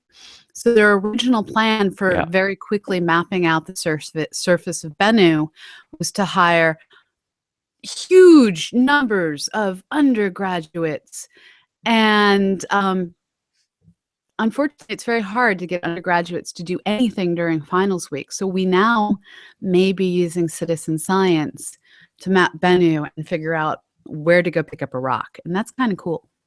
That is fantastic. So I think it's going to orbit Bennu for a year or something, I think, before trying to choose the sample. And the plan is to return with something like 60 grams of the rock. So not a huge amount, but it's still ambitious, one would think, to try and return a sample from there. And so that's also arrives there in 2018 as well. So you got 2 sample return missions to asteroids in 2018 from the Japanese Space Agency and from NASA. But moving on to the more sort of Armageddon style missions, which are both due to arrive in 2022. At the moment, there's a couple of these missions. I have to keep looking down at my notes here because I get confused with all the acronyms. So first of all, you have the NASA's Asteroid Redirect Mission, or ARM as it's known.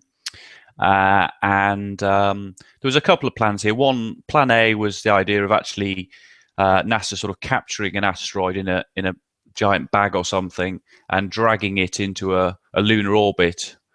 And plan B was... I just have to say, that's the most crazy. I could just imagine them out there with like a space-going fishing trawler trying to drape it's...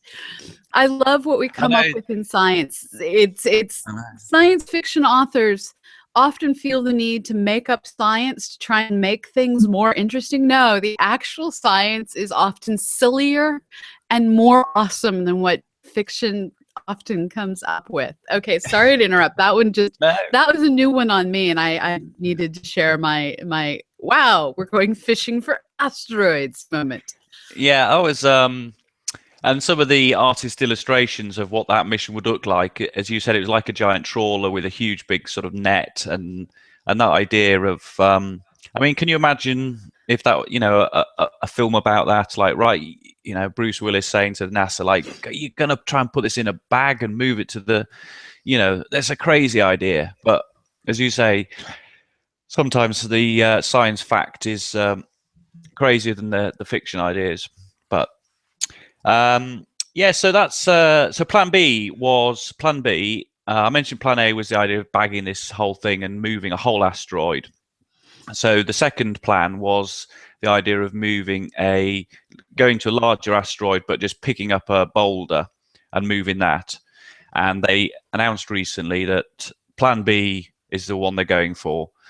So NASA's plan is to go to an asteroid. They haven't chosen the target yet. There's about 3 targets that they're considering, and they'll find an asteroid, and they'll study it for a year or so, and then, having studied the surface and taken lots of pictures, I suppose, they will target in and zoom in on a boulder, which they describe as being anywhere between sort of 2 and 4 meters in size. And then they've got to get a probe onto the asteroid to pick it up, and then they want to take it back to a lunar orbit. So I mean, that in itself doesn't sound quite as crazy as bagging a whole asteroid, but it's still quite a ambitious idea, wouldn't you think? You know, to grab a whole. I mean, a 4-meter boulder, that's quite heavy, isn't it? It is, and when you imagine the energy requirement to get sufficient delta V, so change in velocity to get it here, that is a challenge into it itself. So we're still looking at a lot of difficulty. Rock is heavy. I bricked in our garden. I can't imagine what I certainly didn't use a 5-meter volume of bricks for my garden wall, and I don't want to imagine trying to move that with a little tiny spacecraft. And look at the challenges European Space Agency had landing Philae on 67P, and that was just landing, and they've actually got to land something and then pick it up.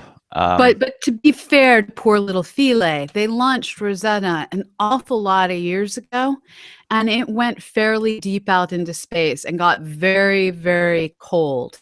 And the big problem that Philae ran into is its harpoons didn't deploy.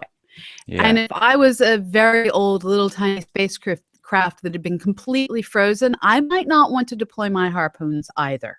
Yeah, poor little fellow, and he's still on there, and hopefully going to get warmed up soon, and might spring back to life in the coming weeks. There's talk of they might be able to sort of power it up, but then I think they need quite a lot of power onto its solar arrays before it would have enough energy to actually then communicate and it was back up to the mothership. It was quite toppled over. And there's Yeah. actually a very intriguing worst case scenario. It's very low probability, like negligibly low probability, but it's still an awesome, if negligible probability possibility that poor Philae might end up directly on top of part of the comet that decides to wake up and eject Philae. So it might meet more interesting scientific death in its future.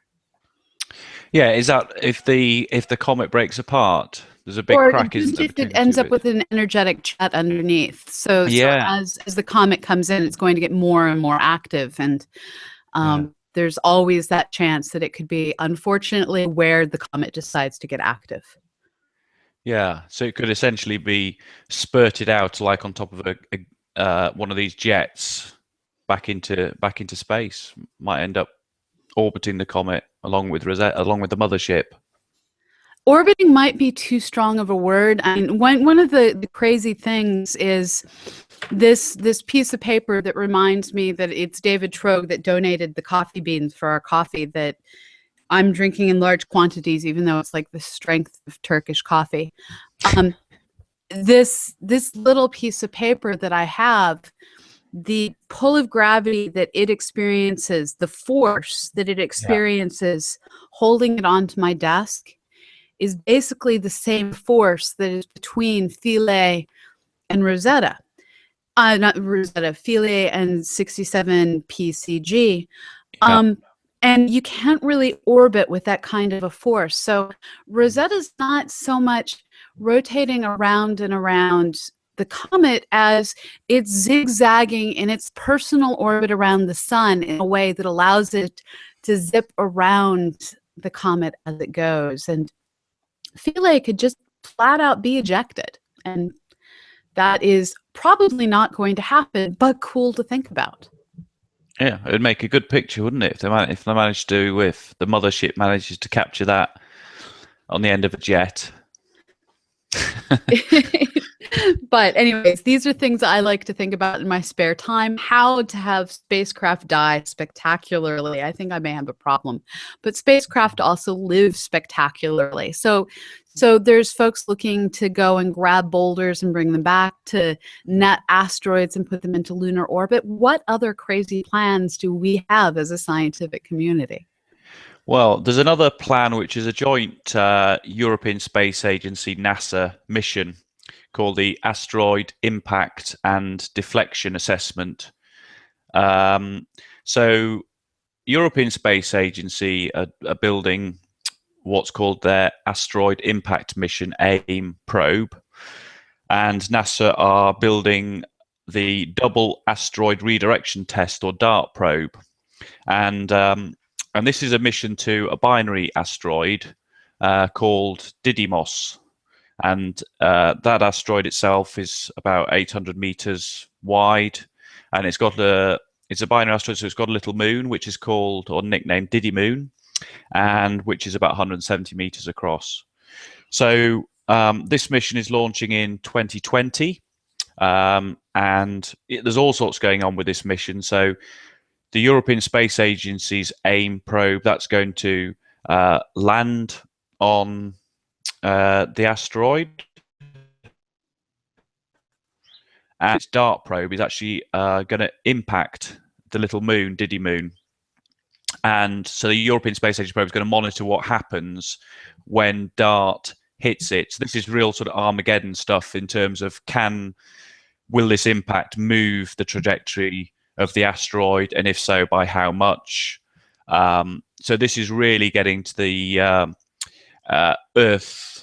defending planet Earth against asteroids. What could we do if one is heading towards us? Well, this mission, which I think it arrives at the system in 2022, the same year that the Boulder mission is meant to grab a boulder.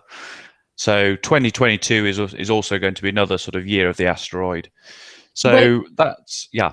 What I'm loving is these all seem to be violent missions when there are more passive ways to try and move asteroids. One of my favorite asteroid deterrence methods is graffiti. If you go out and you paint an asteroid very carefully, recognizing that white reflects and black absorbs, you can use the sun's own light to, well, use light pressure to move an asteroid around. But I don't hear anyone paint bombing asteroids. Yeah, that's a really interesting point that you raised, because I do remember writing about this a couple of years ago with a team that came up with this idea of paintballing an asteroid white to see if the sun's photons could actually deflect its path. And that's a really interesting idea, and maybe one of these missions should go armed with a paintball gun as well. You know, they're still building the spacecraft. You would think that'd be worth seeing whether that could have a go, even maybe after you've impacted it and monitored that, then just say, right, before you go, let's just spray it white. Well, and there's interesting things that you can do, recognizing the vapor pressure of things in vacuum, and you can sort of set up a giant cloud opaque in front of where you know the asteroid is going to orbit.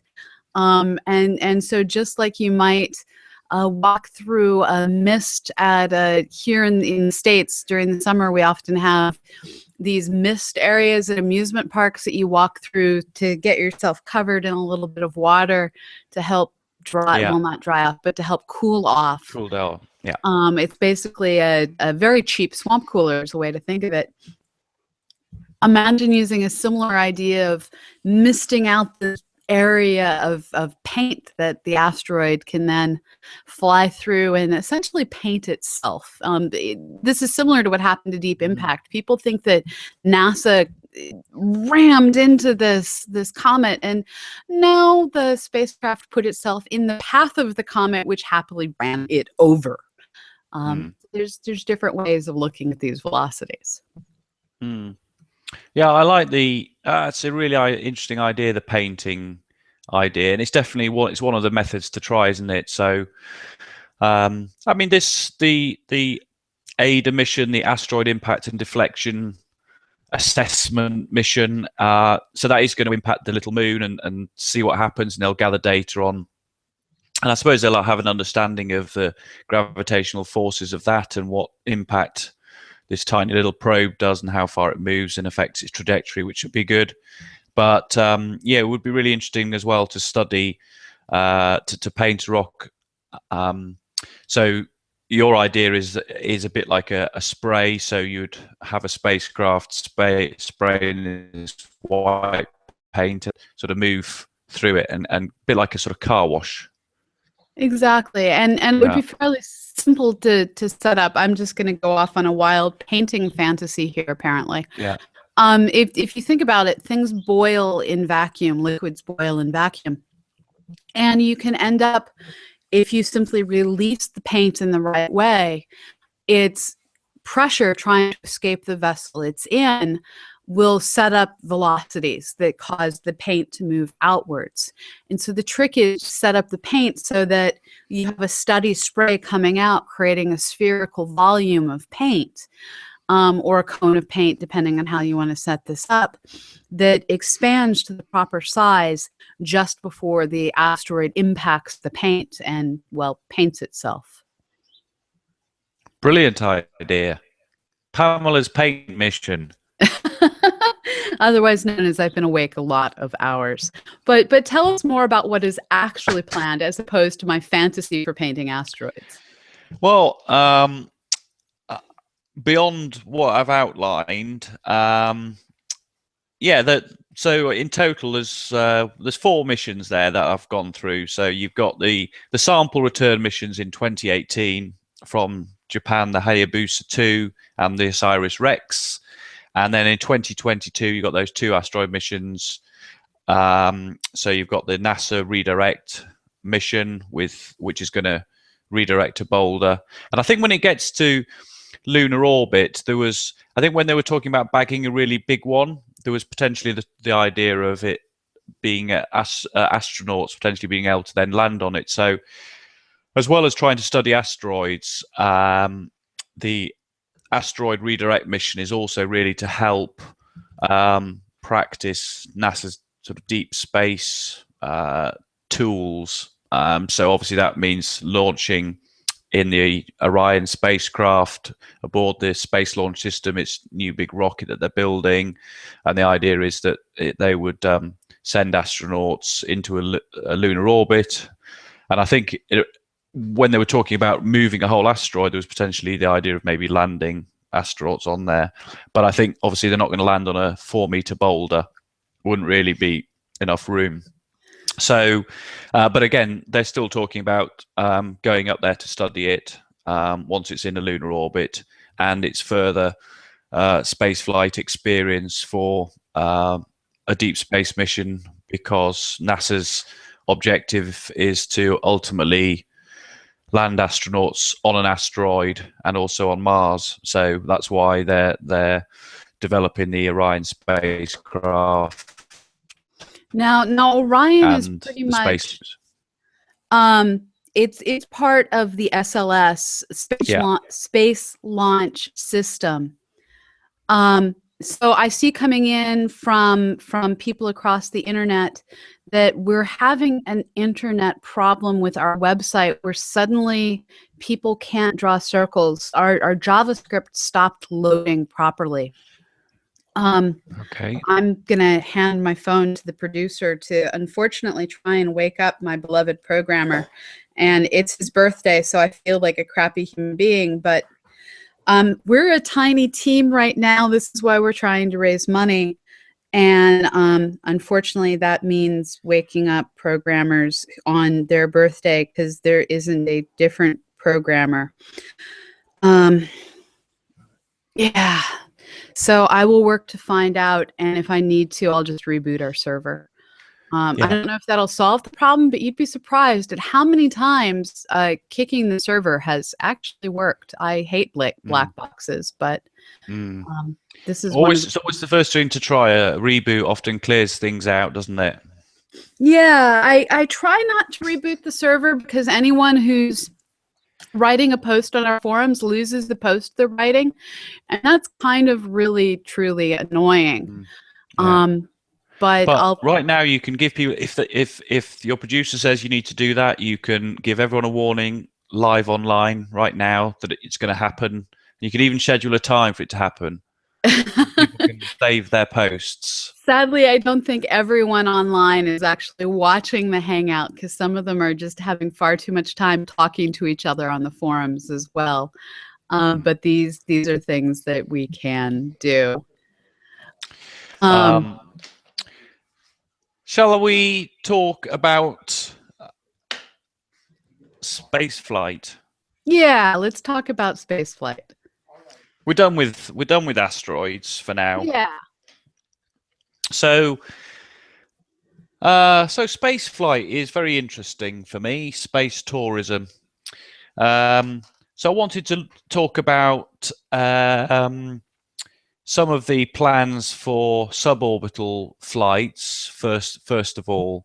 So I think we're entering this interesting era for space flight where obviously you've got commercial space companies developing human space flight capacity, such as SpaceX with their building a crewed version of Dragon, Blue Origin developing their New Shepard vehicle, Boeing developing the Crew Space Transportation 100 or CST 100, Sierra Nevada Corporation building Dream Chaser, and then you've got the companies like Virgin Galactic and Escort Aerospace developing suborbital craft as well.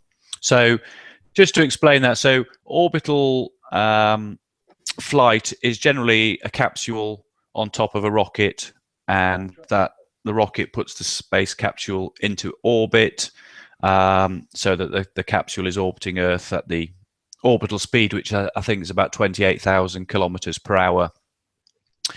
Whereas a suborbital flight is sort of this trajectory, just sort of straight up and down.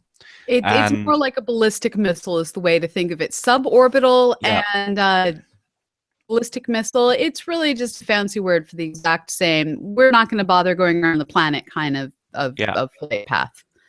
Exactly. So what Virgin Galactic and Escort Aerospace are doing, they're, I suppose, developing almost like a hybrid type of vehicle or space plane. So you obviously have aircraft just do the fly commercial passengers around, and then you have orbital flights, which is on a rocket. So what Virgin Galactic and X-Core Aerospace are doing is developing a space plane, and I'll just outline the sort of slightly two differences. X-Core Aerospace, they hope they're going to start test flights of their Lynx craft later this year, and it's a 2-people space plane which has one professional astronaut piloting the craft, and then a paying passenger sits alongside them. And the idea is it takes off on a runway like an aeroplane and reaches an altitude. Obviously they're aiming for about 100 kilometers, which is the international definition of space. It's sometimes known as the Kármán line, and under international rules, to qualify as an astronaut, you have to reach above 100 kilometers. The X-Core Aerospace plan to you'll be wearing a full pressure suit, and you remain strapped in the vehicle. So I don't think you experience a sort of zero-G float around the cabin experience. And I think tickets for that are somewhere in the region of $100,000. So we keep hearing about these fabulous future opportunities. They seem to always be 2 years away to go suborbital, take off, come back where you started, so you don't have to worry about luggage. But where do they find the capacity for this? Because we have multiple of these commercial programs that are working towards one flight a week, they talk about. But with multiple people at 100,000, 200,000 a pop, it seems like they'd be having trouble filling all the seats on their spacecraft, because while there are a lot of very rich people out there, there's not that many very rich people out there. How do we fill the capacity? Well, I think in terms of commercializing it, they both plan, Virgin Galactic and X-Core are planning to use their spacecraft to launch small satellites. So Virgin Galactic are developing something called Launcher One, and X-Core Aerospace have a similar scheme. So the idea is for small satellites that might be within the reach of budgets from maybe even some university departments and things like that, some small-scale space missions that they're planning to launch those as well. And I suppose that's one of the ways they could commercialize it. But now the Virgin Galactic Spaceship 2 is also a space plane, and I've got a model here of it. So I can demonstrate the space flight using this model, if people can see that. Yes, we can see it.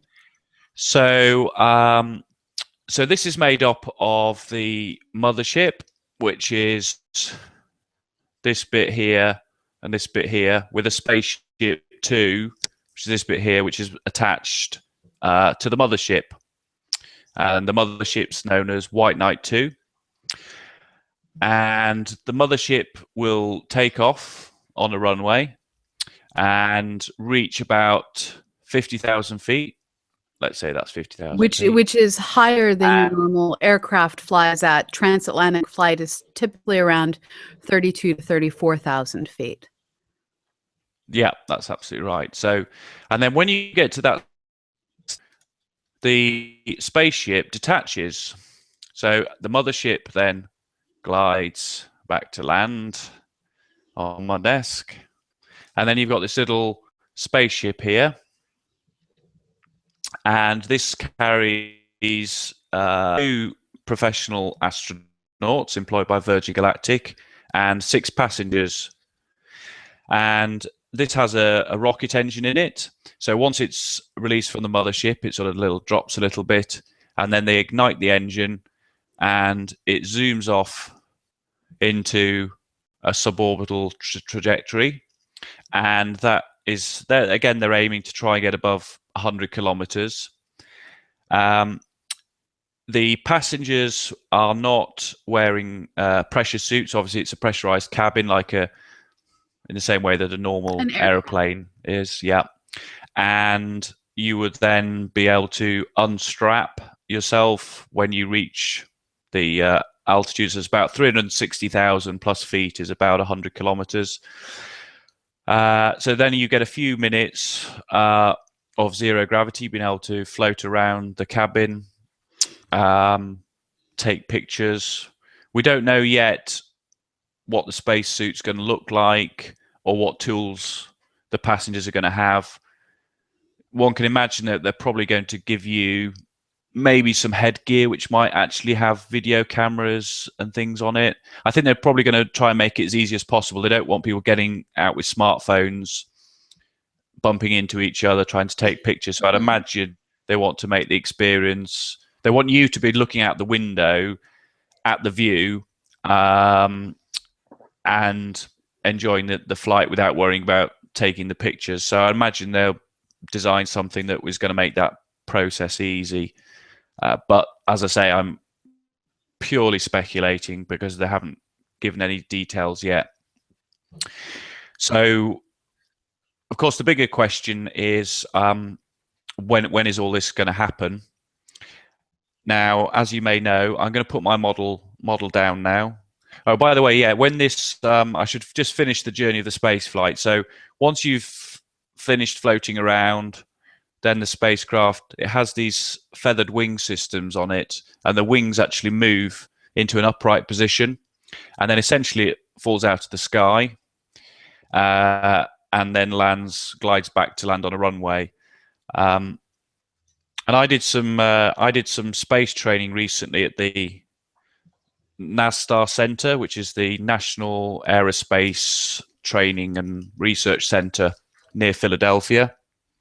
And I'll tell you about that in a minute because it simulates the flights and all the G-forces about these different flights.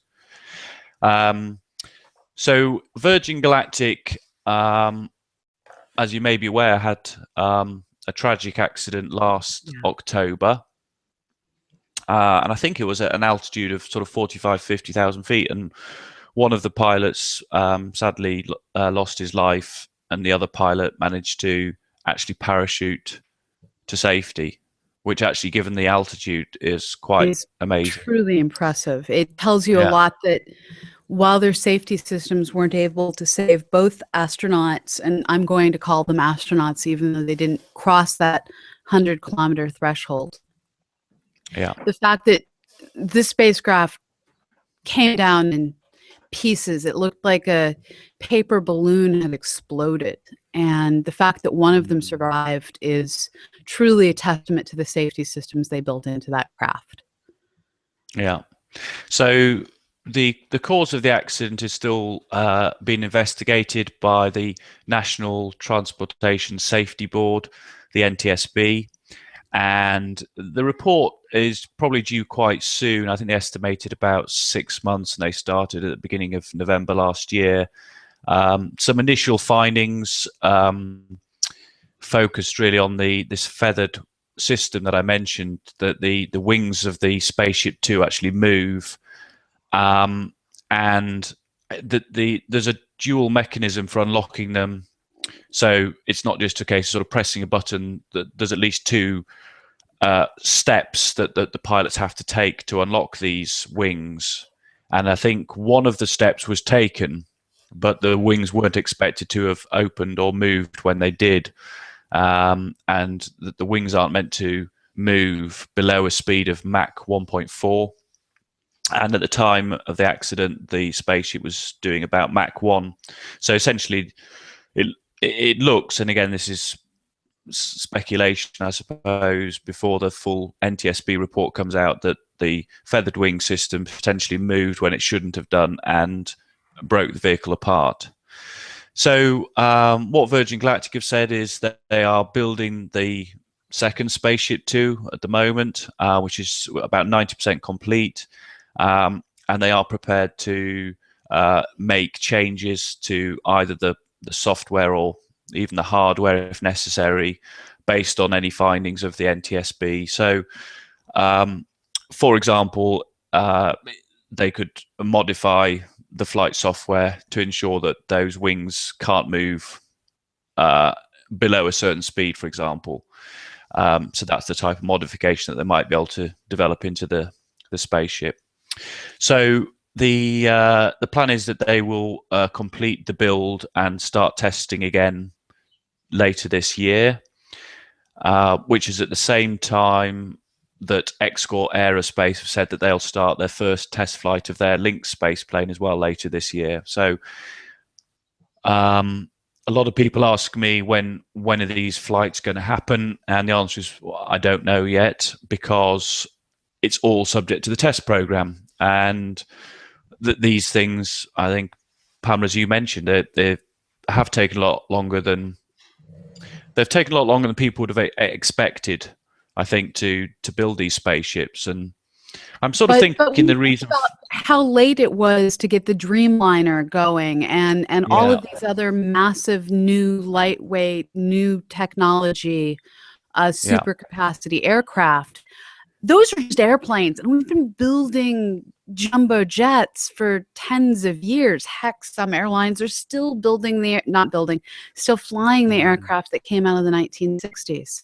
If it can take so long to get to a 787, what Virgin Galactic is doing is entirely new technology that was developed by Scaled Composite. It's going to take longer. You can't scope out the time it takes for innovation. You can't know how long is it going to be before I invent something entirely new that no one imagined before. Yeah, that's absolutely right. It's new technology, and as well as new technology, it's a new industry. They are having to think about things like, how are we going to train people to go in these things? What are the safety requirements for this new type of vehicle? What should people wear? What training? What medical assessments do we need to make? Right. I mentioned that I did some space training recently in a centrifuge system, and even for that you have to pass a FAA, that's the Federal Aviation Administration. Were you doing that through one of the commercial programs? Sorry, Pamela, can you say that again? Were you doing that? So there's a lot of programs out there that allow individuals who wish to be ready to get involved through space tourism in the training it takes to be an astronaut. Were you participating either through your career, or were you preparing to be ready as a space tourist? Well, the latter. I did it through Virgin Galactic, but it is anyone can train at the NASTAR Center. This is a basic space training course that I did, which was 2 days, and the centrifuge that they have there is the most advanced in the world, and it's the G-force. I wrote about it actually, because when you don't realize sort of how shocking the G-forces are, and in some ways it's sort of, well, I learned all about the different types of G-forces, so I can bore you with those for a minute. So you have first thing I learned, there's different types of G-force. You've got what's called GX, which are essentially horizontal ones. So if you imagine lying flat on your back and sort of weight coming down across the whole of your body, that is called GX. It's like through that horizontal axis. There's also a G-force called GZ, which essentially is the forces coming straight through. Imagine coming straight through down your head to your feet. And then you have GY, which is sideways force. And so, these for example, are caused through acceleration, not through the gravitational force of the Earth. That's correct. So, if you look at orbital space flights, they are obviously, the astronauts are seated in capsules, and the space capsule sits on the top of a rocket. So their G-forces are the GX, the horizontal forces, because essentially they're laying flat on their back as they launch, and also when they come back as well through re-entry. And this is done to prevent all of these G-forces from removing all of the blood from your brain, which is a problem that fighter pilots deal with a lot of Yeah. the maneuvering that fighter pilots do. That's absolutely right. Yeah. So it's we all experience G-forces, and sometimes even if you brake sharply in a car, you'll experience quite a lot of G-force, but it's only for a very short period of time. And one of the things that's tougher on space flight is the duration of the G-forces. I think one of the toughest ones was on the space shuttle re-entry, where they pulled about 2.2 GZ, which are the forces essentially that come through your head, which are the forces that they're the worst ones to deal with, because essentially they drain blood from your head. So you have to do AGSM, which is a anti-gravity straining maneuver, it's called, essentially where you're tensing all your muscles. Yeah, let's not go into too many Yeah. details on this one, but you clench things to keep the blood where it Yeah. belongs. You clear exactly, and there's certain breathing techniques, and these are we were sort of shown how to do these by a fighter pilot who works at the NASTAR training center. So with the suborbital trips, both X-Core and Ares and Virgin Galactic, after various times in the simulator, this simulator replicates the G-forces that you'll experience on those flights.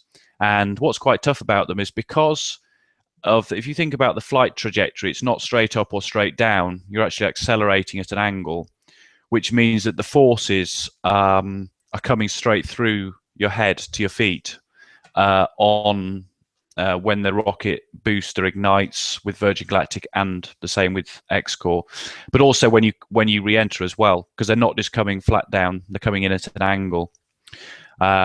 So yeah, you experience these differences, and once you learn how to deal with them, they're not too bad. But I think my conclusion of that training was that I was really pleased I did it, and I left feeling quite confident. But it's a bit of a shock when you first get in the simulator to experience you experience up to sort of 3.5, 4 GZ, which is straight through your head on these flights, and up to about 6 GX, which is the horizontal G-force going through your body. And the GX is okay because that doesn't drain the blood from your head. That just feels like a lot of weight. It's like you're pinned down in your chair, and imagine sort of a huge weight, and it's quite hard even to sort of push your arms up from 6GX. But GZ are these vertical G-forces that you have to experience on the space planes, essentially, because they're taking off and re-entering at an angle. And these G-forces are experienced for various different times, but you're still only talking maybe 20, 30, 40 seconds for these G-forces. Whereas the space shuttle... This is one of the things that really gets me, is they're talking with a lot of these different space tourism opportunities. You have people who are paying $200,000 to potentially go up on Virgin Galactic. And that is more than I think all the salary for my team this year is going to end up costing. So you have people who have individually chosen to spend $200,000 to spend. They're estimating it'll be 6 minutes above that 100-kilometer line that makes them astronauts. This is minutes. You're looking at tens of minutes on attached to the mothership. You're looking at under 10 minutes up high. Then there's the race back through the atmosphere. And the money people are spending on this, I don't object to it. If I had the money to go into outer space, I'm not sure I would, but I would never take that opportunity away from anyone. But at the same time, that's the amount of money that would pay all of our team's salary this year. And so here we are in hour 22. We're currently at $15,037 in donations and 42 cents. Love Brilliant. 42 cents. So we have brought in less than 10% of one ticket to reserve a space. It's just to reserve the space on Virgin Galactic. And yeah, that's enough to pay a graduate student for a year. And we've brought in less money than potato salad raised on Kickstarter, and it's going to change. It's going well. You're going to get there. It's going to get there, but it's just one of these things where I keep hoping that one of these commercial spaceflight companies will start to follow the lead that NASA started. NASA can't afford to do this anymore, but back when NASA had more money proportionally, it's been having its budget held flat for years. So when you think about a flat budget in the face of all of the inflation and cost of living raises that people need as the costs all around us go up and up and up, having a flat budget is the same thing as just removing money year after year after year. And we have all of these dedicated costs. We have the James Webb Space Telescope, Curiosity, the International Space Station, all of these large ticket items. So it used to be NASA could afford to give 2.5% of the money from every single mission to finding ways to engage the public in that mission. And this is what CosmoQuest does. We engage you, the public, in actually helping us accomplish the science, because we don't have enough science budget anymore. And I keep waiting for the day that one of these commercial spaceflight companies, admittedly, they're still all venture capital, still starting, but they turn around and say, we're going to start giving 2.5% of our budget to science education. Heck, I'd settle for 2.5% of the money that has been spent on tickets so far. That would cover all of our budget for years and years to come. But it's really amazing. We're moving into a future where we're spending huge numbers on facilities and adventures. And I just want to see some of that money go to science. Yeah. I think one point to make is in terms of the cost of these things is the longer term objective is lowering the cost of access to space. If X-Corp Aerospace and Virgin Galactic succeed in regularizing and commercializing space travel, one can envisage the price coming down in the future. And also, as I mentioned, there's the opportunity of using them as launchers as well to lower the cost of access to orbit for scientific experiments. But it's an interesting point that you make about helping donate to science, a part of their budget. And I'm sure these things are possible, but they've got to get there first. They've got to actually make these things work, make them real, and commercialize them before they're in a position, I suppose, to look at donations and things. It's an interesting challenge trying to figure out how to make it to the future without losing. I mean, it's one of the things that we've talked about earlier is we're trying so hard to build the future that we're somewhat losing the next generation because we don't have the money to help them get their first job. We don't have the money to hire them as our grad students. So we're trying so hard to build the future. We just need to make sure we don't lose the students who are our future. It's always the challenge. Yeah. So I've mentioned the 2 space planes that have been built and tested, the X-Corp Lynx and Virgin Galactic Spaceship 2. And I wanted to talk about Blue Origin because they have a different approach. Now, Blue Origin is a company founded by Jeff Bezos, who founded Amazon, and he's a passionate space enthusiast and set up this company quite a few years ago and has invested a lot of his billions into it. Now, what they're doing is they're essentially returning to the Mercury program of the early 1960s. So let me just take you back to a little bit of spaceflight history. Alan Shepard became the first American in space, and that was a suborbital flight on on the 5th of May 1961, so nearly 44 years ago. Sorry, 54 years ago. Didn't do my maths very well then. And the second American in space and the third human ever in space was Gus Grissom, and his was also a suborbital flight aboard the Liberty Bell 7 space capsule. So what these did was they essentially were space capsules that launched atop of a rocket, but went to suborbital height. So they bent sort of about 118 miles, about 187, 188 kilometers high, which is higher than the Virgin Galactic and X-Core space planes, which are aiming for about 100K. But then what followed on from these suborbital flights, the third US space flight was John Glenn, who was the first American to orbit Earth. So that was the first orbital flight.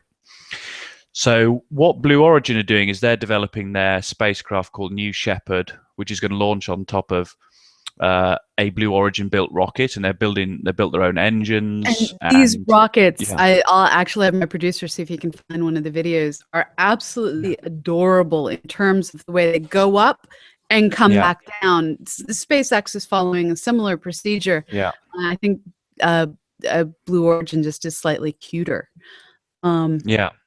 Yeah, well, they're also a key thing about it. They've just announced recently they've finished testing their one of the engines they've been building called the BE-3, which is going to power the New Shepard spacecraft, and it's all about reusability in the same way SpaceX is. So we've seen that SpaceX is developing the Falcon 9 as a reusable rocket. So the idea is that the first stage will then land, rather than sort of ditching in the ocean, will actually be able to, its legs come out and it's able to land ultimately on land. They've been trying it recently on a barge out at sea, and they're getting very close, and they think by the end of this year they'll have landed it successfully on a barge.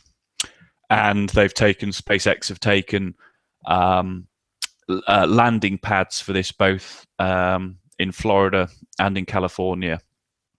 So they're focused on reusability. We have a video that we can go ahead and play. And I'd also like to warn all of the people out there watching right now, we're about to reboot the CosmoQuest servers. So if you're currently on CosmoQuest, you may need to refresh your page in a few minutes. But for now, why don't you hop over to the event page, join the chat, be part of the community over there for a little bit. And hopefully we'll have crater marking back in just a second. We're not quite sure what crashed, but as you saw, we launched a completely new version of the site just for this Hangout, and there's a chance that there's something just getting cached in the system that we weren't quite prepared for. So my producer has a Blue Origin video up that we're going to go ahead and play while I log on to reboot our server. Okay.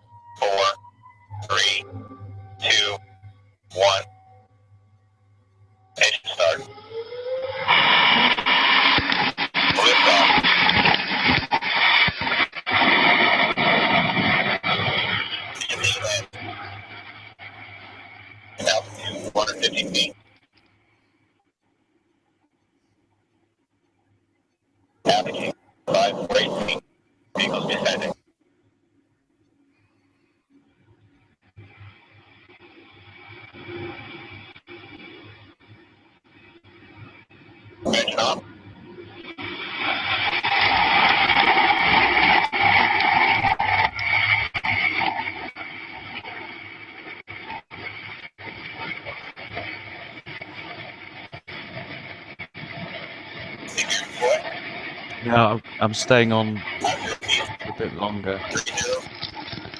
Yeah, I had a piece of toast. I copied that. We're just watching a Blue Origin video and then getting back to the chat.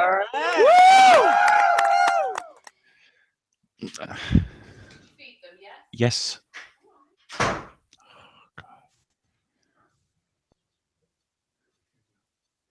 So Cool. What a great video.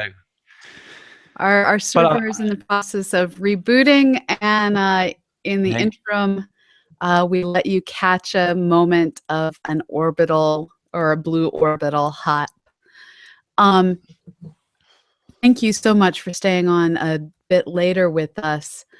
We're apparently having the morning of a little bit of fail, and having you here has helped things keep going through this. I can stay on for a bit longer if you like. I've still got more to say. so go for it. So Blue Origin is focusing on reusability. So the idea is that from the start, their rocket is going to land on the back on the landing on the launch platform. So that's obviously very exciting because reusability is ultimately about as well lowering costs of launch. But I just think their approach to human space flight is very much this return to Mercury. Start with a suborbital flight and then develop New Shepard will then become an orbital space vehicle. But even the suborbital, if you like, is the same as the orbital one, as in it's a sort of straight up, straight down. And they're going to begin test flights for that again, I think later this year. And they haven't put a price on their suborbital ticket yet, but they will be marketing that, and that their approach is to focus on basically getting the spaceship ready first and going, right, everything works. We've tested it, it goes to space, and then they're going to sort of open up the take bookings at that stage, which is a different approach from the others who have been selling tickets whilst developing their space planes.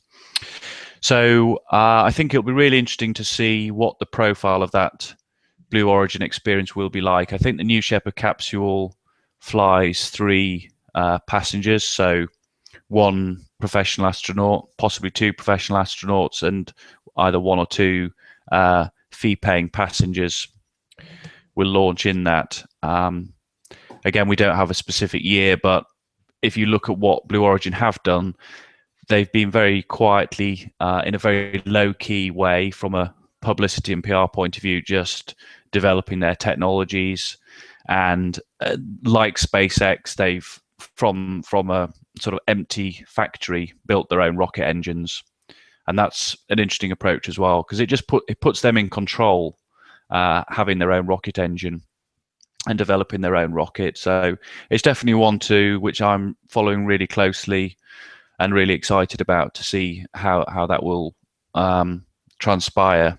So what you're going to have is a choice of spaceflight experience ranging from the X-Core Lynx through the Virgin Galactic Spaceship 2 and also the Blue Origin New Shepard experience.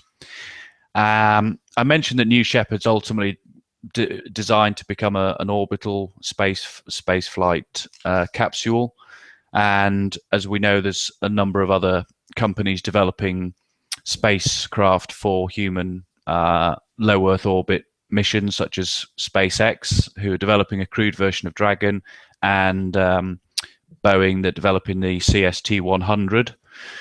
So the next step up in space tourism would be then having an orbital flight, and Boeing are openly sort of talking about that this is going to be something they're going to do. Their CST-100 carries 7 passengers, so potentially even on flights where they're ferrying passengers to the space station in future years, there might be a spare seat there. SpaceX Dragon, they're not at the moment talking about offering seats to fee-paying passengers, and I think Blue Origin might as well. You've also got Sierra Nevada Corporation, who have been developing a sort of small shuttle-like vehicle called the Dream Chaser, And although NASA are not sort of pursuing that at the moment as one of its sort of space taxis that they might contract with to ferry astronauts to and from the space station, Sierra Nevada Corporation still have plans to develop the Dream Chaser, both as a cargo ship actually, as well as a crewed vehicle. So I think it's a really interesting time for space flight. We've gone from a US point of view. Obviously, the space shuttle retired in July 2011, and since then, America's been dependent on the Russian Soyuz to put people up into space at $45 million starting price, and I think they're up to $65 million per astronaut per launch. Yeah, I think it's and it's 70 million and going up to $73 million, I think, in 2016 or something, $73 million. So to put some perspective on those numbers, the entire NASA education and public outreach budget is just north of $100 million. So we are spending more to launch 2 astronauts than we do for all of the education and public outreach we do each year. Yeah, it's got very expensive. I think the last space tourist, Guy Liberté, who's the founder of Cirque du Soleil, he again, they don't usually go public with these figures, but I think it was $20 to $30 million. That was back in 2009, right. And there hasn't been a private space tourist since then. Until there's one in training right now.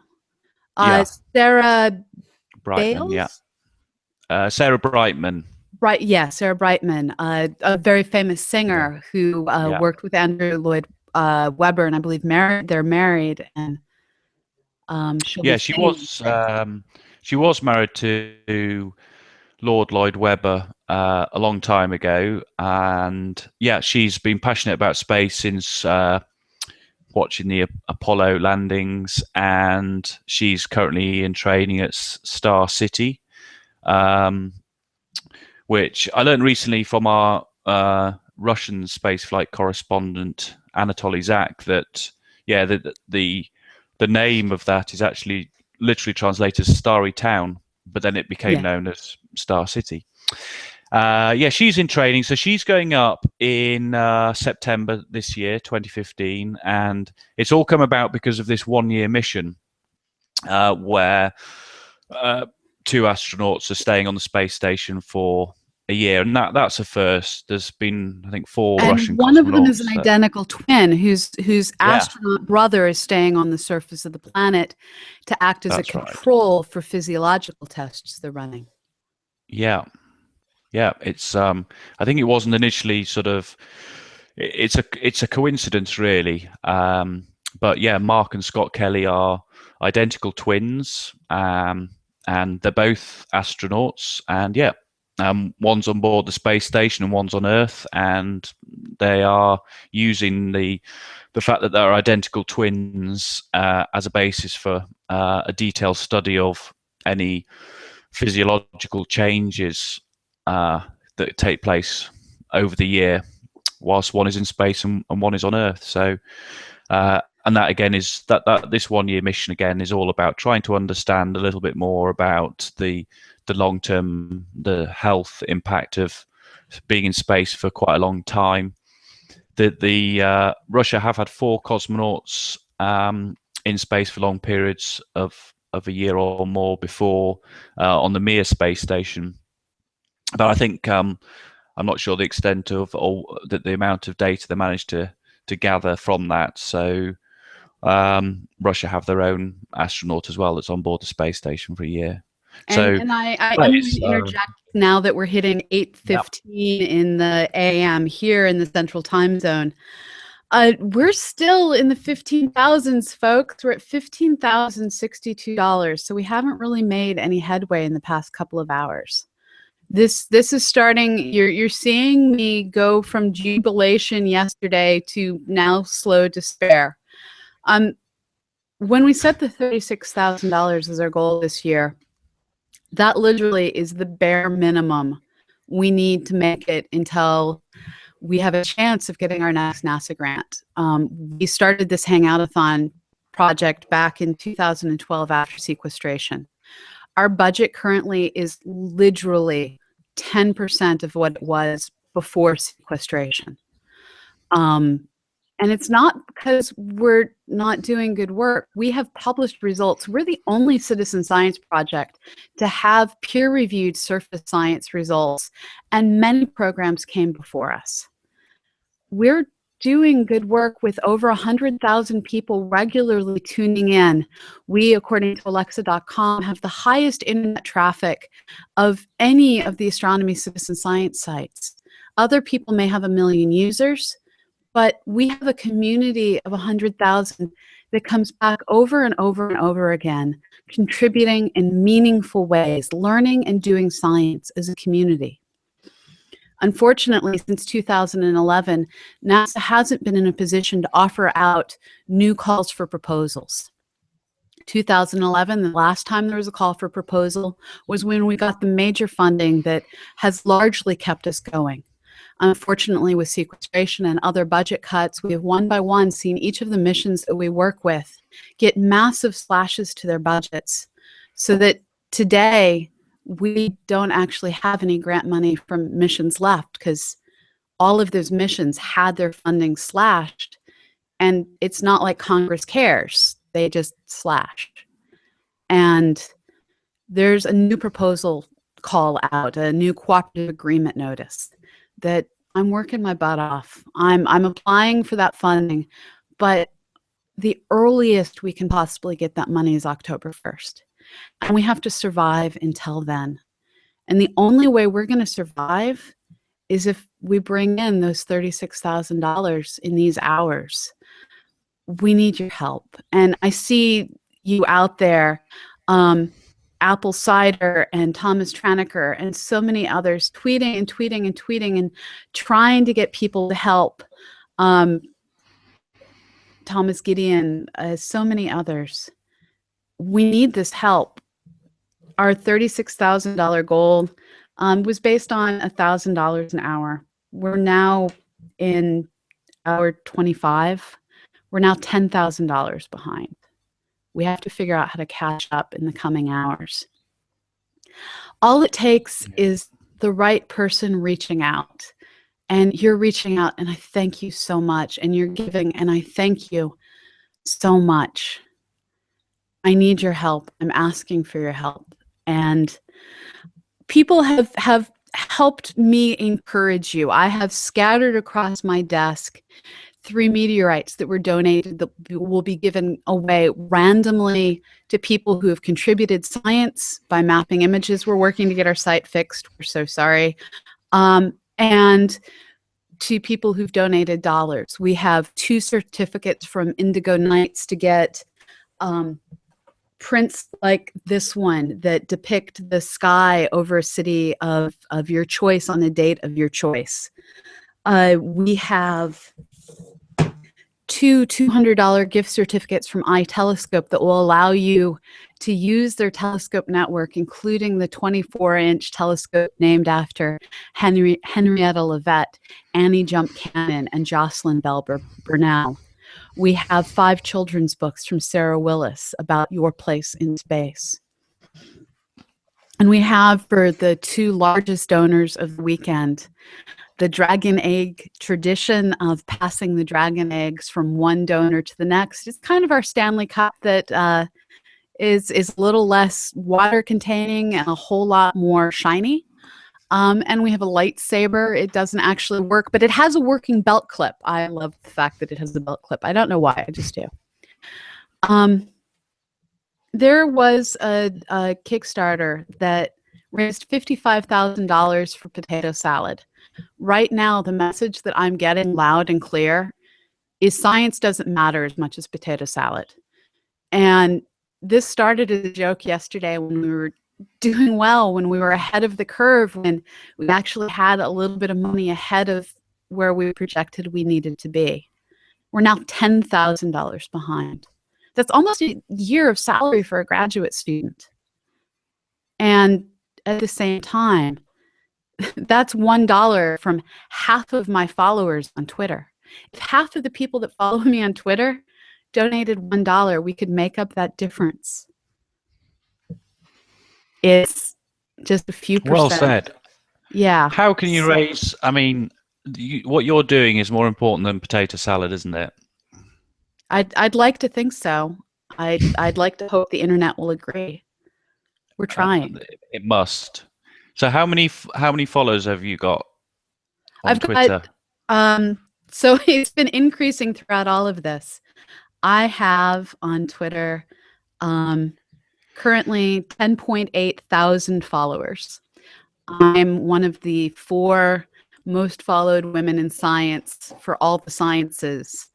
That still means that I'm nowhere near the millions of followers that the big men of science have. But we're trying and we're getting somewhere. It's just not far enough. Well, we will. I'll make sure we do a tweet to our Send followers very shortly again to keep up the work for you.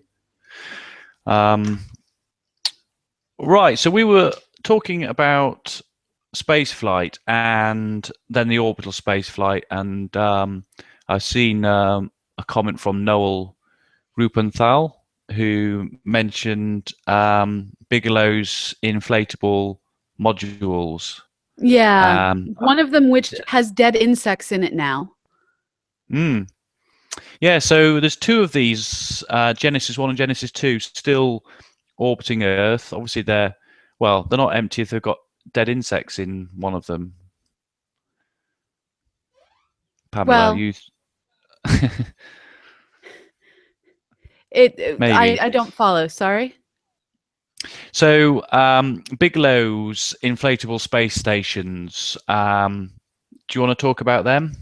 Yes, and one of them they actually launched insects with it. To check out various things, and it does now have dead insects in it. So they launched their first couple, I think, back in 2007, but they are developing the Bigelow Expandable Activity Module, or BEAM, which is going up to the space station later this year in September. So they're going to actually it's launching aboard a Dragon, and it's then going to be attached to the International Space Station, and then it inflates. It's made of a material I think it's called Vectron, which is even tougher than something like Kevlar. So it's quite an interesting idea, because although it's inflatable, it's actually very tough material. They think it's stronger and better at resisting impact from meteoroids than even aluminium. So there's someone's putting up the BEAM module.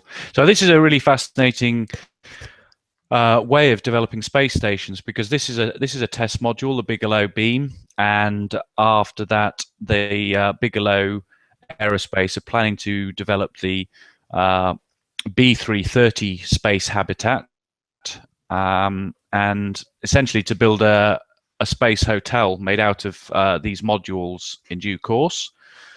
And then if you are a very affluent individual, you will be able to take a flight aboard a Boeing CST-100 and go and stay aboard the Bigelow orbiting complex.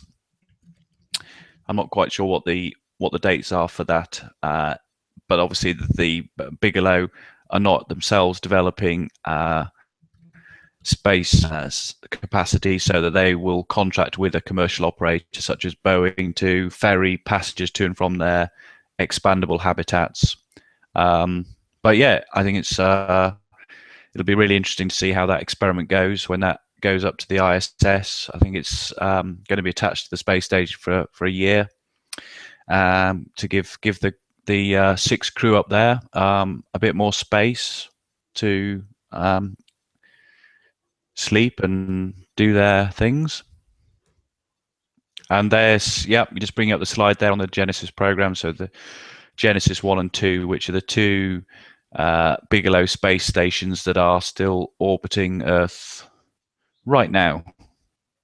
And there is, in fact, a a tracker. You can, if you go through the Bigelow Aerospace website, there's links, I think, to a tracker, so you can actually see where these Genesis 1 and Genesis 2 at the moment.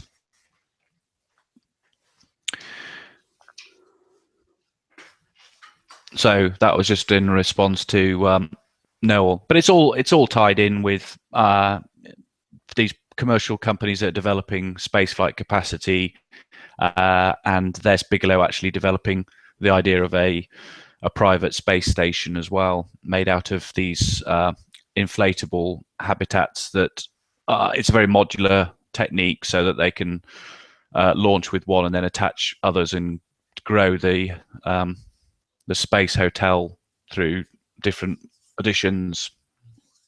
And what's really awesome about the Bigelow design, and they've been working on this for a lot of years. They actually started even before Virgin Galactic. Yeah. They are really thinking long term, working long term, and with their inflatable design, it's just like the solar panels that we have attached to the ISS. They went up in little tiny boxes and then folded themselves out to these enormous sizes. With Bigelow, you can launch your entire large laboratory room in basically a footlocker. And then they expand out to these large spaces that mean we're no longer limited by the size of our spacecraft. Up until now, the size of the different modules on the ISS has been dictated by either the size of the space shuttle's cargo bay hold, which is basically school bus sized. And while there are people that live in school buses, it gets tiring after a while, or limited to the size of the European and Russian rockets. This frees us from that and finally gives us room to spread out in space. Yeah. It's a fascinating idea, isn't it? That's you're just bringing up on screen there the beam, the Bigelow expandable activity module, which is going up onto the space station later this year. So that's to see how that works. But yeah, it's potentially quite a quick way of building a habitat in space, isn't it? You know, from launch and as you say, being able to, they don't take up as much physical space aboard a spacecraft, and then expand once they're in orbit. But also like the fact that this module system means they can stick together like Lego bricks, and it's very quick to build, which is also really interesting. And they're actually quite safe. One of the concerns always has been, well, what if it bursts like a balloon? They're not going to do this. And No. in fact, with their somewhat flexible sides and multiple layers of cloth, cloth is the wrong word, multiple layers of new inventive Vectran, materials. it's called. What was that? It's called Vectran, and apparently it's twice as strong as Kevlar, you know, which is like the bulletproof. And they've done tests to prove that it's stronger than the metal for impact of a small meteoroid. It's stronger and better at resisting that than the current space station. So as you say, it's not going to burst. It's sort of misleading when you think about inflatable. You think of something that might be prone to burst, but I guess one of the things with it being on the space station, they'll be able to test that, won't they? I'm going to interrupt you one more time. Corey Lehan, our lead programmer, whose birthday is today, we dragged his sorry ass out of bed and asked him to fix whatever the heck went boink with our JavaScript. And those of you waiting to do science, it's back. He's now going back to bed. Thank you, Corey. We also, Joe Moore, who was one of our graduate students, we got him out of bed as well, and the two of them fixed the site. Go back, go do more science. We're at 752 moon images marked, 686 Mercury images marked, 1,149 images of Vesta. Again, we can't start mapping Ceres until you finish Vesta. And Mars is resting at 1,099 images. Go forth, do science. And remember, your donations allow me to keep employed awesome humans. And awesome humans include folks like Corey, who got out of bed on a Sunday morning on his birthday to fix a JavaScript bit of code that fell over in the wee hours of the morning. So I work with some of the best people a person could work with. And we're living a life that lets us do science and dream big dreams and create new knowledge about our universe. Give and make it your birthday present to Corey. Donate a couple of bucks and let Corey, when he wakes up, know that things are more secure for the next few months, just like he's made your website, well, not more secure, he'd already done that, but at least more functional early this Sunday morning. So thank you, Corey. Go back to bed and happy birthday. Yeah, happy birthday, Corey. Now, Pamela, tell me about that lightsaber that's on your desk. What do people need to donate to win that? So this goes to the second largest donation that we get this weekend. Okay. And it is fabricated by Tim Legauer, who's an amazing prop maker and costumer. He's the person who also created these dragon eggs, which were designed after the Game of Thrones books, which vary from what you see on HBO. This comes complete with 2 buttons that sadly don't work. You can look down into its innards. It has a completely functional belt clip on it that you can actually pop off so that you aren't stuck fighting your battle, worried about getting a belt clip caught on your sleeve. It's an absolutely amazing piece of artwork that he has created. And Tim is a dear friend of the show. We also have, recognizing most of you won't be the number 1 and number 2 donor to our endeavors. Like I've said before, we have meteorites, we have books, we have gift certificates to iTelescope, all as our way of randomly saying thanks for your very not so random giving. We are currently at $15,277. Things are coming in $1 or $2 at a time. Every little bit matters. And thank you. Thank you for continuing to give and continuing to help us out. We still have a long ways to go to catch up, but I see you helping, and thank you. So, right. Science. So what about exoplanets? Would you like to talk about exoplanets for a minute or two? I always like to talk about exoplanets, and we actually should have a citizen science project coming if this Hangoutathon is successful. In the months before, we might get funding from NASA if we're successful with our proposal to the current cooperative agreement notice. It is a project not to find exoplanets, not to study existing exoplanets, but to model the formation of planets and try and figure out what kinds of solar nebulas will form habitable worlds. It's a modeling project that will help us to find future spacecraft that will help us find, hopefully, signs of life other places in our solar system. So tell us a little bit about the exoplanets we are currently finding. So there's about 4,600 planet candidates. And about over 1,800 confirmed planets. The first exoplanet was discovered in 1995 around the star HR 8799. That was in 1995, and 20 years on, we've now actually got direct images of there's 4, possibly 5 planets around that star. And I thought it's just interesting that I suppose the nature and scope of our research and study of exoplanets is expanding from just, first of all, the fact of their existence, discovering that there are planets around other stars. And then, of course, now what's moving on is to actually being able to image them directly. There's a telescope in Chile which is operating the Gemini Planet Imager project. And there's also one that we, Phil Plate, one of our bloggers on Sen, wrote about recently, which is the LEACH, which is the Large Binocular Telescope Exozodi Exoplanet Common Hunt, because you've got to give it a name, I guess. I love the crazy names they come up to fit acronyms. They're kind of cool. Yeah, and that's that's an embedded like acronym, because the L actually stands for Large Binocular Telescope.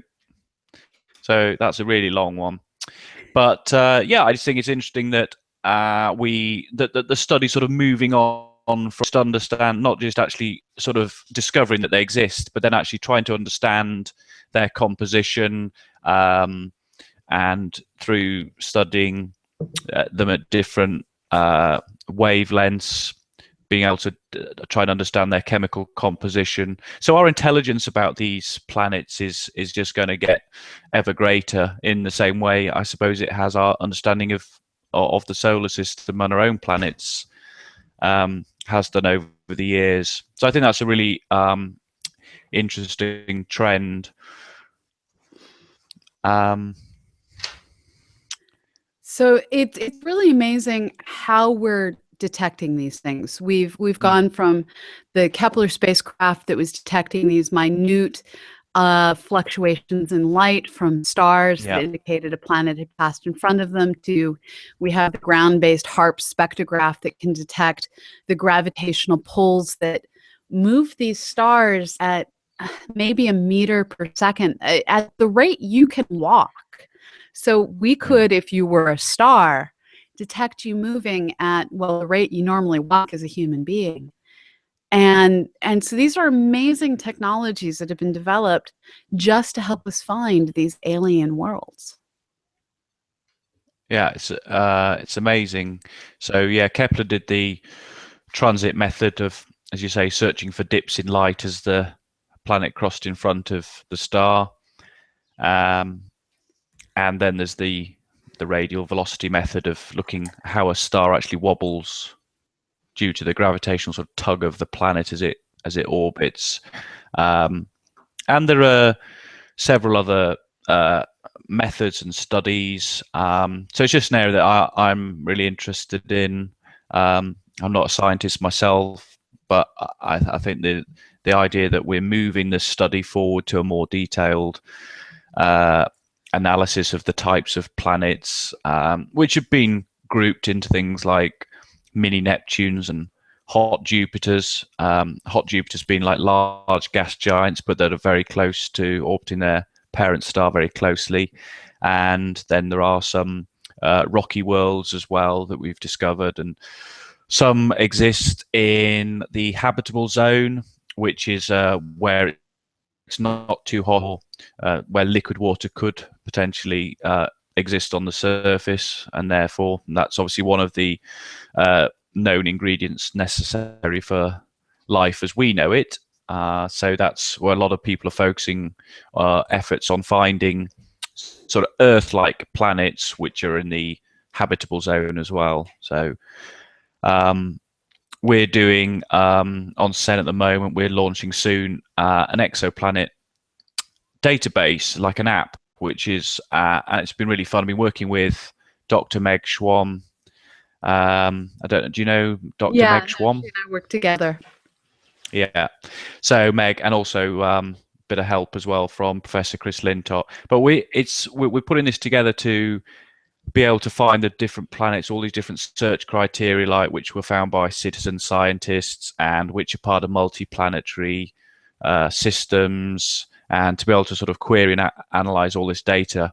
But I think it's really interesting how, as we learn more about these planets, and we've decided to give them like an Earth-like rating based on, you know, whether in the habitable zone or not, based on their size and based on their composition, whether it's a rocky planet or not, to try and give sort of people and it's not sort of necessarily a scientific gospel, but it's just giving people an indication of how many planets are actually rocky, similar in size to Earth, and in the habitable zone, which could therefore support or have surface water on them.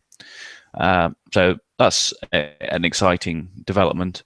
And I think when the James Webb Space Telescope launches, I think it's due to launch in 2018, that we'll be able to look at these in the infrared. So I think that will also enable us to tell us a lot more about the composition and nature of some of these alien worlds as well. So that will be an exciting we have the Gaia mission coming in the not too distant future as well. And the Gaia mission is going to use astrometry rather. It's going to use the precise positions measured on the sky of these different objects to look for the changes in position of the stars that may be being caused by planets orbiting around them. But between the astrometry looking for the in the plane of the sky motion, and HARPS here on the surface of the planet looking for the to and fro motion, we're going to start to be able to nail the three-dimensional motion of stars and confine the orbits very narrowly of these exoplanets. We're getting to very detailed understanding, and with missions like Spitzer imaging directly the atmospheres of some planets, we're probably not too far from being able to say, oh my gosh, I just found, well, oxygen, molecular oxygen by its lonesome. There must be trees or at least algae on this world. We're going to find life probably through its chemical signature rather than from its radio or other electromagnetic leakings into space. Oh, it's fascinating, isn't it? And of course, then exomoons, the idea of that these planets, like our planets, are likely to have moons. And when are we going to discover the first exomoon? And potentially some of these moons might, it's been suggested by some, could even be better places or more likely places for life, in the same way that in our own solar system, we feel a lot of the moons in the outer solar system potentially have underground oceans, and like Enceladus has got an underground ocean, and these sort of salty waters and geysers bursting out into space, and could that harbor sort of microbial life? And we've got the JUICE mission, haven't we, from Europe, going to study Ganymede and Europa and Callisto 2030, but we've also got missions going out there to try and study these moons. So one day we're going to discover that these planets around distant stars also have moons, and they might also be have suitable conditions for life as well.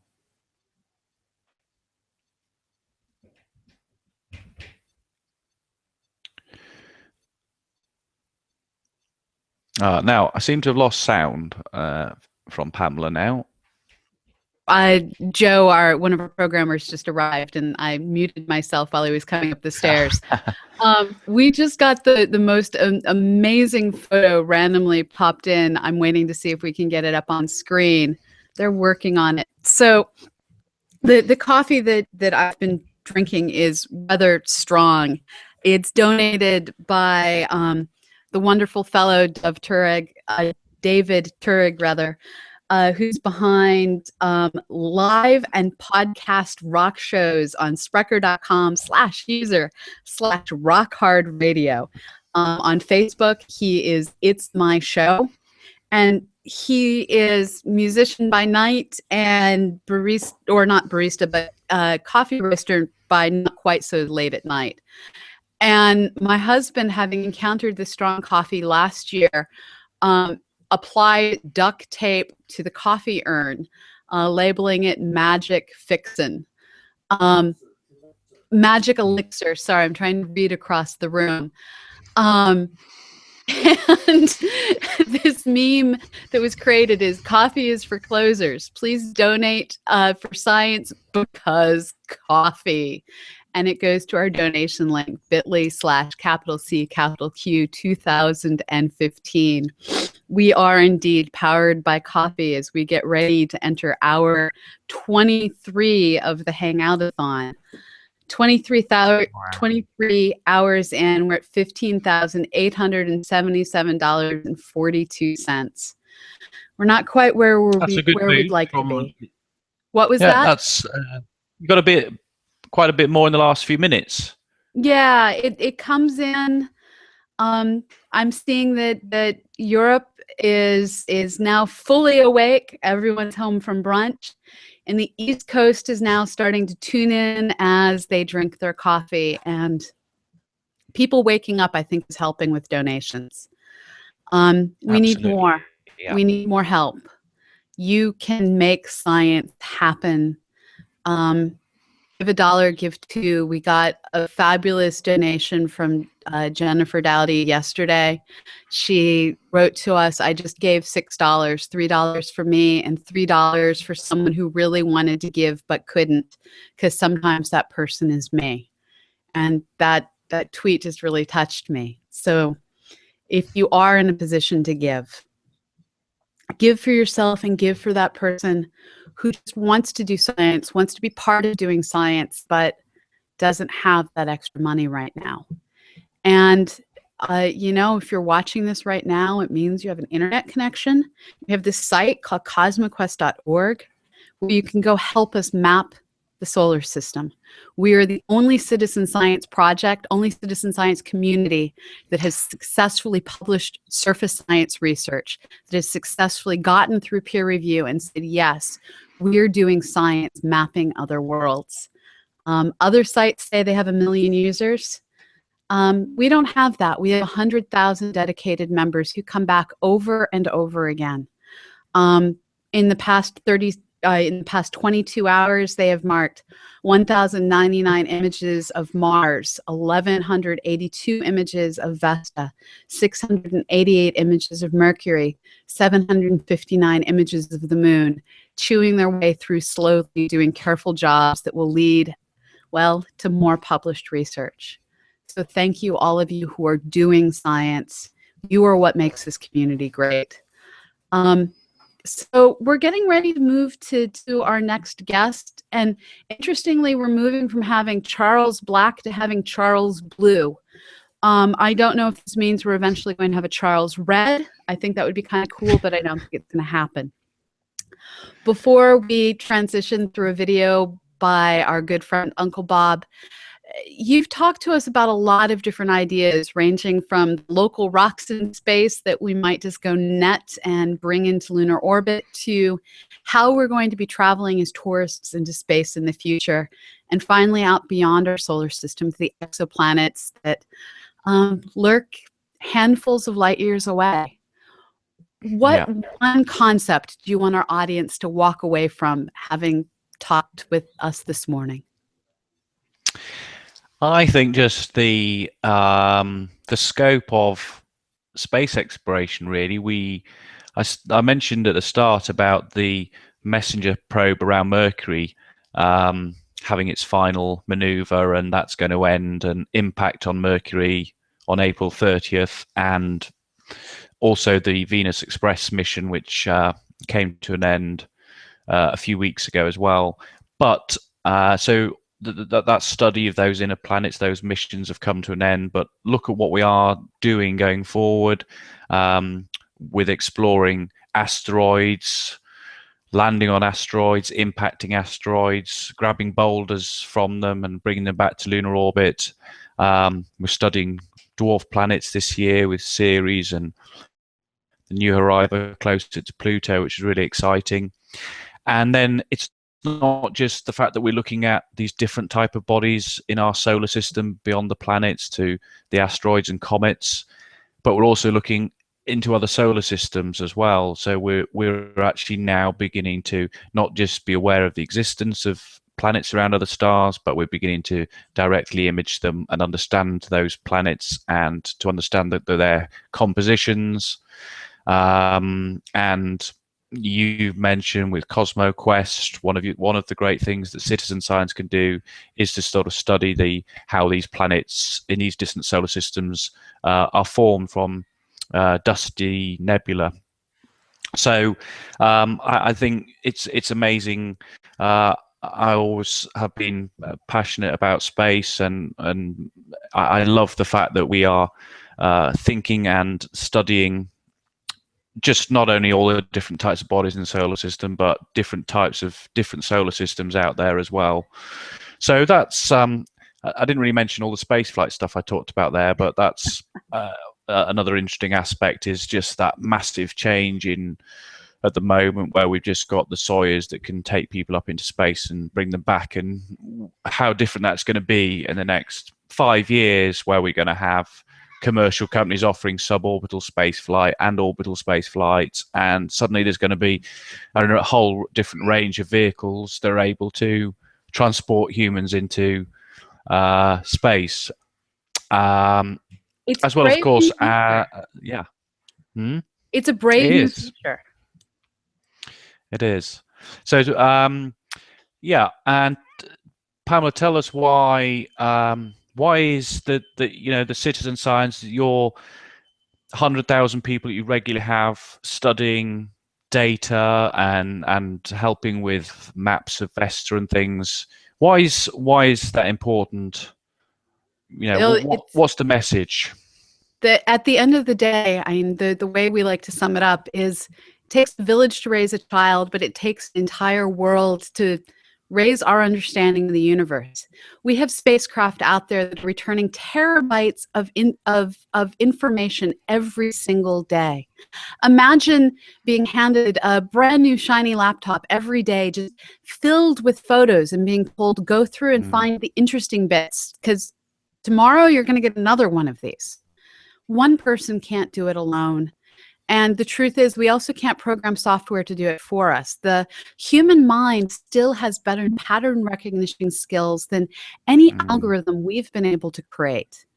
Unfortunately, at the same time that we have all of these amazing missions, Messenger has sent back so much amazing data. We have so many different missions at Mars right now, and Mars Reconnaissance Orbiter continues to send back amazing high-resolution imagery of this changing surface. Lunar Reconnaissance Orbiter continues its mission. Dawn continues its mission, now at an entirely new world. And we don't have enough scientists, and we don't have the funding to get more scientists to maximize the amount of discovery that we can do with these missions. We've built amazing robots to explore our solar system, but we don't have the few tens of thousands, few hundreds of thousands of dollars to hire a grad student here, a postdoc there, to help that scientist make it from postdoc to assistant research professor or full professor with tenure. We don't have the salary dollars. So we turn to citizens. We turn to people sitting on their sofa, not happy with what their partners put on the TV, and pulling out their laptop. Instead of watching TV, well, do science. It's that simple. Yeah. And it's one of the great things about space, if you're passionate about space, is the fact that you can get involved with citizen science. And also we've seen over the years as well how amateur astronomy has always played such a key role, going hand in hand with professionals. And we've seen it's a lot of amateurs who discover comets and asteroids, and as you say, the amount of data these wonderful spacecraft are gathering, but it needs people, it needs humans to study that data, analyze that data, find the patterns, and help to understand these bodies that we're studying. And what a fantastic opportunity, if you're passionate about space, to be able to get involved with citizen science and actually just be part of that whole journey of discovery that we all get so excited about, and we love reading about and learning about, and we can be part of that whole process. So all of you out there watching, be part of the process. Go to CosmoQuest.org. You can watch this hangout side by side with doing your mappings of other worlds. Help us find places where the Google Lunar X Prize teams can land their rovers and accomplish their missions as they strive to win the X Prize in the next 1 to 2 years. Find the places for the Mars 2020 rover to potentially go look for the organic signs that indicate that Mars is a place that maybe just might have in the past been capable of supporting life. Help us go and just get the most out of the messenger data. Help us be able to compare the World Vestas, the World Series. You can be part of all of this, and you can be part of keeping all of this going with your donation and by haranguing those you love into donating as well. And those you hate will take their money too. We're currently sitting at $16,092.42. We're slowly making progress. We have a long ways to go. We need to try and bring in $20,000 more by 10 p.m. tonight. Can we do this? Can you help us at least get most of the way to accomplishing what a potato salad recipe accomplished on Kickstarter? I can't answer that. You need to make those choices for yourself. But for now, I'd like to thank you so much for joining us for the past couple of hours, Charles. We're going to, in a moment, pull up a video from our good friend, Uncle Bob. But before we do that, where can people find you on the internet? So they can find me on Twitter at Charles Black, and I run the send.com website. So go and visit that. We've got great news and space news, and follow us and join our community as well of members and help support. Our mission really is to help offer something different really with space publishing to we have a lot of expert bloggers like Phil Plait and Megan Schwamm and Emily Lackdwala and Chris Lintott, and we're just trying to offer something different to the space community. So go and check us out on send.com, and hopefully come and join us and help support great science space journalism. Well, thank you so much for joining us, and please enjoy the rest of your Sunday. We deeply appreciate the time you took out to be with us. Thank you, Pamela. All the best of luck with the rest of the fundraising and the next few hours. Keep the coffee going, and we'll touch base on email later. And best of luck with the rest of it to you. Thank you so much, and I'll see you on the other side. Pleasure to be here. Okay. Bye-bye. Thanks, Pamela. And so now we are going to cut out to Uncle Bob and a little bit more. In this case, it's going to be core collapse of supernova. So here is your moment of science from Uncle Bob.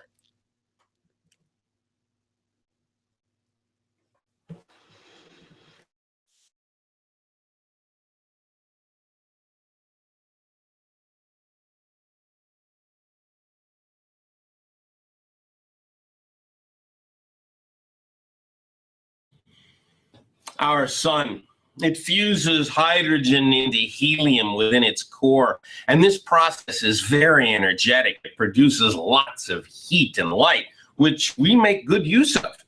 But that's not the only purpose for all that energy. The energy of that fusion also keeps the sun from collapsing.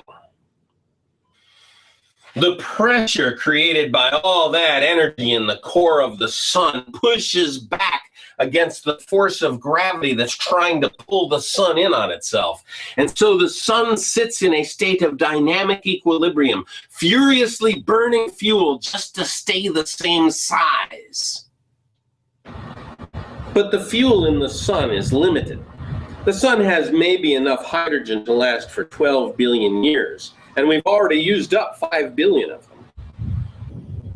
So in about 5 or 6 billion years, when the sun has depleted the hydrogen in its core, the core will collapse and begin to fuse that helium into carbon. And it can do that for about another billion years or so. But that's all the fusion the sun can muster. Its mass isn't sufficient to force carbon to fuse any further. And so, after throwing off its outer layers in a beautiful, if short-lived shroud called a planetary nebula, the sun will end its life as a cooling ball of carbon in crystalline form, a diamond in the sky. But stars that are more massive than the sun have a very different fate. Consider Betelgeuse, the bright red star on Orion's shoulder. This star is probably 10 or 20 times the mass of our sun, and although it's only 10 million years old, it's already approaching the end of its life. You see, the more massive a star, the faster it has to burn through its fuel to hold off the collapse and maintain its size. So although Betelgeuse is only 10 or 20 times the mass of our sun, it has to burn through its fuel 10 or 20,000 times faster. Betelgeuse is a red supergiant star. Notice that it's 1,000 times bigger than our sun.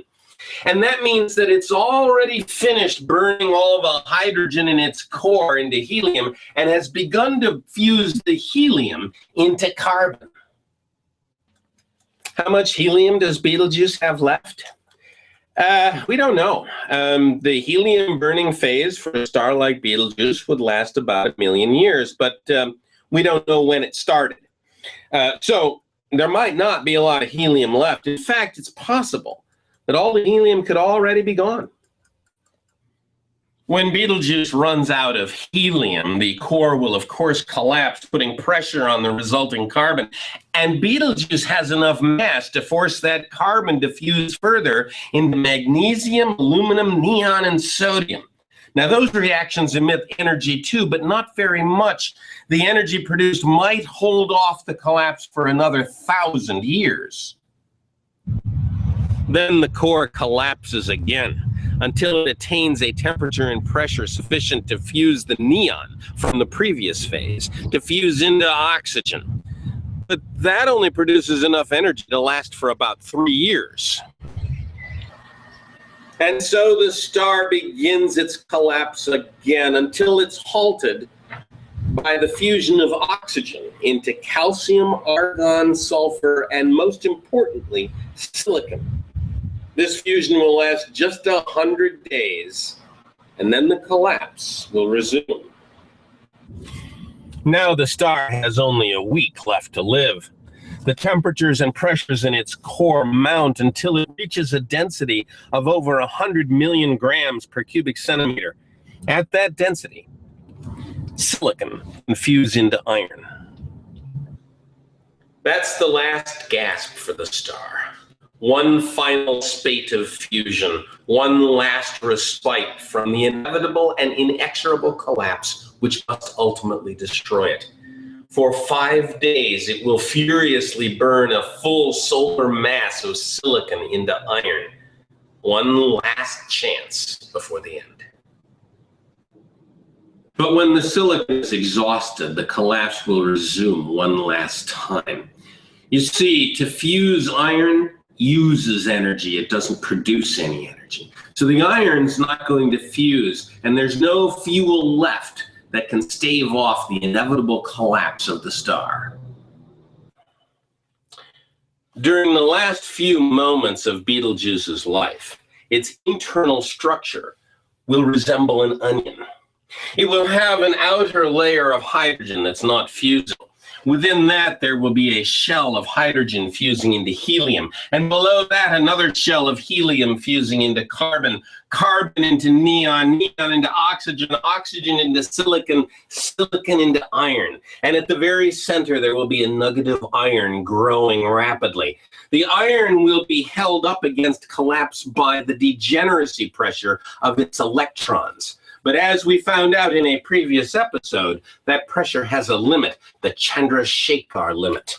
And when the Chandrasekhar limit is passed, The iron core will collapse. Its outer edge will be moving inwards at perhaps 20% the speed of light. Its internal temperatures will skyrocket until inverse beta decay is possible. The electrons and protons within its body will fuse into neutrons, and the degeneracy pressure of those neutrons will be sufficient to call an abrupt halt to the collapse.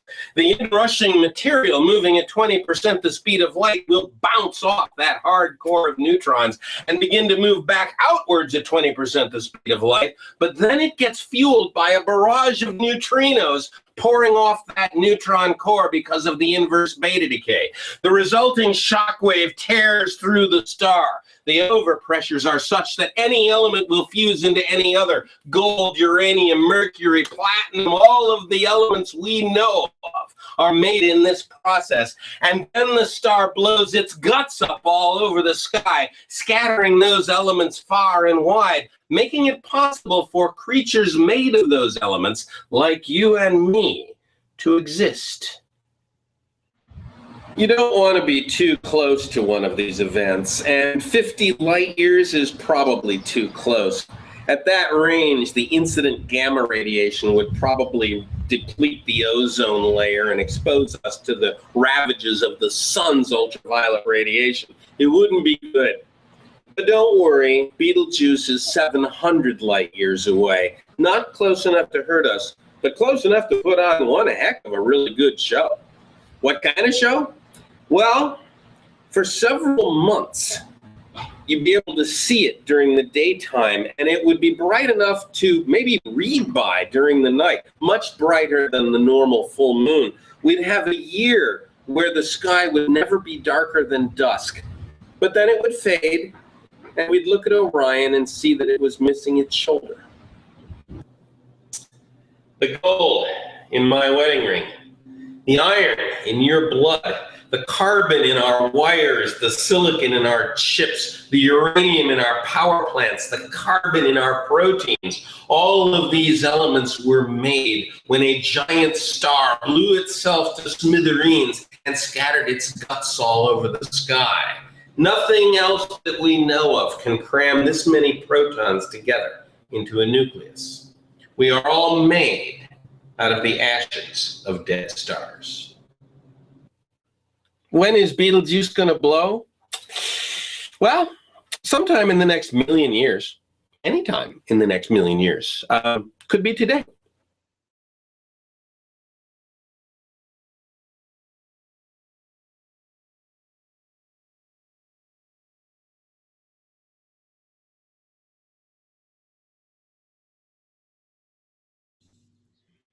So that was Uncle Bob, one of our dear friends from Clean Coders, sharing a little bit about core collapse in supernovae. We took advantage of that moment to go through your tweets, to, in some cases, just be deeply amused. So when you donate to CosmoQuest, for those of you who haven't yet, you don't know this, but you should. So go donate, just $1. It matters. When you donate, you get to a screen that simply says, "You are awesome." And then thank you in a whole bunch of different languages. Justin Starr just donated and just discovered this on his mobile device. That looks like it's probably an iPhone screen. And he shared it out on Twitter, letting loose our evil little secret of saying thank you. So go encounter this screen for yourself. Donate $1. Get someone nearby to donate $1. As we said earlier, if everyone who follows me on Twitter donated a couple of bucks, we'll have raised all the money that we need to raise. We are currently sitting at, refreshing the screen, we're currently sitting at $16,183.42. All of that raised during the past 23 hours. We still have a long ways to go. We have $20,000 to go before 10 p.m. Central Time tonight. And with your help, we can get there. Now, we are currently powered by coffee. This is This is our note to ourselves. Coffee is for closers. And we're going to close this deal. We're going to bring in these $36,000 in these 36 hours. We need your help. So please donate for science because coffee. We're drinking magic elixir that came to us from the wonderful guy behind facebook.com/itsmyshow. So give him a click and thank him for the coffee that is keeping me going through all of these hours. Now, joining us this hour, we have Charles Blue. We are transitioning from Charles Black to Charles Blue. We are going from one side of the pond to the other, jumping from England to Virginia. Charles Blue is coming to us from the National Radio Astronomy Observatory. He's currently in the green room, and they should be feeding him the link to hop on in. While we wait, I will remind you that you can watch this Hangoutathon while you do science. If you go to CosmoQuest.org, you'll see that we rearranged the site just for this event. We encourage you to go do science. We are getting so close to having all of our missions over 1,000 images clicked this weekend. Moon Mapper sits at 759, Mercury Mappers at 696, Asteroid Mappers 1193, and Mars Mappers at 1099. Go forth, map worlds, help us do new things and discover new things. You can be part of it. And, you know, to help incentivize your science and to help incentivize your giving, because we do need both your mind and, I hate to say it, but your wallet. It doesn't take much to make a huge difference. For the amount of money that someone pays to reserve a seat on Virgin Galactic, we could pay all of our staff salaries this year. So there's a bit of perspective for you. To help incentivize you, we can't send you to space. We don't have tickets on Virgin Galactic, but we do have these things that came out of space at high velocities.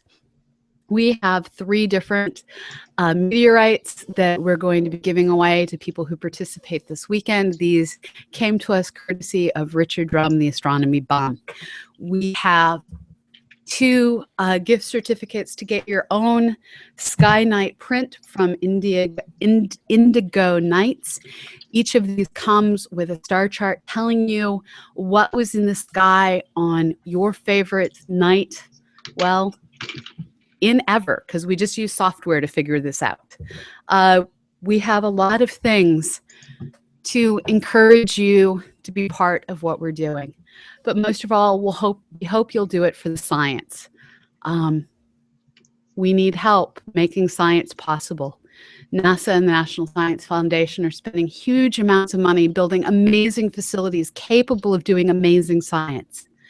We just need your money to help us pay for the graduate students, pay for, well, all the humans that help take the data coming out of these missions and programs and places and turn it into new understanding. Now, one of the people who helps generate the types of data that help us understand our universe is Charles Blue, who is now joining us. Welcome, Charles. Hello, Pamela. How are you doing today?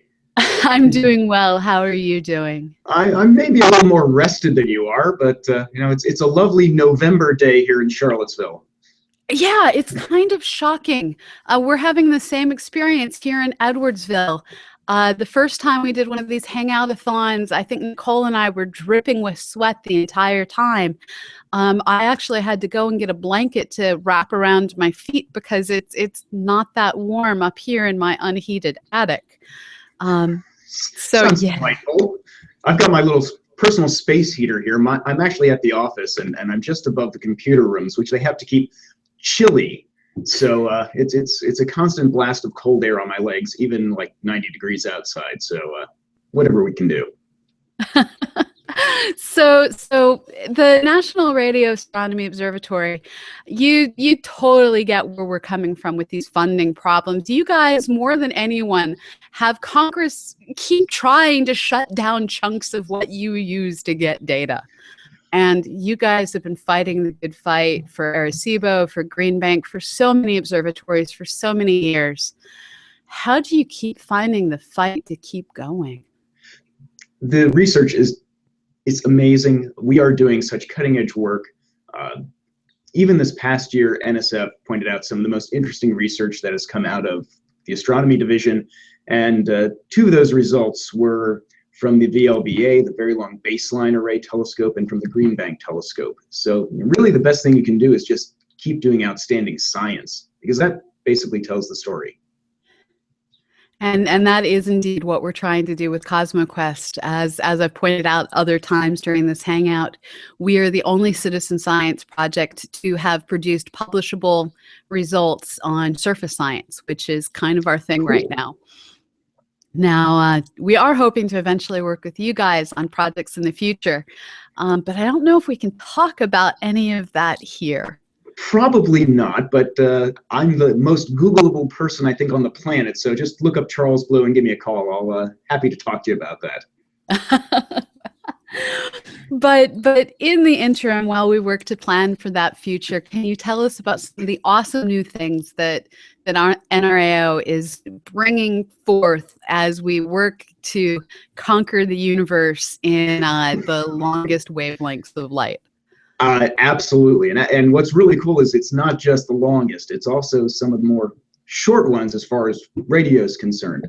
The ALMA telescope is one of my instruments. I actually work with two, ALMA and the Green Bank telescope, and my job is to take the really cool, really technical stuff they spew out in vast quantities and turn that into something really exciting that your listeners, your viewers, your readers, the public would really care about, because this stuff is amazing. It is the most cutting edge science, and these telescopes are just doing things nothing else can do. So yeah, I'm happy to talk to you about some of the things that we're doing. I can even take you through a little PowerPoint presentation, or just give you the greatest radio hits of the past year. Let's do the greatest radio hits of the year, and we have the ability to pull up YouTube videos. If there's any videos we can pull up that you want to talk over in the background. Yeah, I will actually get to that. I've got, I am not an expert on these just Google Hangouts, but I will try and do this. Let's see how that works. You can also pass us links and we can put things up on our side. Awesome. I will see what I can do. Well, let me just scroll through a few things here. Right. I was just out in Green Bank on Wednesday when it was 60 degree. I wish it were 60 degrees. 60-mile-an-hour wind gusts. Oh, good Lord. It was raining, cold, and the telescope was still doing amazing science. So yes, those long wavelengths peer right through the clouds and show some amazing stuff. As you also know, we run the Very Large Array, the VLA, out near Socorro, New Mexico. If you've seen Contact, some Bon Jovi videos, and I think the most recent one was Messengers that came out last Friday. It was a TV pilot. Part of it was filmed at the VLA. Great place. I also talked about the Very Long Baseline Array. This is an array of antennas that combine to be one telescope. It has the highest resolution of any instrument in space or on Earth. So it's and this is because what matters when you're trying to image things for fine scale is not how big in surface area your detector is, but how big it is from side to side.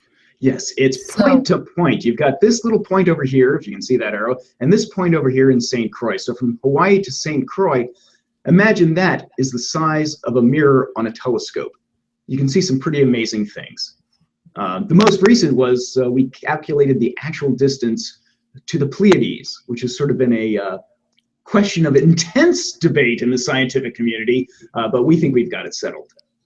I wish I could quote the number. So what did you do differently, I have to ask? It really is an issue of the very simplest way to measure distance, and that's parallax. It's very accurate, but you have to wait for the Earth to be on one side of the globe and then go back to on one side of the sun and go back to the other side of the sun. I think I just clicked the wrong blasted thing. Hold on. There we go. There you are. So yeah, so we start on one side of the sun, you wait till the Earth goes around the other side of the sun, and with this really incredibly accurate telescope in the middle, you can judge how far the stars in the Pleiades moved versus the background stars. And from that, you create a triangle and you judge the distance, and you can see actually how far away it was. Now you said background star, but I'm betting you actually used background quasars. Yes, background quasars. Very stable, very, very bright in the radio, so you're able to actually judge distances. Which kind of reminds me, we use quasars as well to pinpoint something called Pluto. You may have heard of it. It used to be a planet. But New Horizons is on its way. It's getting very close now. But for them to get where they are, they had to know where Pluto actually was. And, that sounds, ridiculous. Obviously, we know where Pluto is. We can take a look at it. But its orbit was still a little bit of a question. We've only tracked it ever since it was discovered, only through a portion of its orbit. So NASA really needed to get a better view of it. And I'm pulling that up now as I'm going through all really cool, crazy images. So while you dig, I'm going to update. Twitter is blissfully scrolling past. Keep tweeting. Keep getting more people involved. We're currently sitting at $16,808.42. Keep going, folks. We're still trying to catch up. We are almost 24 hours into this. We will hit 24 hours at the end of this hour. To be on track for 36,000, we need to work on catching up to 24,000. I don't think we're going to do it this hour, but can we aim for 18,000? I'm asking a lot, folks. We have 40 minutes. Can we bring in $1,200 in 40 minutes? That is $3 a minute if I can do math in my head, which I'm not sure I can do at this hour on a Sunday morning. So please, please, please forward the information. Try and find the right person who has that extra amount to give. And let's do science. Let's do science. You have image science.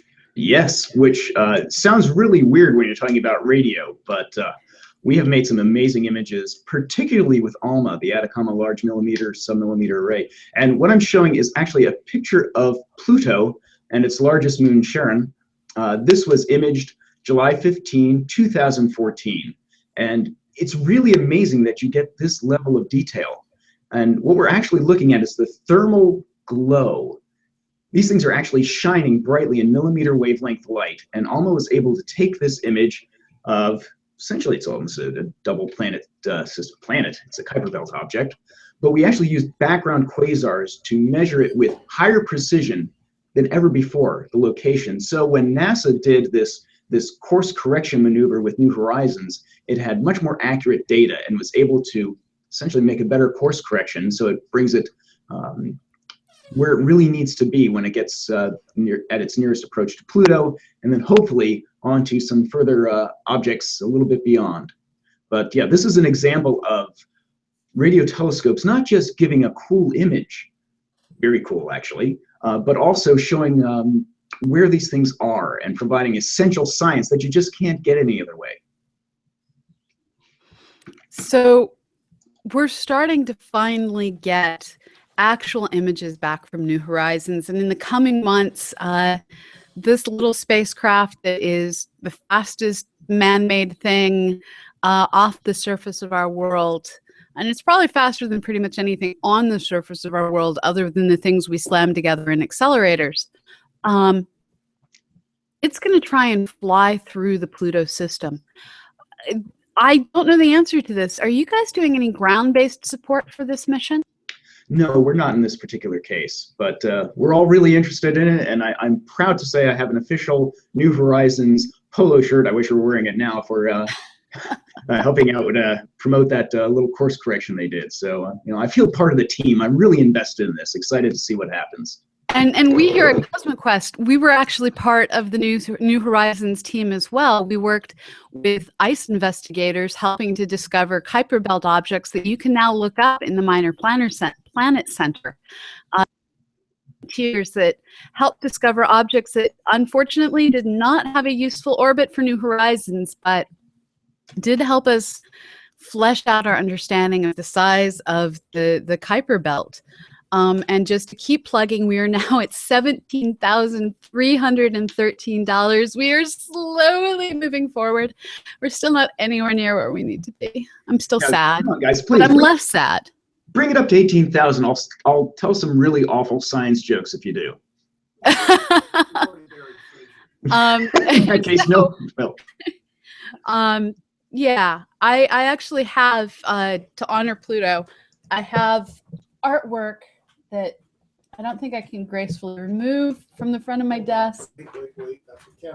Okay, I'm being told this is what camera angles are for. We're going to fix this with camera angle. I have art from Aaron Wood, Just One Scarf on Twitter. This last one that is trying to curl as it escapes my desk is Pluto, the gateway to our solar system. It's a travel poster encouraging you to, like Pluto, like New Horizons, go and investigate this world at the end of our solar system.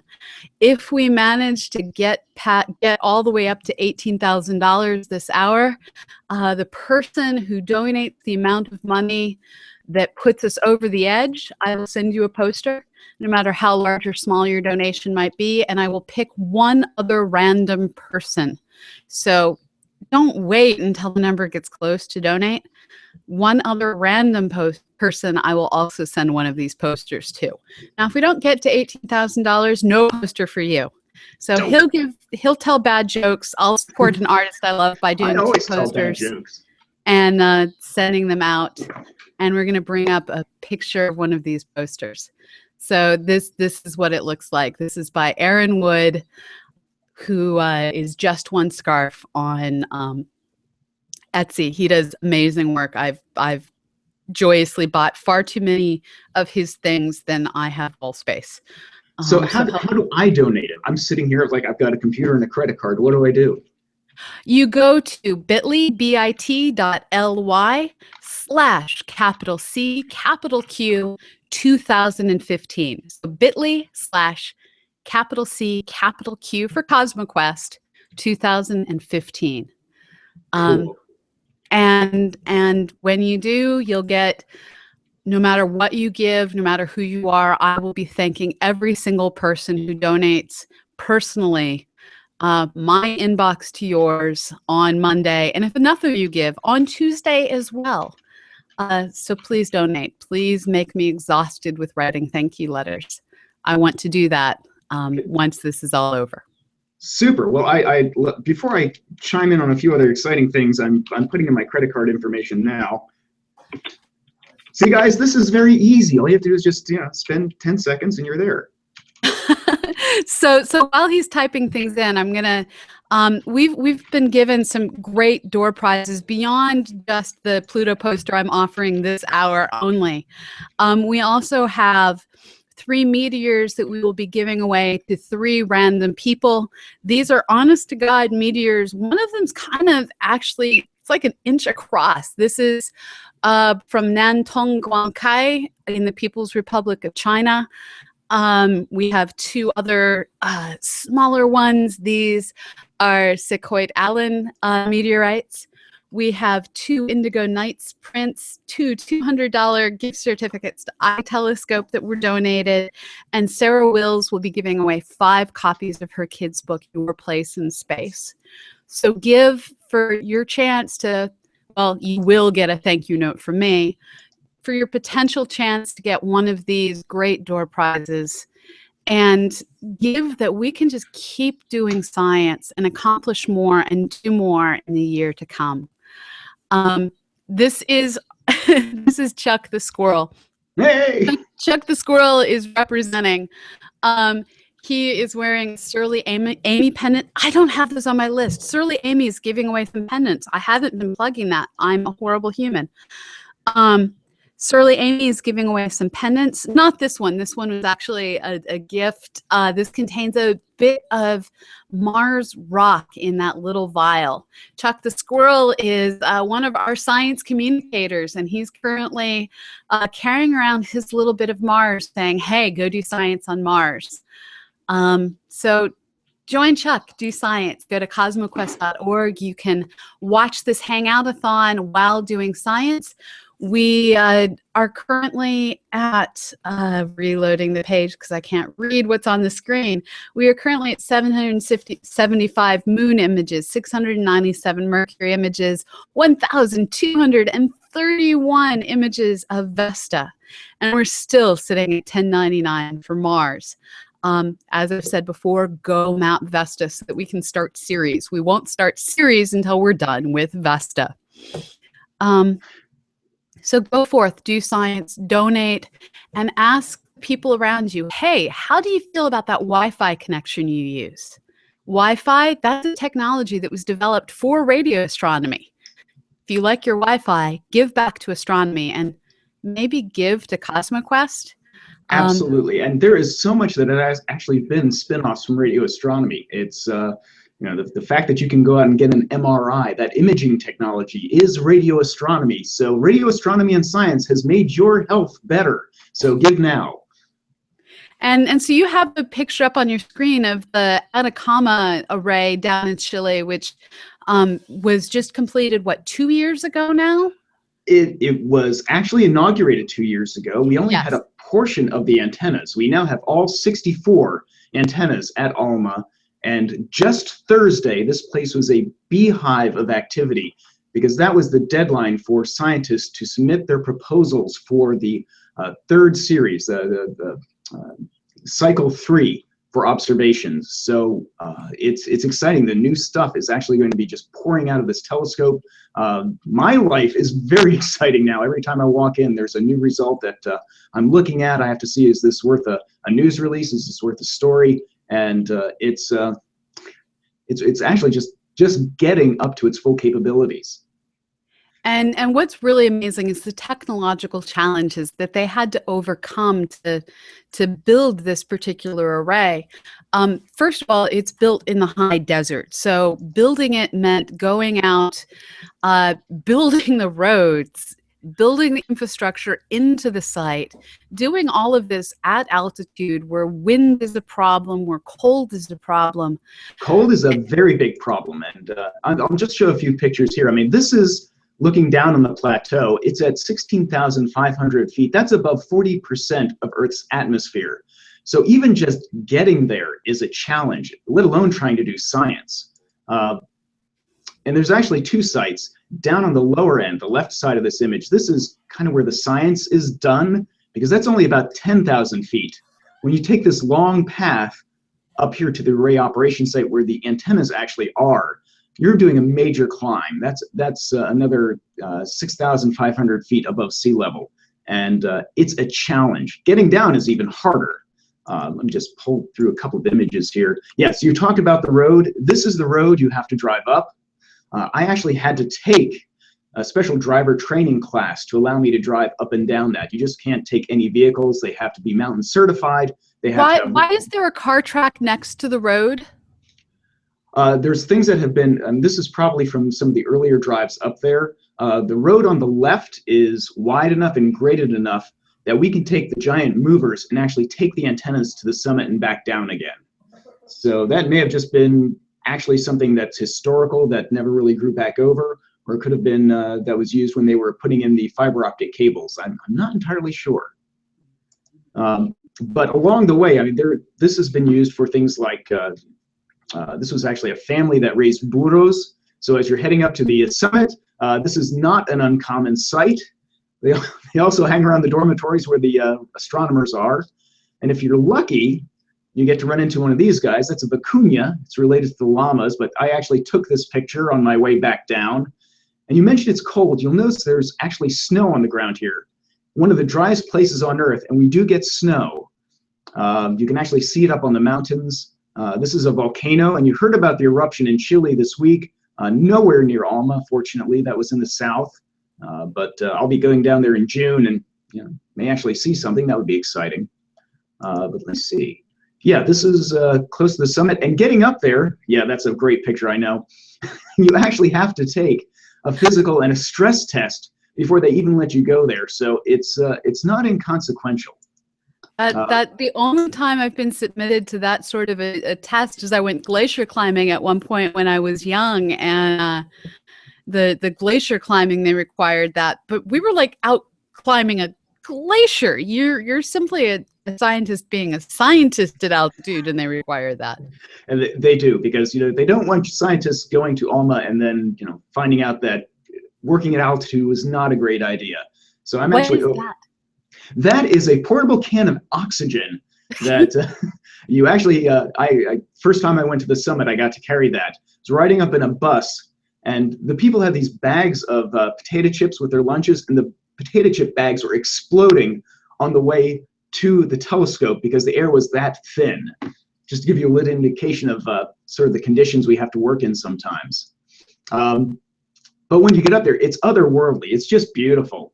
And this is actually the core array. This is at the very center, but almost spreads out to a maximum of 16 kilometers, about 10-mile separation.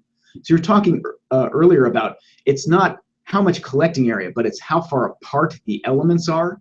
So we actually have devices that come in there, a mover picks these up and can move them a maximum separation of 15 kilometers, which gives you just an amazing view, greater than that of Hubble at radio wavelengths. But we do have to be careful. I had a little bit of fun with the local ambulance crew. No, I was fine, but it made a great picture at the time. Yeah, and sometimes it just snows. What's amazing is the snow sublimates. It goes right back up in the atmosphere very quickly. But I think I'm the only person who did a snow angel at 16,500 feet. So I get a prize for that. That is truly awesome. And just to interrupt your awesome photos and just say we need more awesome donations.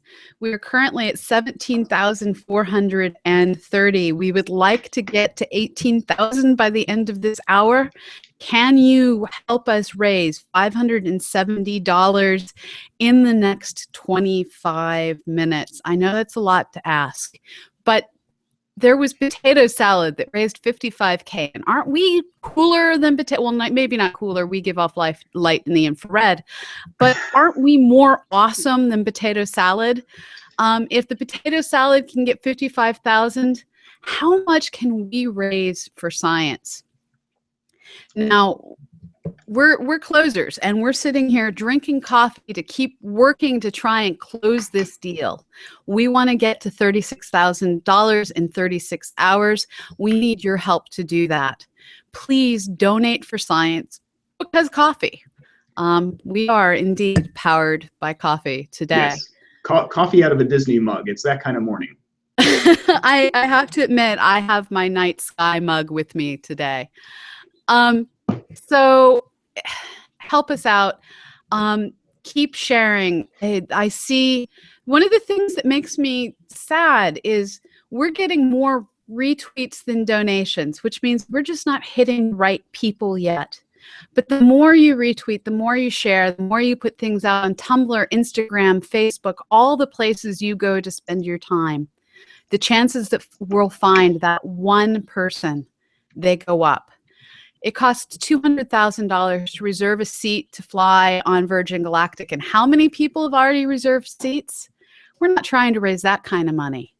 And we're not trying to do a vacation. We're trying to do science. Isn't science worth something? So please, please give that we can go forth and, well, science. Now, you've actually gotten to go down to Chile and see this amazing site clearly. You knew what you were getting into when you went down. You've read about it. You helped study the designs and everything else. What was the thing that still surprised you the most? How much it looked like another planet. You can see these pictures and it's like, yeah, this is in the desert. It's up high. That's great. Can't wait to see it. But until you get there and go from a point where you're in the desert with vegetation and you're climbing and you're climbing and you're driving higher and higher until finally that vegetation goes away and you're just out on this amazing flat plane, and physically it's hitting you, mentally it's hitting you, but you know you're at a spot where some of the best science can be done. It really is just it's amazing. And you feel like you're standing on another planet. It just looks like no other place on Earth. So it's exciting to go down. I'm actually going down in June again with a group of informal educators who are going to take a look at a lot of the sites where we do science as part of NSF, Gemini, a few other observatories as well. And then we're going to finish off at ALMA. One thing I should mention, that if you're ever in Chile, you got a free weekend. As one is. Yeah, it happens. We do that sometimes. And you're near San Pedro de Atacama. There are now weekend tours that you can do for free to the low site. You just need to get on almaobservatory.org. You can go ahead and reserve a spot. You'll get up there. You'll see at least where the science is being done. Sorry, we can't take you to the high site. That would be a bit risky, especially if you haven't had your physical. But it is a new thing. It just started just a few weeks ago. So it's a chance for people who really love astronomy, who really love science, to see where it's happening, where it's being done. So what the heck, buy a ticket, go down to Chile, come up and see ALMA. That would be absolutely awesome. We are still at $17,430 with 21 minutes left, but the tweets are coming, and that really means a lot.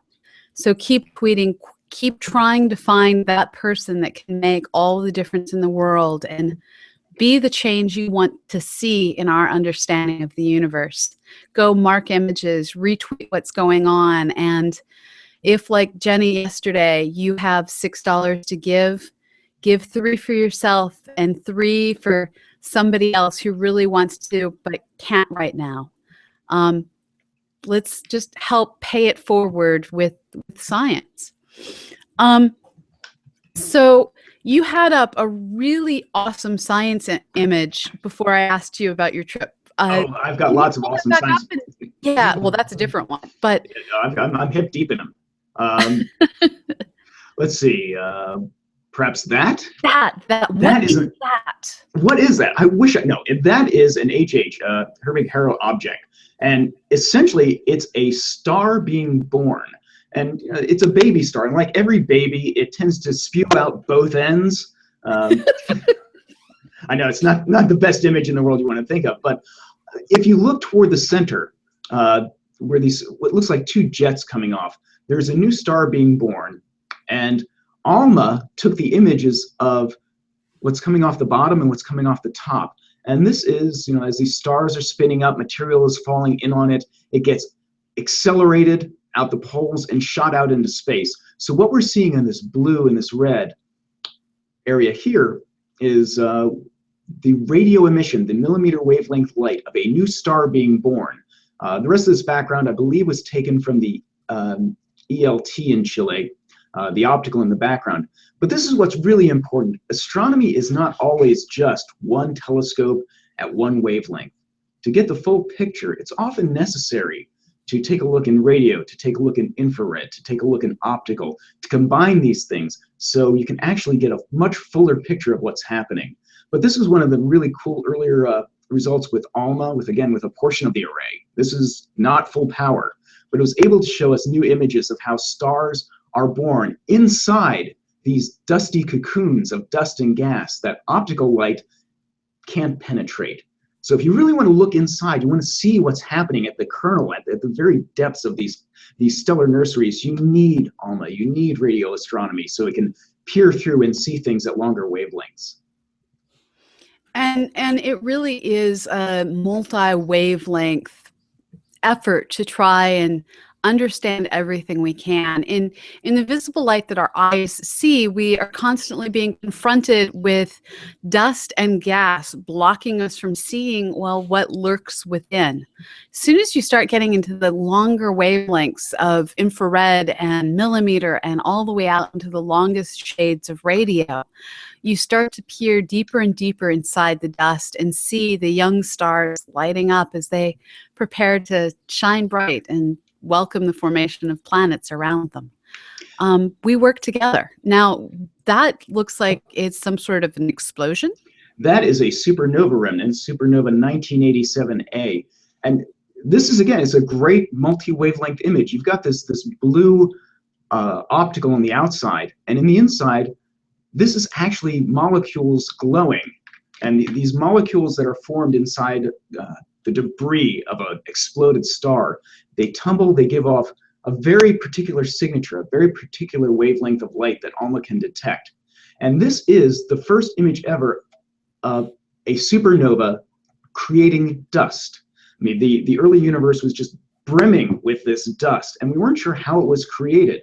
So ALMA was able to actually look inside the nearest, newest supernova remnant that was visible from Earth in 1987. Hence its really creative astronomy name, 1987A. We're very original here.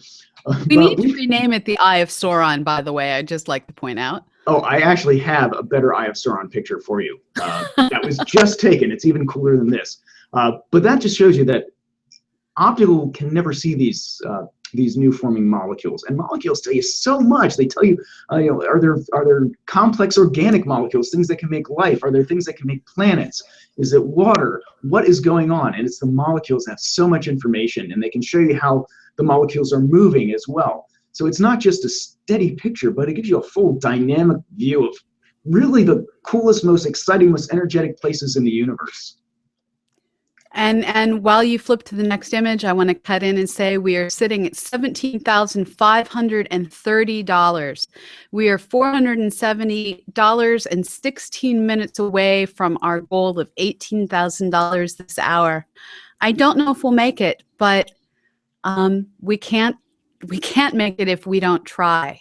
So coffee's for closers. We're drinking coffee. So for coffee, will you donate for CosmoQuest that we might do science? So yeah, join us in doing science, in drinking coffee. It's a good thing to do on a Sunday morning, and help make more citizen science possible. ABC, always be closing. Yes. So that was an accretion disk. Yes, this is actually an artist's impression. This was done here in our office by Bill Saxton, but this was a new ALMA result as well. We called it Death Stars in Orion. So what you've got here is just sort of a representation of what's happening in Orion. We've seen these things called proplyds. They look like teardrops, and they're baby stars forming. And Hubble did some really amazing images of these. But if you get too close to other stars, it's really bad news, because they can strip away all the planet-forming material. So we've actually found the line where if you're too close to a giant, massive O-type star, your chances of forming a planet are pretty much nil. So even though you need to have this star formation, these supernovas, to get the material to make planets, too close is bad news, because, wow, Death Star, there you go. Trying to find something else that's really cool here too. Oh, and it's, these telescopes are not just looking so out in there. This is a rendering of the atmosphere of Titan. And these are actually molecules in the atmosphere of Titan. And if you notice, this is sort of the rotation point here. They're highly skewed. And that's telling us something about the chemistry of the atmosphere of Titan. This is something we just imaged really quickly with ALMA. It was sort of a snapshot observation. But even things that are in our solar system, we're looking at them in new light. Obviously, you can't see this sort of thing with an optical telescope, but it's unlocking the bizarre chemistry that's taking place in some of the moons in our own solar system. I just showed you that. Oh, that one's one of my favorites, and I think many other people's favorites. And this just, when this was first shown at a meeting, people are like, yeah, that's a great simulation. Where's the actual picture? It's like, no, this is it. This is a solar system forming. You want to talk about a baby picture? This is only about a 1 million year old system. And that's super, super young. That's like, day one for a baby. But what's amazing is you can actually see structure. You can see gaps where maybe planetesimals or some debris is clearing out this dust and gas and all these concentric rings. And when people were making a case for ALMA a decade ago, they made these really fancy looking images of what they thought it might be able to do. It's like, we might see a baby solar system forming. And those guesses, those those drawings didn't look nearly this good. So this is what we actually say is a knock your socks off image. This is HK Tau. It's in the Taurus star forming region, and this was done with almost highest resolution possible. This is its long baseline campaign. We could actually see really what it's like when a star is just starting to come together, and maybe the first hints of planets are starting to form. Personally, my favorite picture, I think this is, I went back at the end of the year and I asked the scientific staff at NRAO, pick your top 10 cool things that all of radio astronomy has discovered this past year, and this came out as #1. So it really is one of these things where, astronomers would love to be able to try this in other places, look at it again in greater detail, take a look more at the molecules to see what's going on. So this is really good. Go ahead. That one's really a favorite image of people both in radio astronomy, outside of radio astronomy, and just random people who care about understanding, do solar systems like ours exist out there, just waiting to be discovered. And that image makes it clear that these multiple star systems with leftover bits that might be asteroids, might be KBOs, these things exist beyond our solar system. Yeah, absolutely. And what was my good friends at Hubble were tracking, sort of how some of their stories do. And I think they sent out a news release the same day, and they came back and basically said how much coverage this got. And I think it calculated to be like, if everyone who was technically in the viewership of this, or I don't know what they call it, the distribution, it would be 6.5% of the Earth's population had the potential to see this image, which is a whopping big number for astronomy. Yes. But I'm going to just, so you want to talk about the Eye of Sauron. I think that's what I call that one. I still think 1987A was more Sauron-ish. That was cool, but I think the other one looked a little bit more like the Eye of Sauron. Well, I still like people who call this thing the One Ring. I thought that was very clever. Yes, but, it is the ring. I'll go with that's the ring that we need to throw into the volcano. Yeah, and it's actually getting warped about by this is a gravitational lens. So what you're actually seeing here is possibly two interacting galaxies, very, very distant, and just a few billion years after the Big Bang. And this blue blob in the center is an intervening galaxy. So it's warping this light. And Einstein predicted that, yeah, it should be able to do this, but he never thought you'd see a perfect example of an Einstein ring, which is what we call this. But there it is. And this is in radio. You've got the really tight dust emission, this really hot glowing stuff, and this other diffuse molecular gas on the outside. And what's really cool, I talked about molecular gas. You can actually determine how it's moving with radio telescopes. There's a way to actually take this image and sort of wind it in reverse to see what the actual galaxies look like. It's a bit complex math. It's a bit of a calculation, but to actually be able to take an image that's been amplified and zoomed in and magnified by an intervening galaxy and determine what these galaxies look like in the distant universe is really quite a capability. And it's just, I think it's a beautiful image. This is my favorite. I really love this thing. I'm going to put this up on my wall. That is cool. And just to update people, with 8 minutes remaining, we're at $17,555. Oh, Give. I donated. I know. I would give if I actually had enough salary to give. It's help us keep our projects going. Every little bit matters. Now you had up on your screen a beautiful photo. What's that? What's this? The one I'm looking at now? This is TW Hydrae, and talked about, are there examples out in the universe that show us that our solar system isn't really all that unique? This is another example of that. There's a thing called a snow line, which is really fun if you're a skier, but it's even more fun if you're an astronomer. It's the point as you move out from a young star. So in here we have the young star TW Hydrae. Various molecules eventually freeze out. And this is actually a snow line. We actually have the image here. This is the actual science image. Karen Oberg was the principal investigator in it. And this was 2013, when ALMA was just kind of getting up and running. They found a particular molecule that was glowing very brightly. And for it to be there, that meant that there had to have been a snow line, not water snow. I believe we're carbon monoxide. I'm going to have to go back and look at my result on that. But this was the first image ever of a snow line around another star.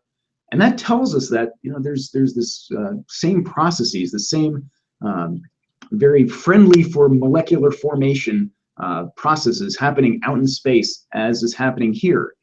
Let me see if I can pull up one more.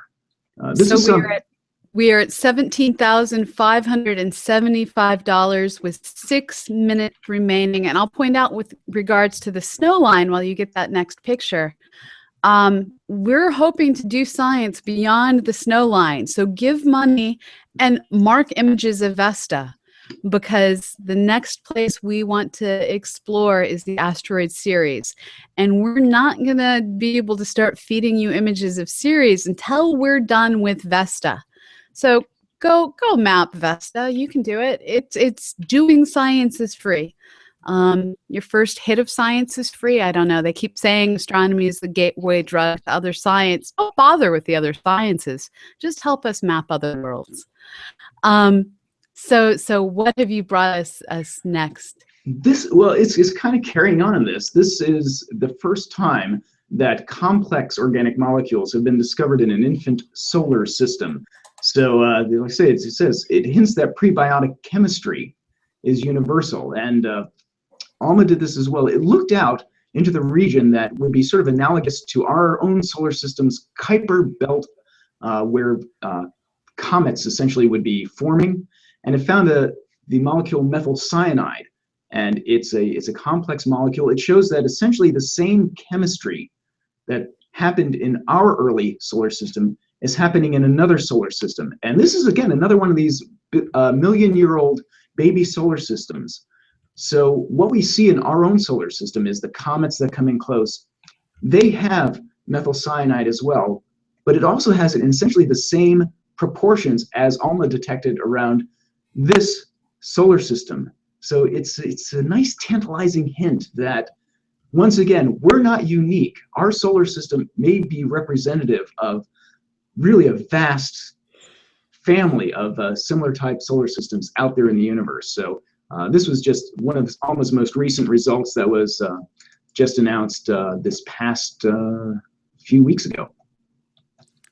So I see Jeff Seltzer out on Twitter saying CosmoQuest is a few hundred away from 18K. Let's make it happen, please. Yes, I'm good with that. Noel Rubenthal is pointing out some other projects out there with Kerbal Space that aren't so much real but are awesome. And we are currently sitting at 17,575 still. So 425 people. We're looking for 425. And science. So you've got some pretty science that you have shown us for the past hour, and some amazing telescopes scattered all over the world. We've mostly talked about ALMA, but NRAO isn't just ALMA. It's not just Green Bank. It's an entire network of observatories. Can you run down the list of all of NRAO's major facilities? Absolutely. We actually design, build, and operate major astronomical facilities. We have 4 that are running now. We have the very iconic Very Large Array out in Socorro, New Mexico. This is a series of 27 radio telescopes. It's gorgeous. Get out to Socorro, New Mexico, take a look at the place. It's a fun visit. It's also just, you go there and you feel like you're in the middle of some futuristic science fiction movie. We have out in Green Bank, West Virginia, which is an easy drive from Washington, D.C. Well, 3-4 hours, but still that's not too bad. The Green Bank Telescope, which is the world's largest fully steerable radio telescope. Its dish is about 4 acres in extent. You could take the entire football field for West Virginia University, including the bleachers, and put it inside the dish of this one telescope. And it's taller than the Washington Monument, but that is an incredibly sensitive instrument. It's in the National Radio Quiet Zone, so don't expect your cell phone to work. Don't expect your car radio to do much for you. And for goodness sakes, don't kick on the Wi-Fi. We get really upset about that. Well, and don't you have a van that drives around to hunt down the errant Wi-Fi and other radio signals, including like unshielded microwaves and things like that? Yeah, we do. And they have had some interesting adventures over the years, including an electric blanket that a family was using to keep a dog warm that had shorted out. The thermostats in the local school, power lines if they're not properly grounded. So yeah, anything that gives a spark sends out radio waves. And this thing is so incredibly sensitive. The energy it's detecting is equivalent to that of a single snowflake hitting the ground. So if you're saying, what do I care if I've got my cell phone on or if I'm driving by and I've got spark plugs in my car? Well, that's going to be picked up and it's going to be really, really bright. Imagine going out to your favorite star party and taking a flashlight and shining it down the tube of somebody's flashlight when their telescope and their eyes on the eyepiece. That's kind of the same thing. It really swamps the instrument. Take a cell phone, put it on the moon. You've got the brightest thing in the sky. So these things are really sensitive. So just to update people, we are at $17,590. We are $410 away from our goal, and we're about to set up the next Hangout. We are moving to a new URL. Google only allows us to go 8 hours at a time per URL. We're going to switch to part 3 of the Hangoutathon. Part 4, I'm being corrected. I apparently can't count any longer. But all of your dollars count, even if I can't count. Look, folks, we're trying to get a mighty goal, $36,000 in 36 hours. I don't know if we're going to make it, but I know that potato salad made it to $55,000, and I'm starting to become bitter that the potato salad got $55,000, and we can't make it to 20. Can you help make it clear to the world science matters more than potato salad? Next person you see using a cell phone, using Wi-Fi, say, hey, you realize that technology? That's astronomy. Give a little. We give a whole lot back. So help us out, and don't be radio loud when you go into a radio quiet zone. And you're showing us some sort of jets there, Charles? No, that's actually just an area where the light did not reflect. This is the surface of Venus. Wow.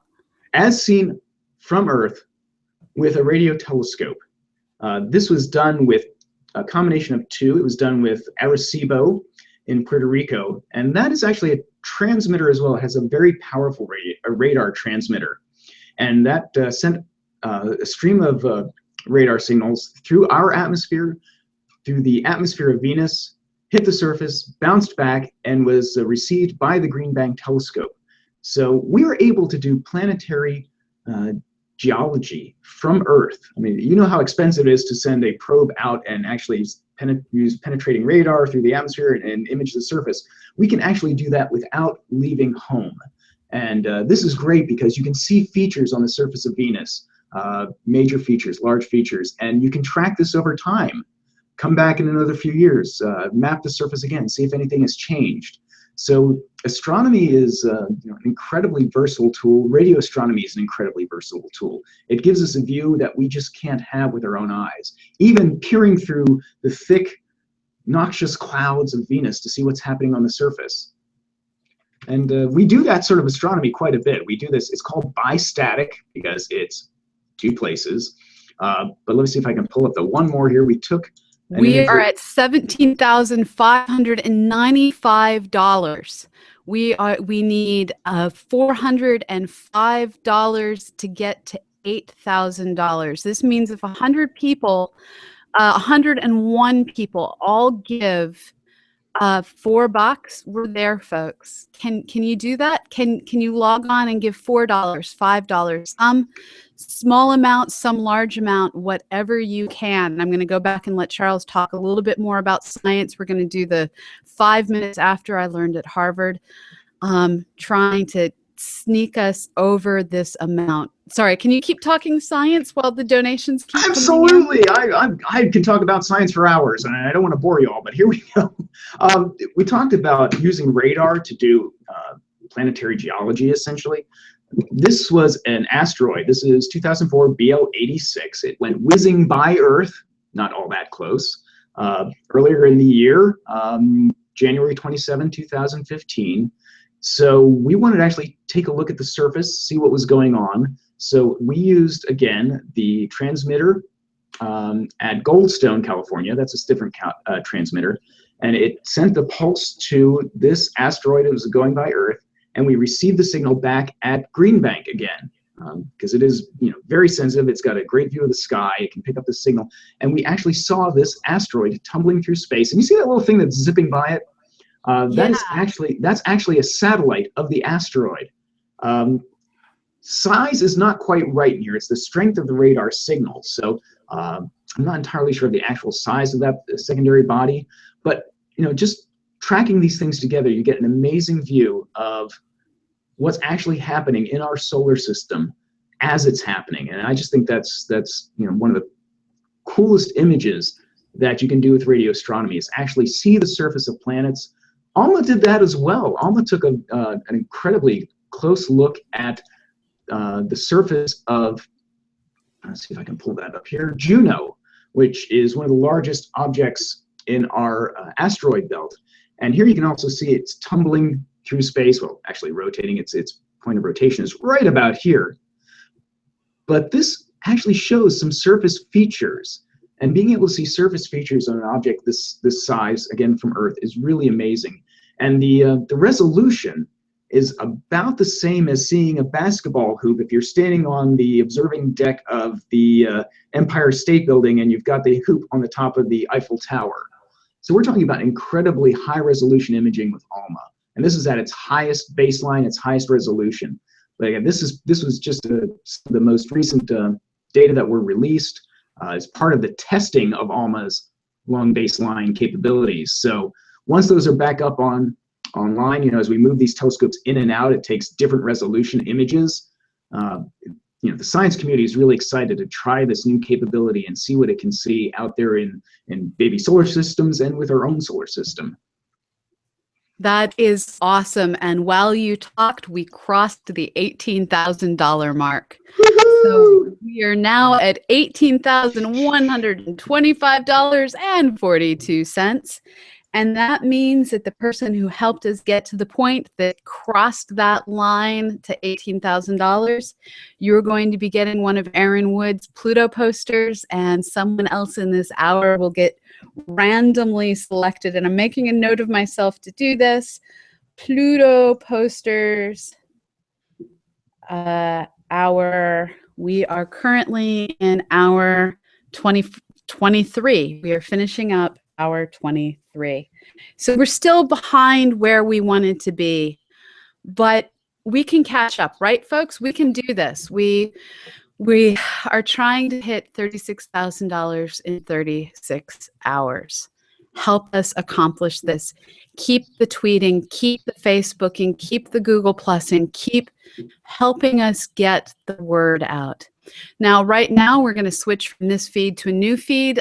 Google only lets us go 8 hours at a time. And so we're going to hand things over from this is our part 3, and we're clicking over now to part 4 of the Hangoutathon over on Google+. If you are watching this on CosmoQuest.org, which I hope you are, because that means you can do science while you watch. If you're watching this from CosmoQuest.org, you're going to need to refresh your page. We're also bringing in a new host. I'm going to hang out for a little bit longer, but Mike Simons, the executive director of Astronomers Without Borders, is going to step in for a couple of hours and let us get some breakfast. things like that help keep us going across all of these hours. Thank you, Charles. You've done an amazing job. And can you tell people where they can find all of these images and all of the science that you've been talking about? Yeah, just go to public.nrao.edu. We've got videos, we've got images, we've got science, we've got everything you could possibly want to know about radio astronomy at your fingertips, and it gets better every day. Thank you so much.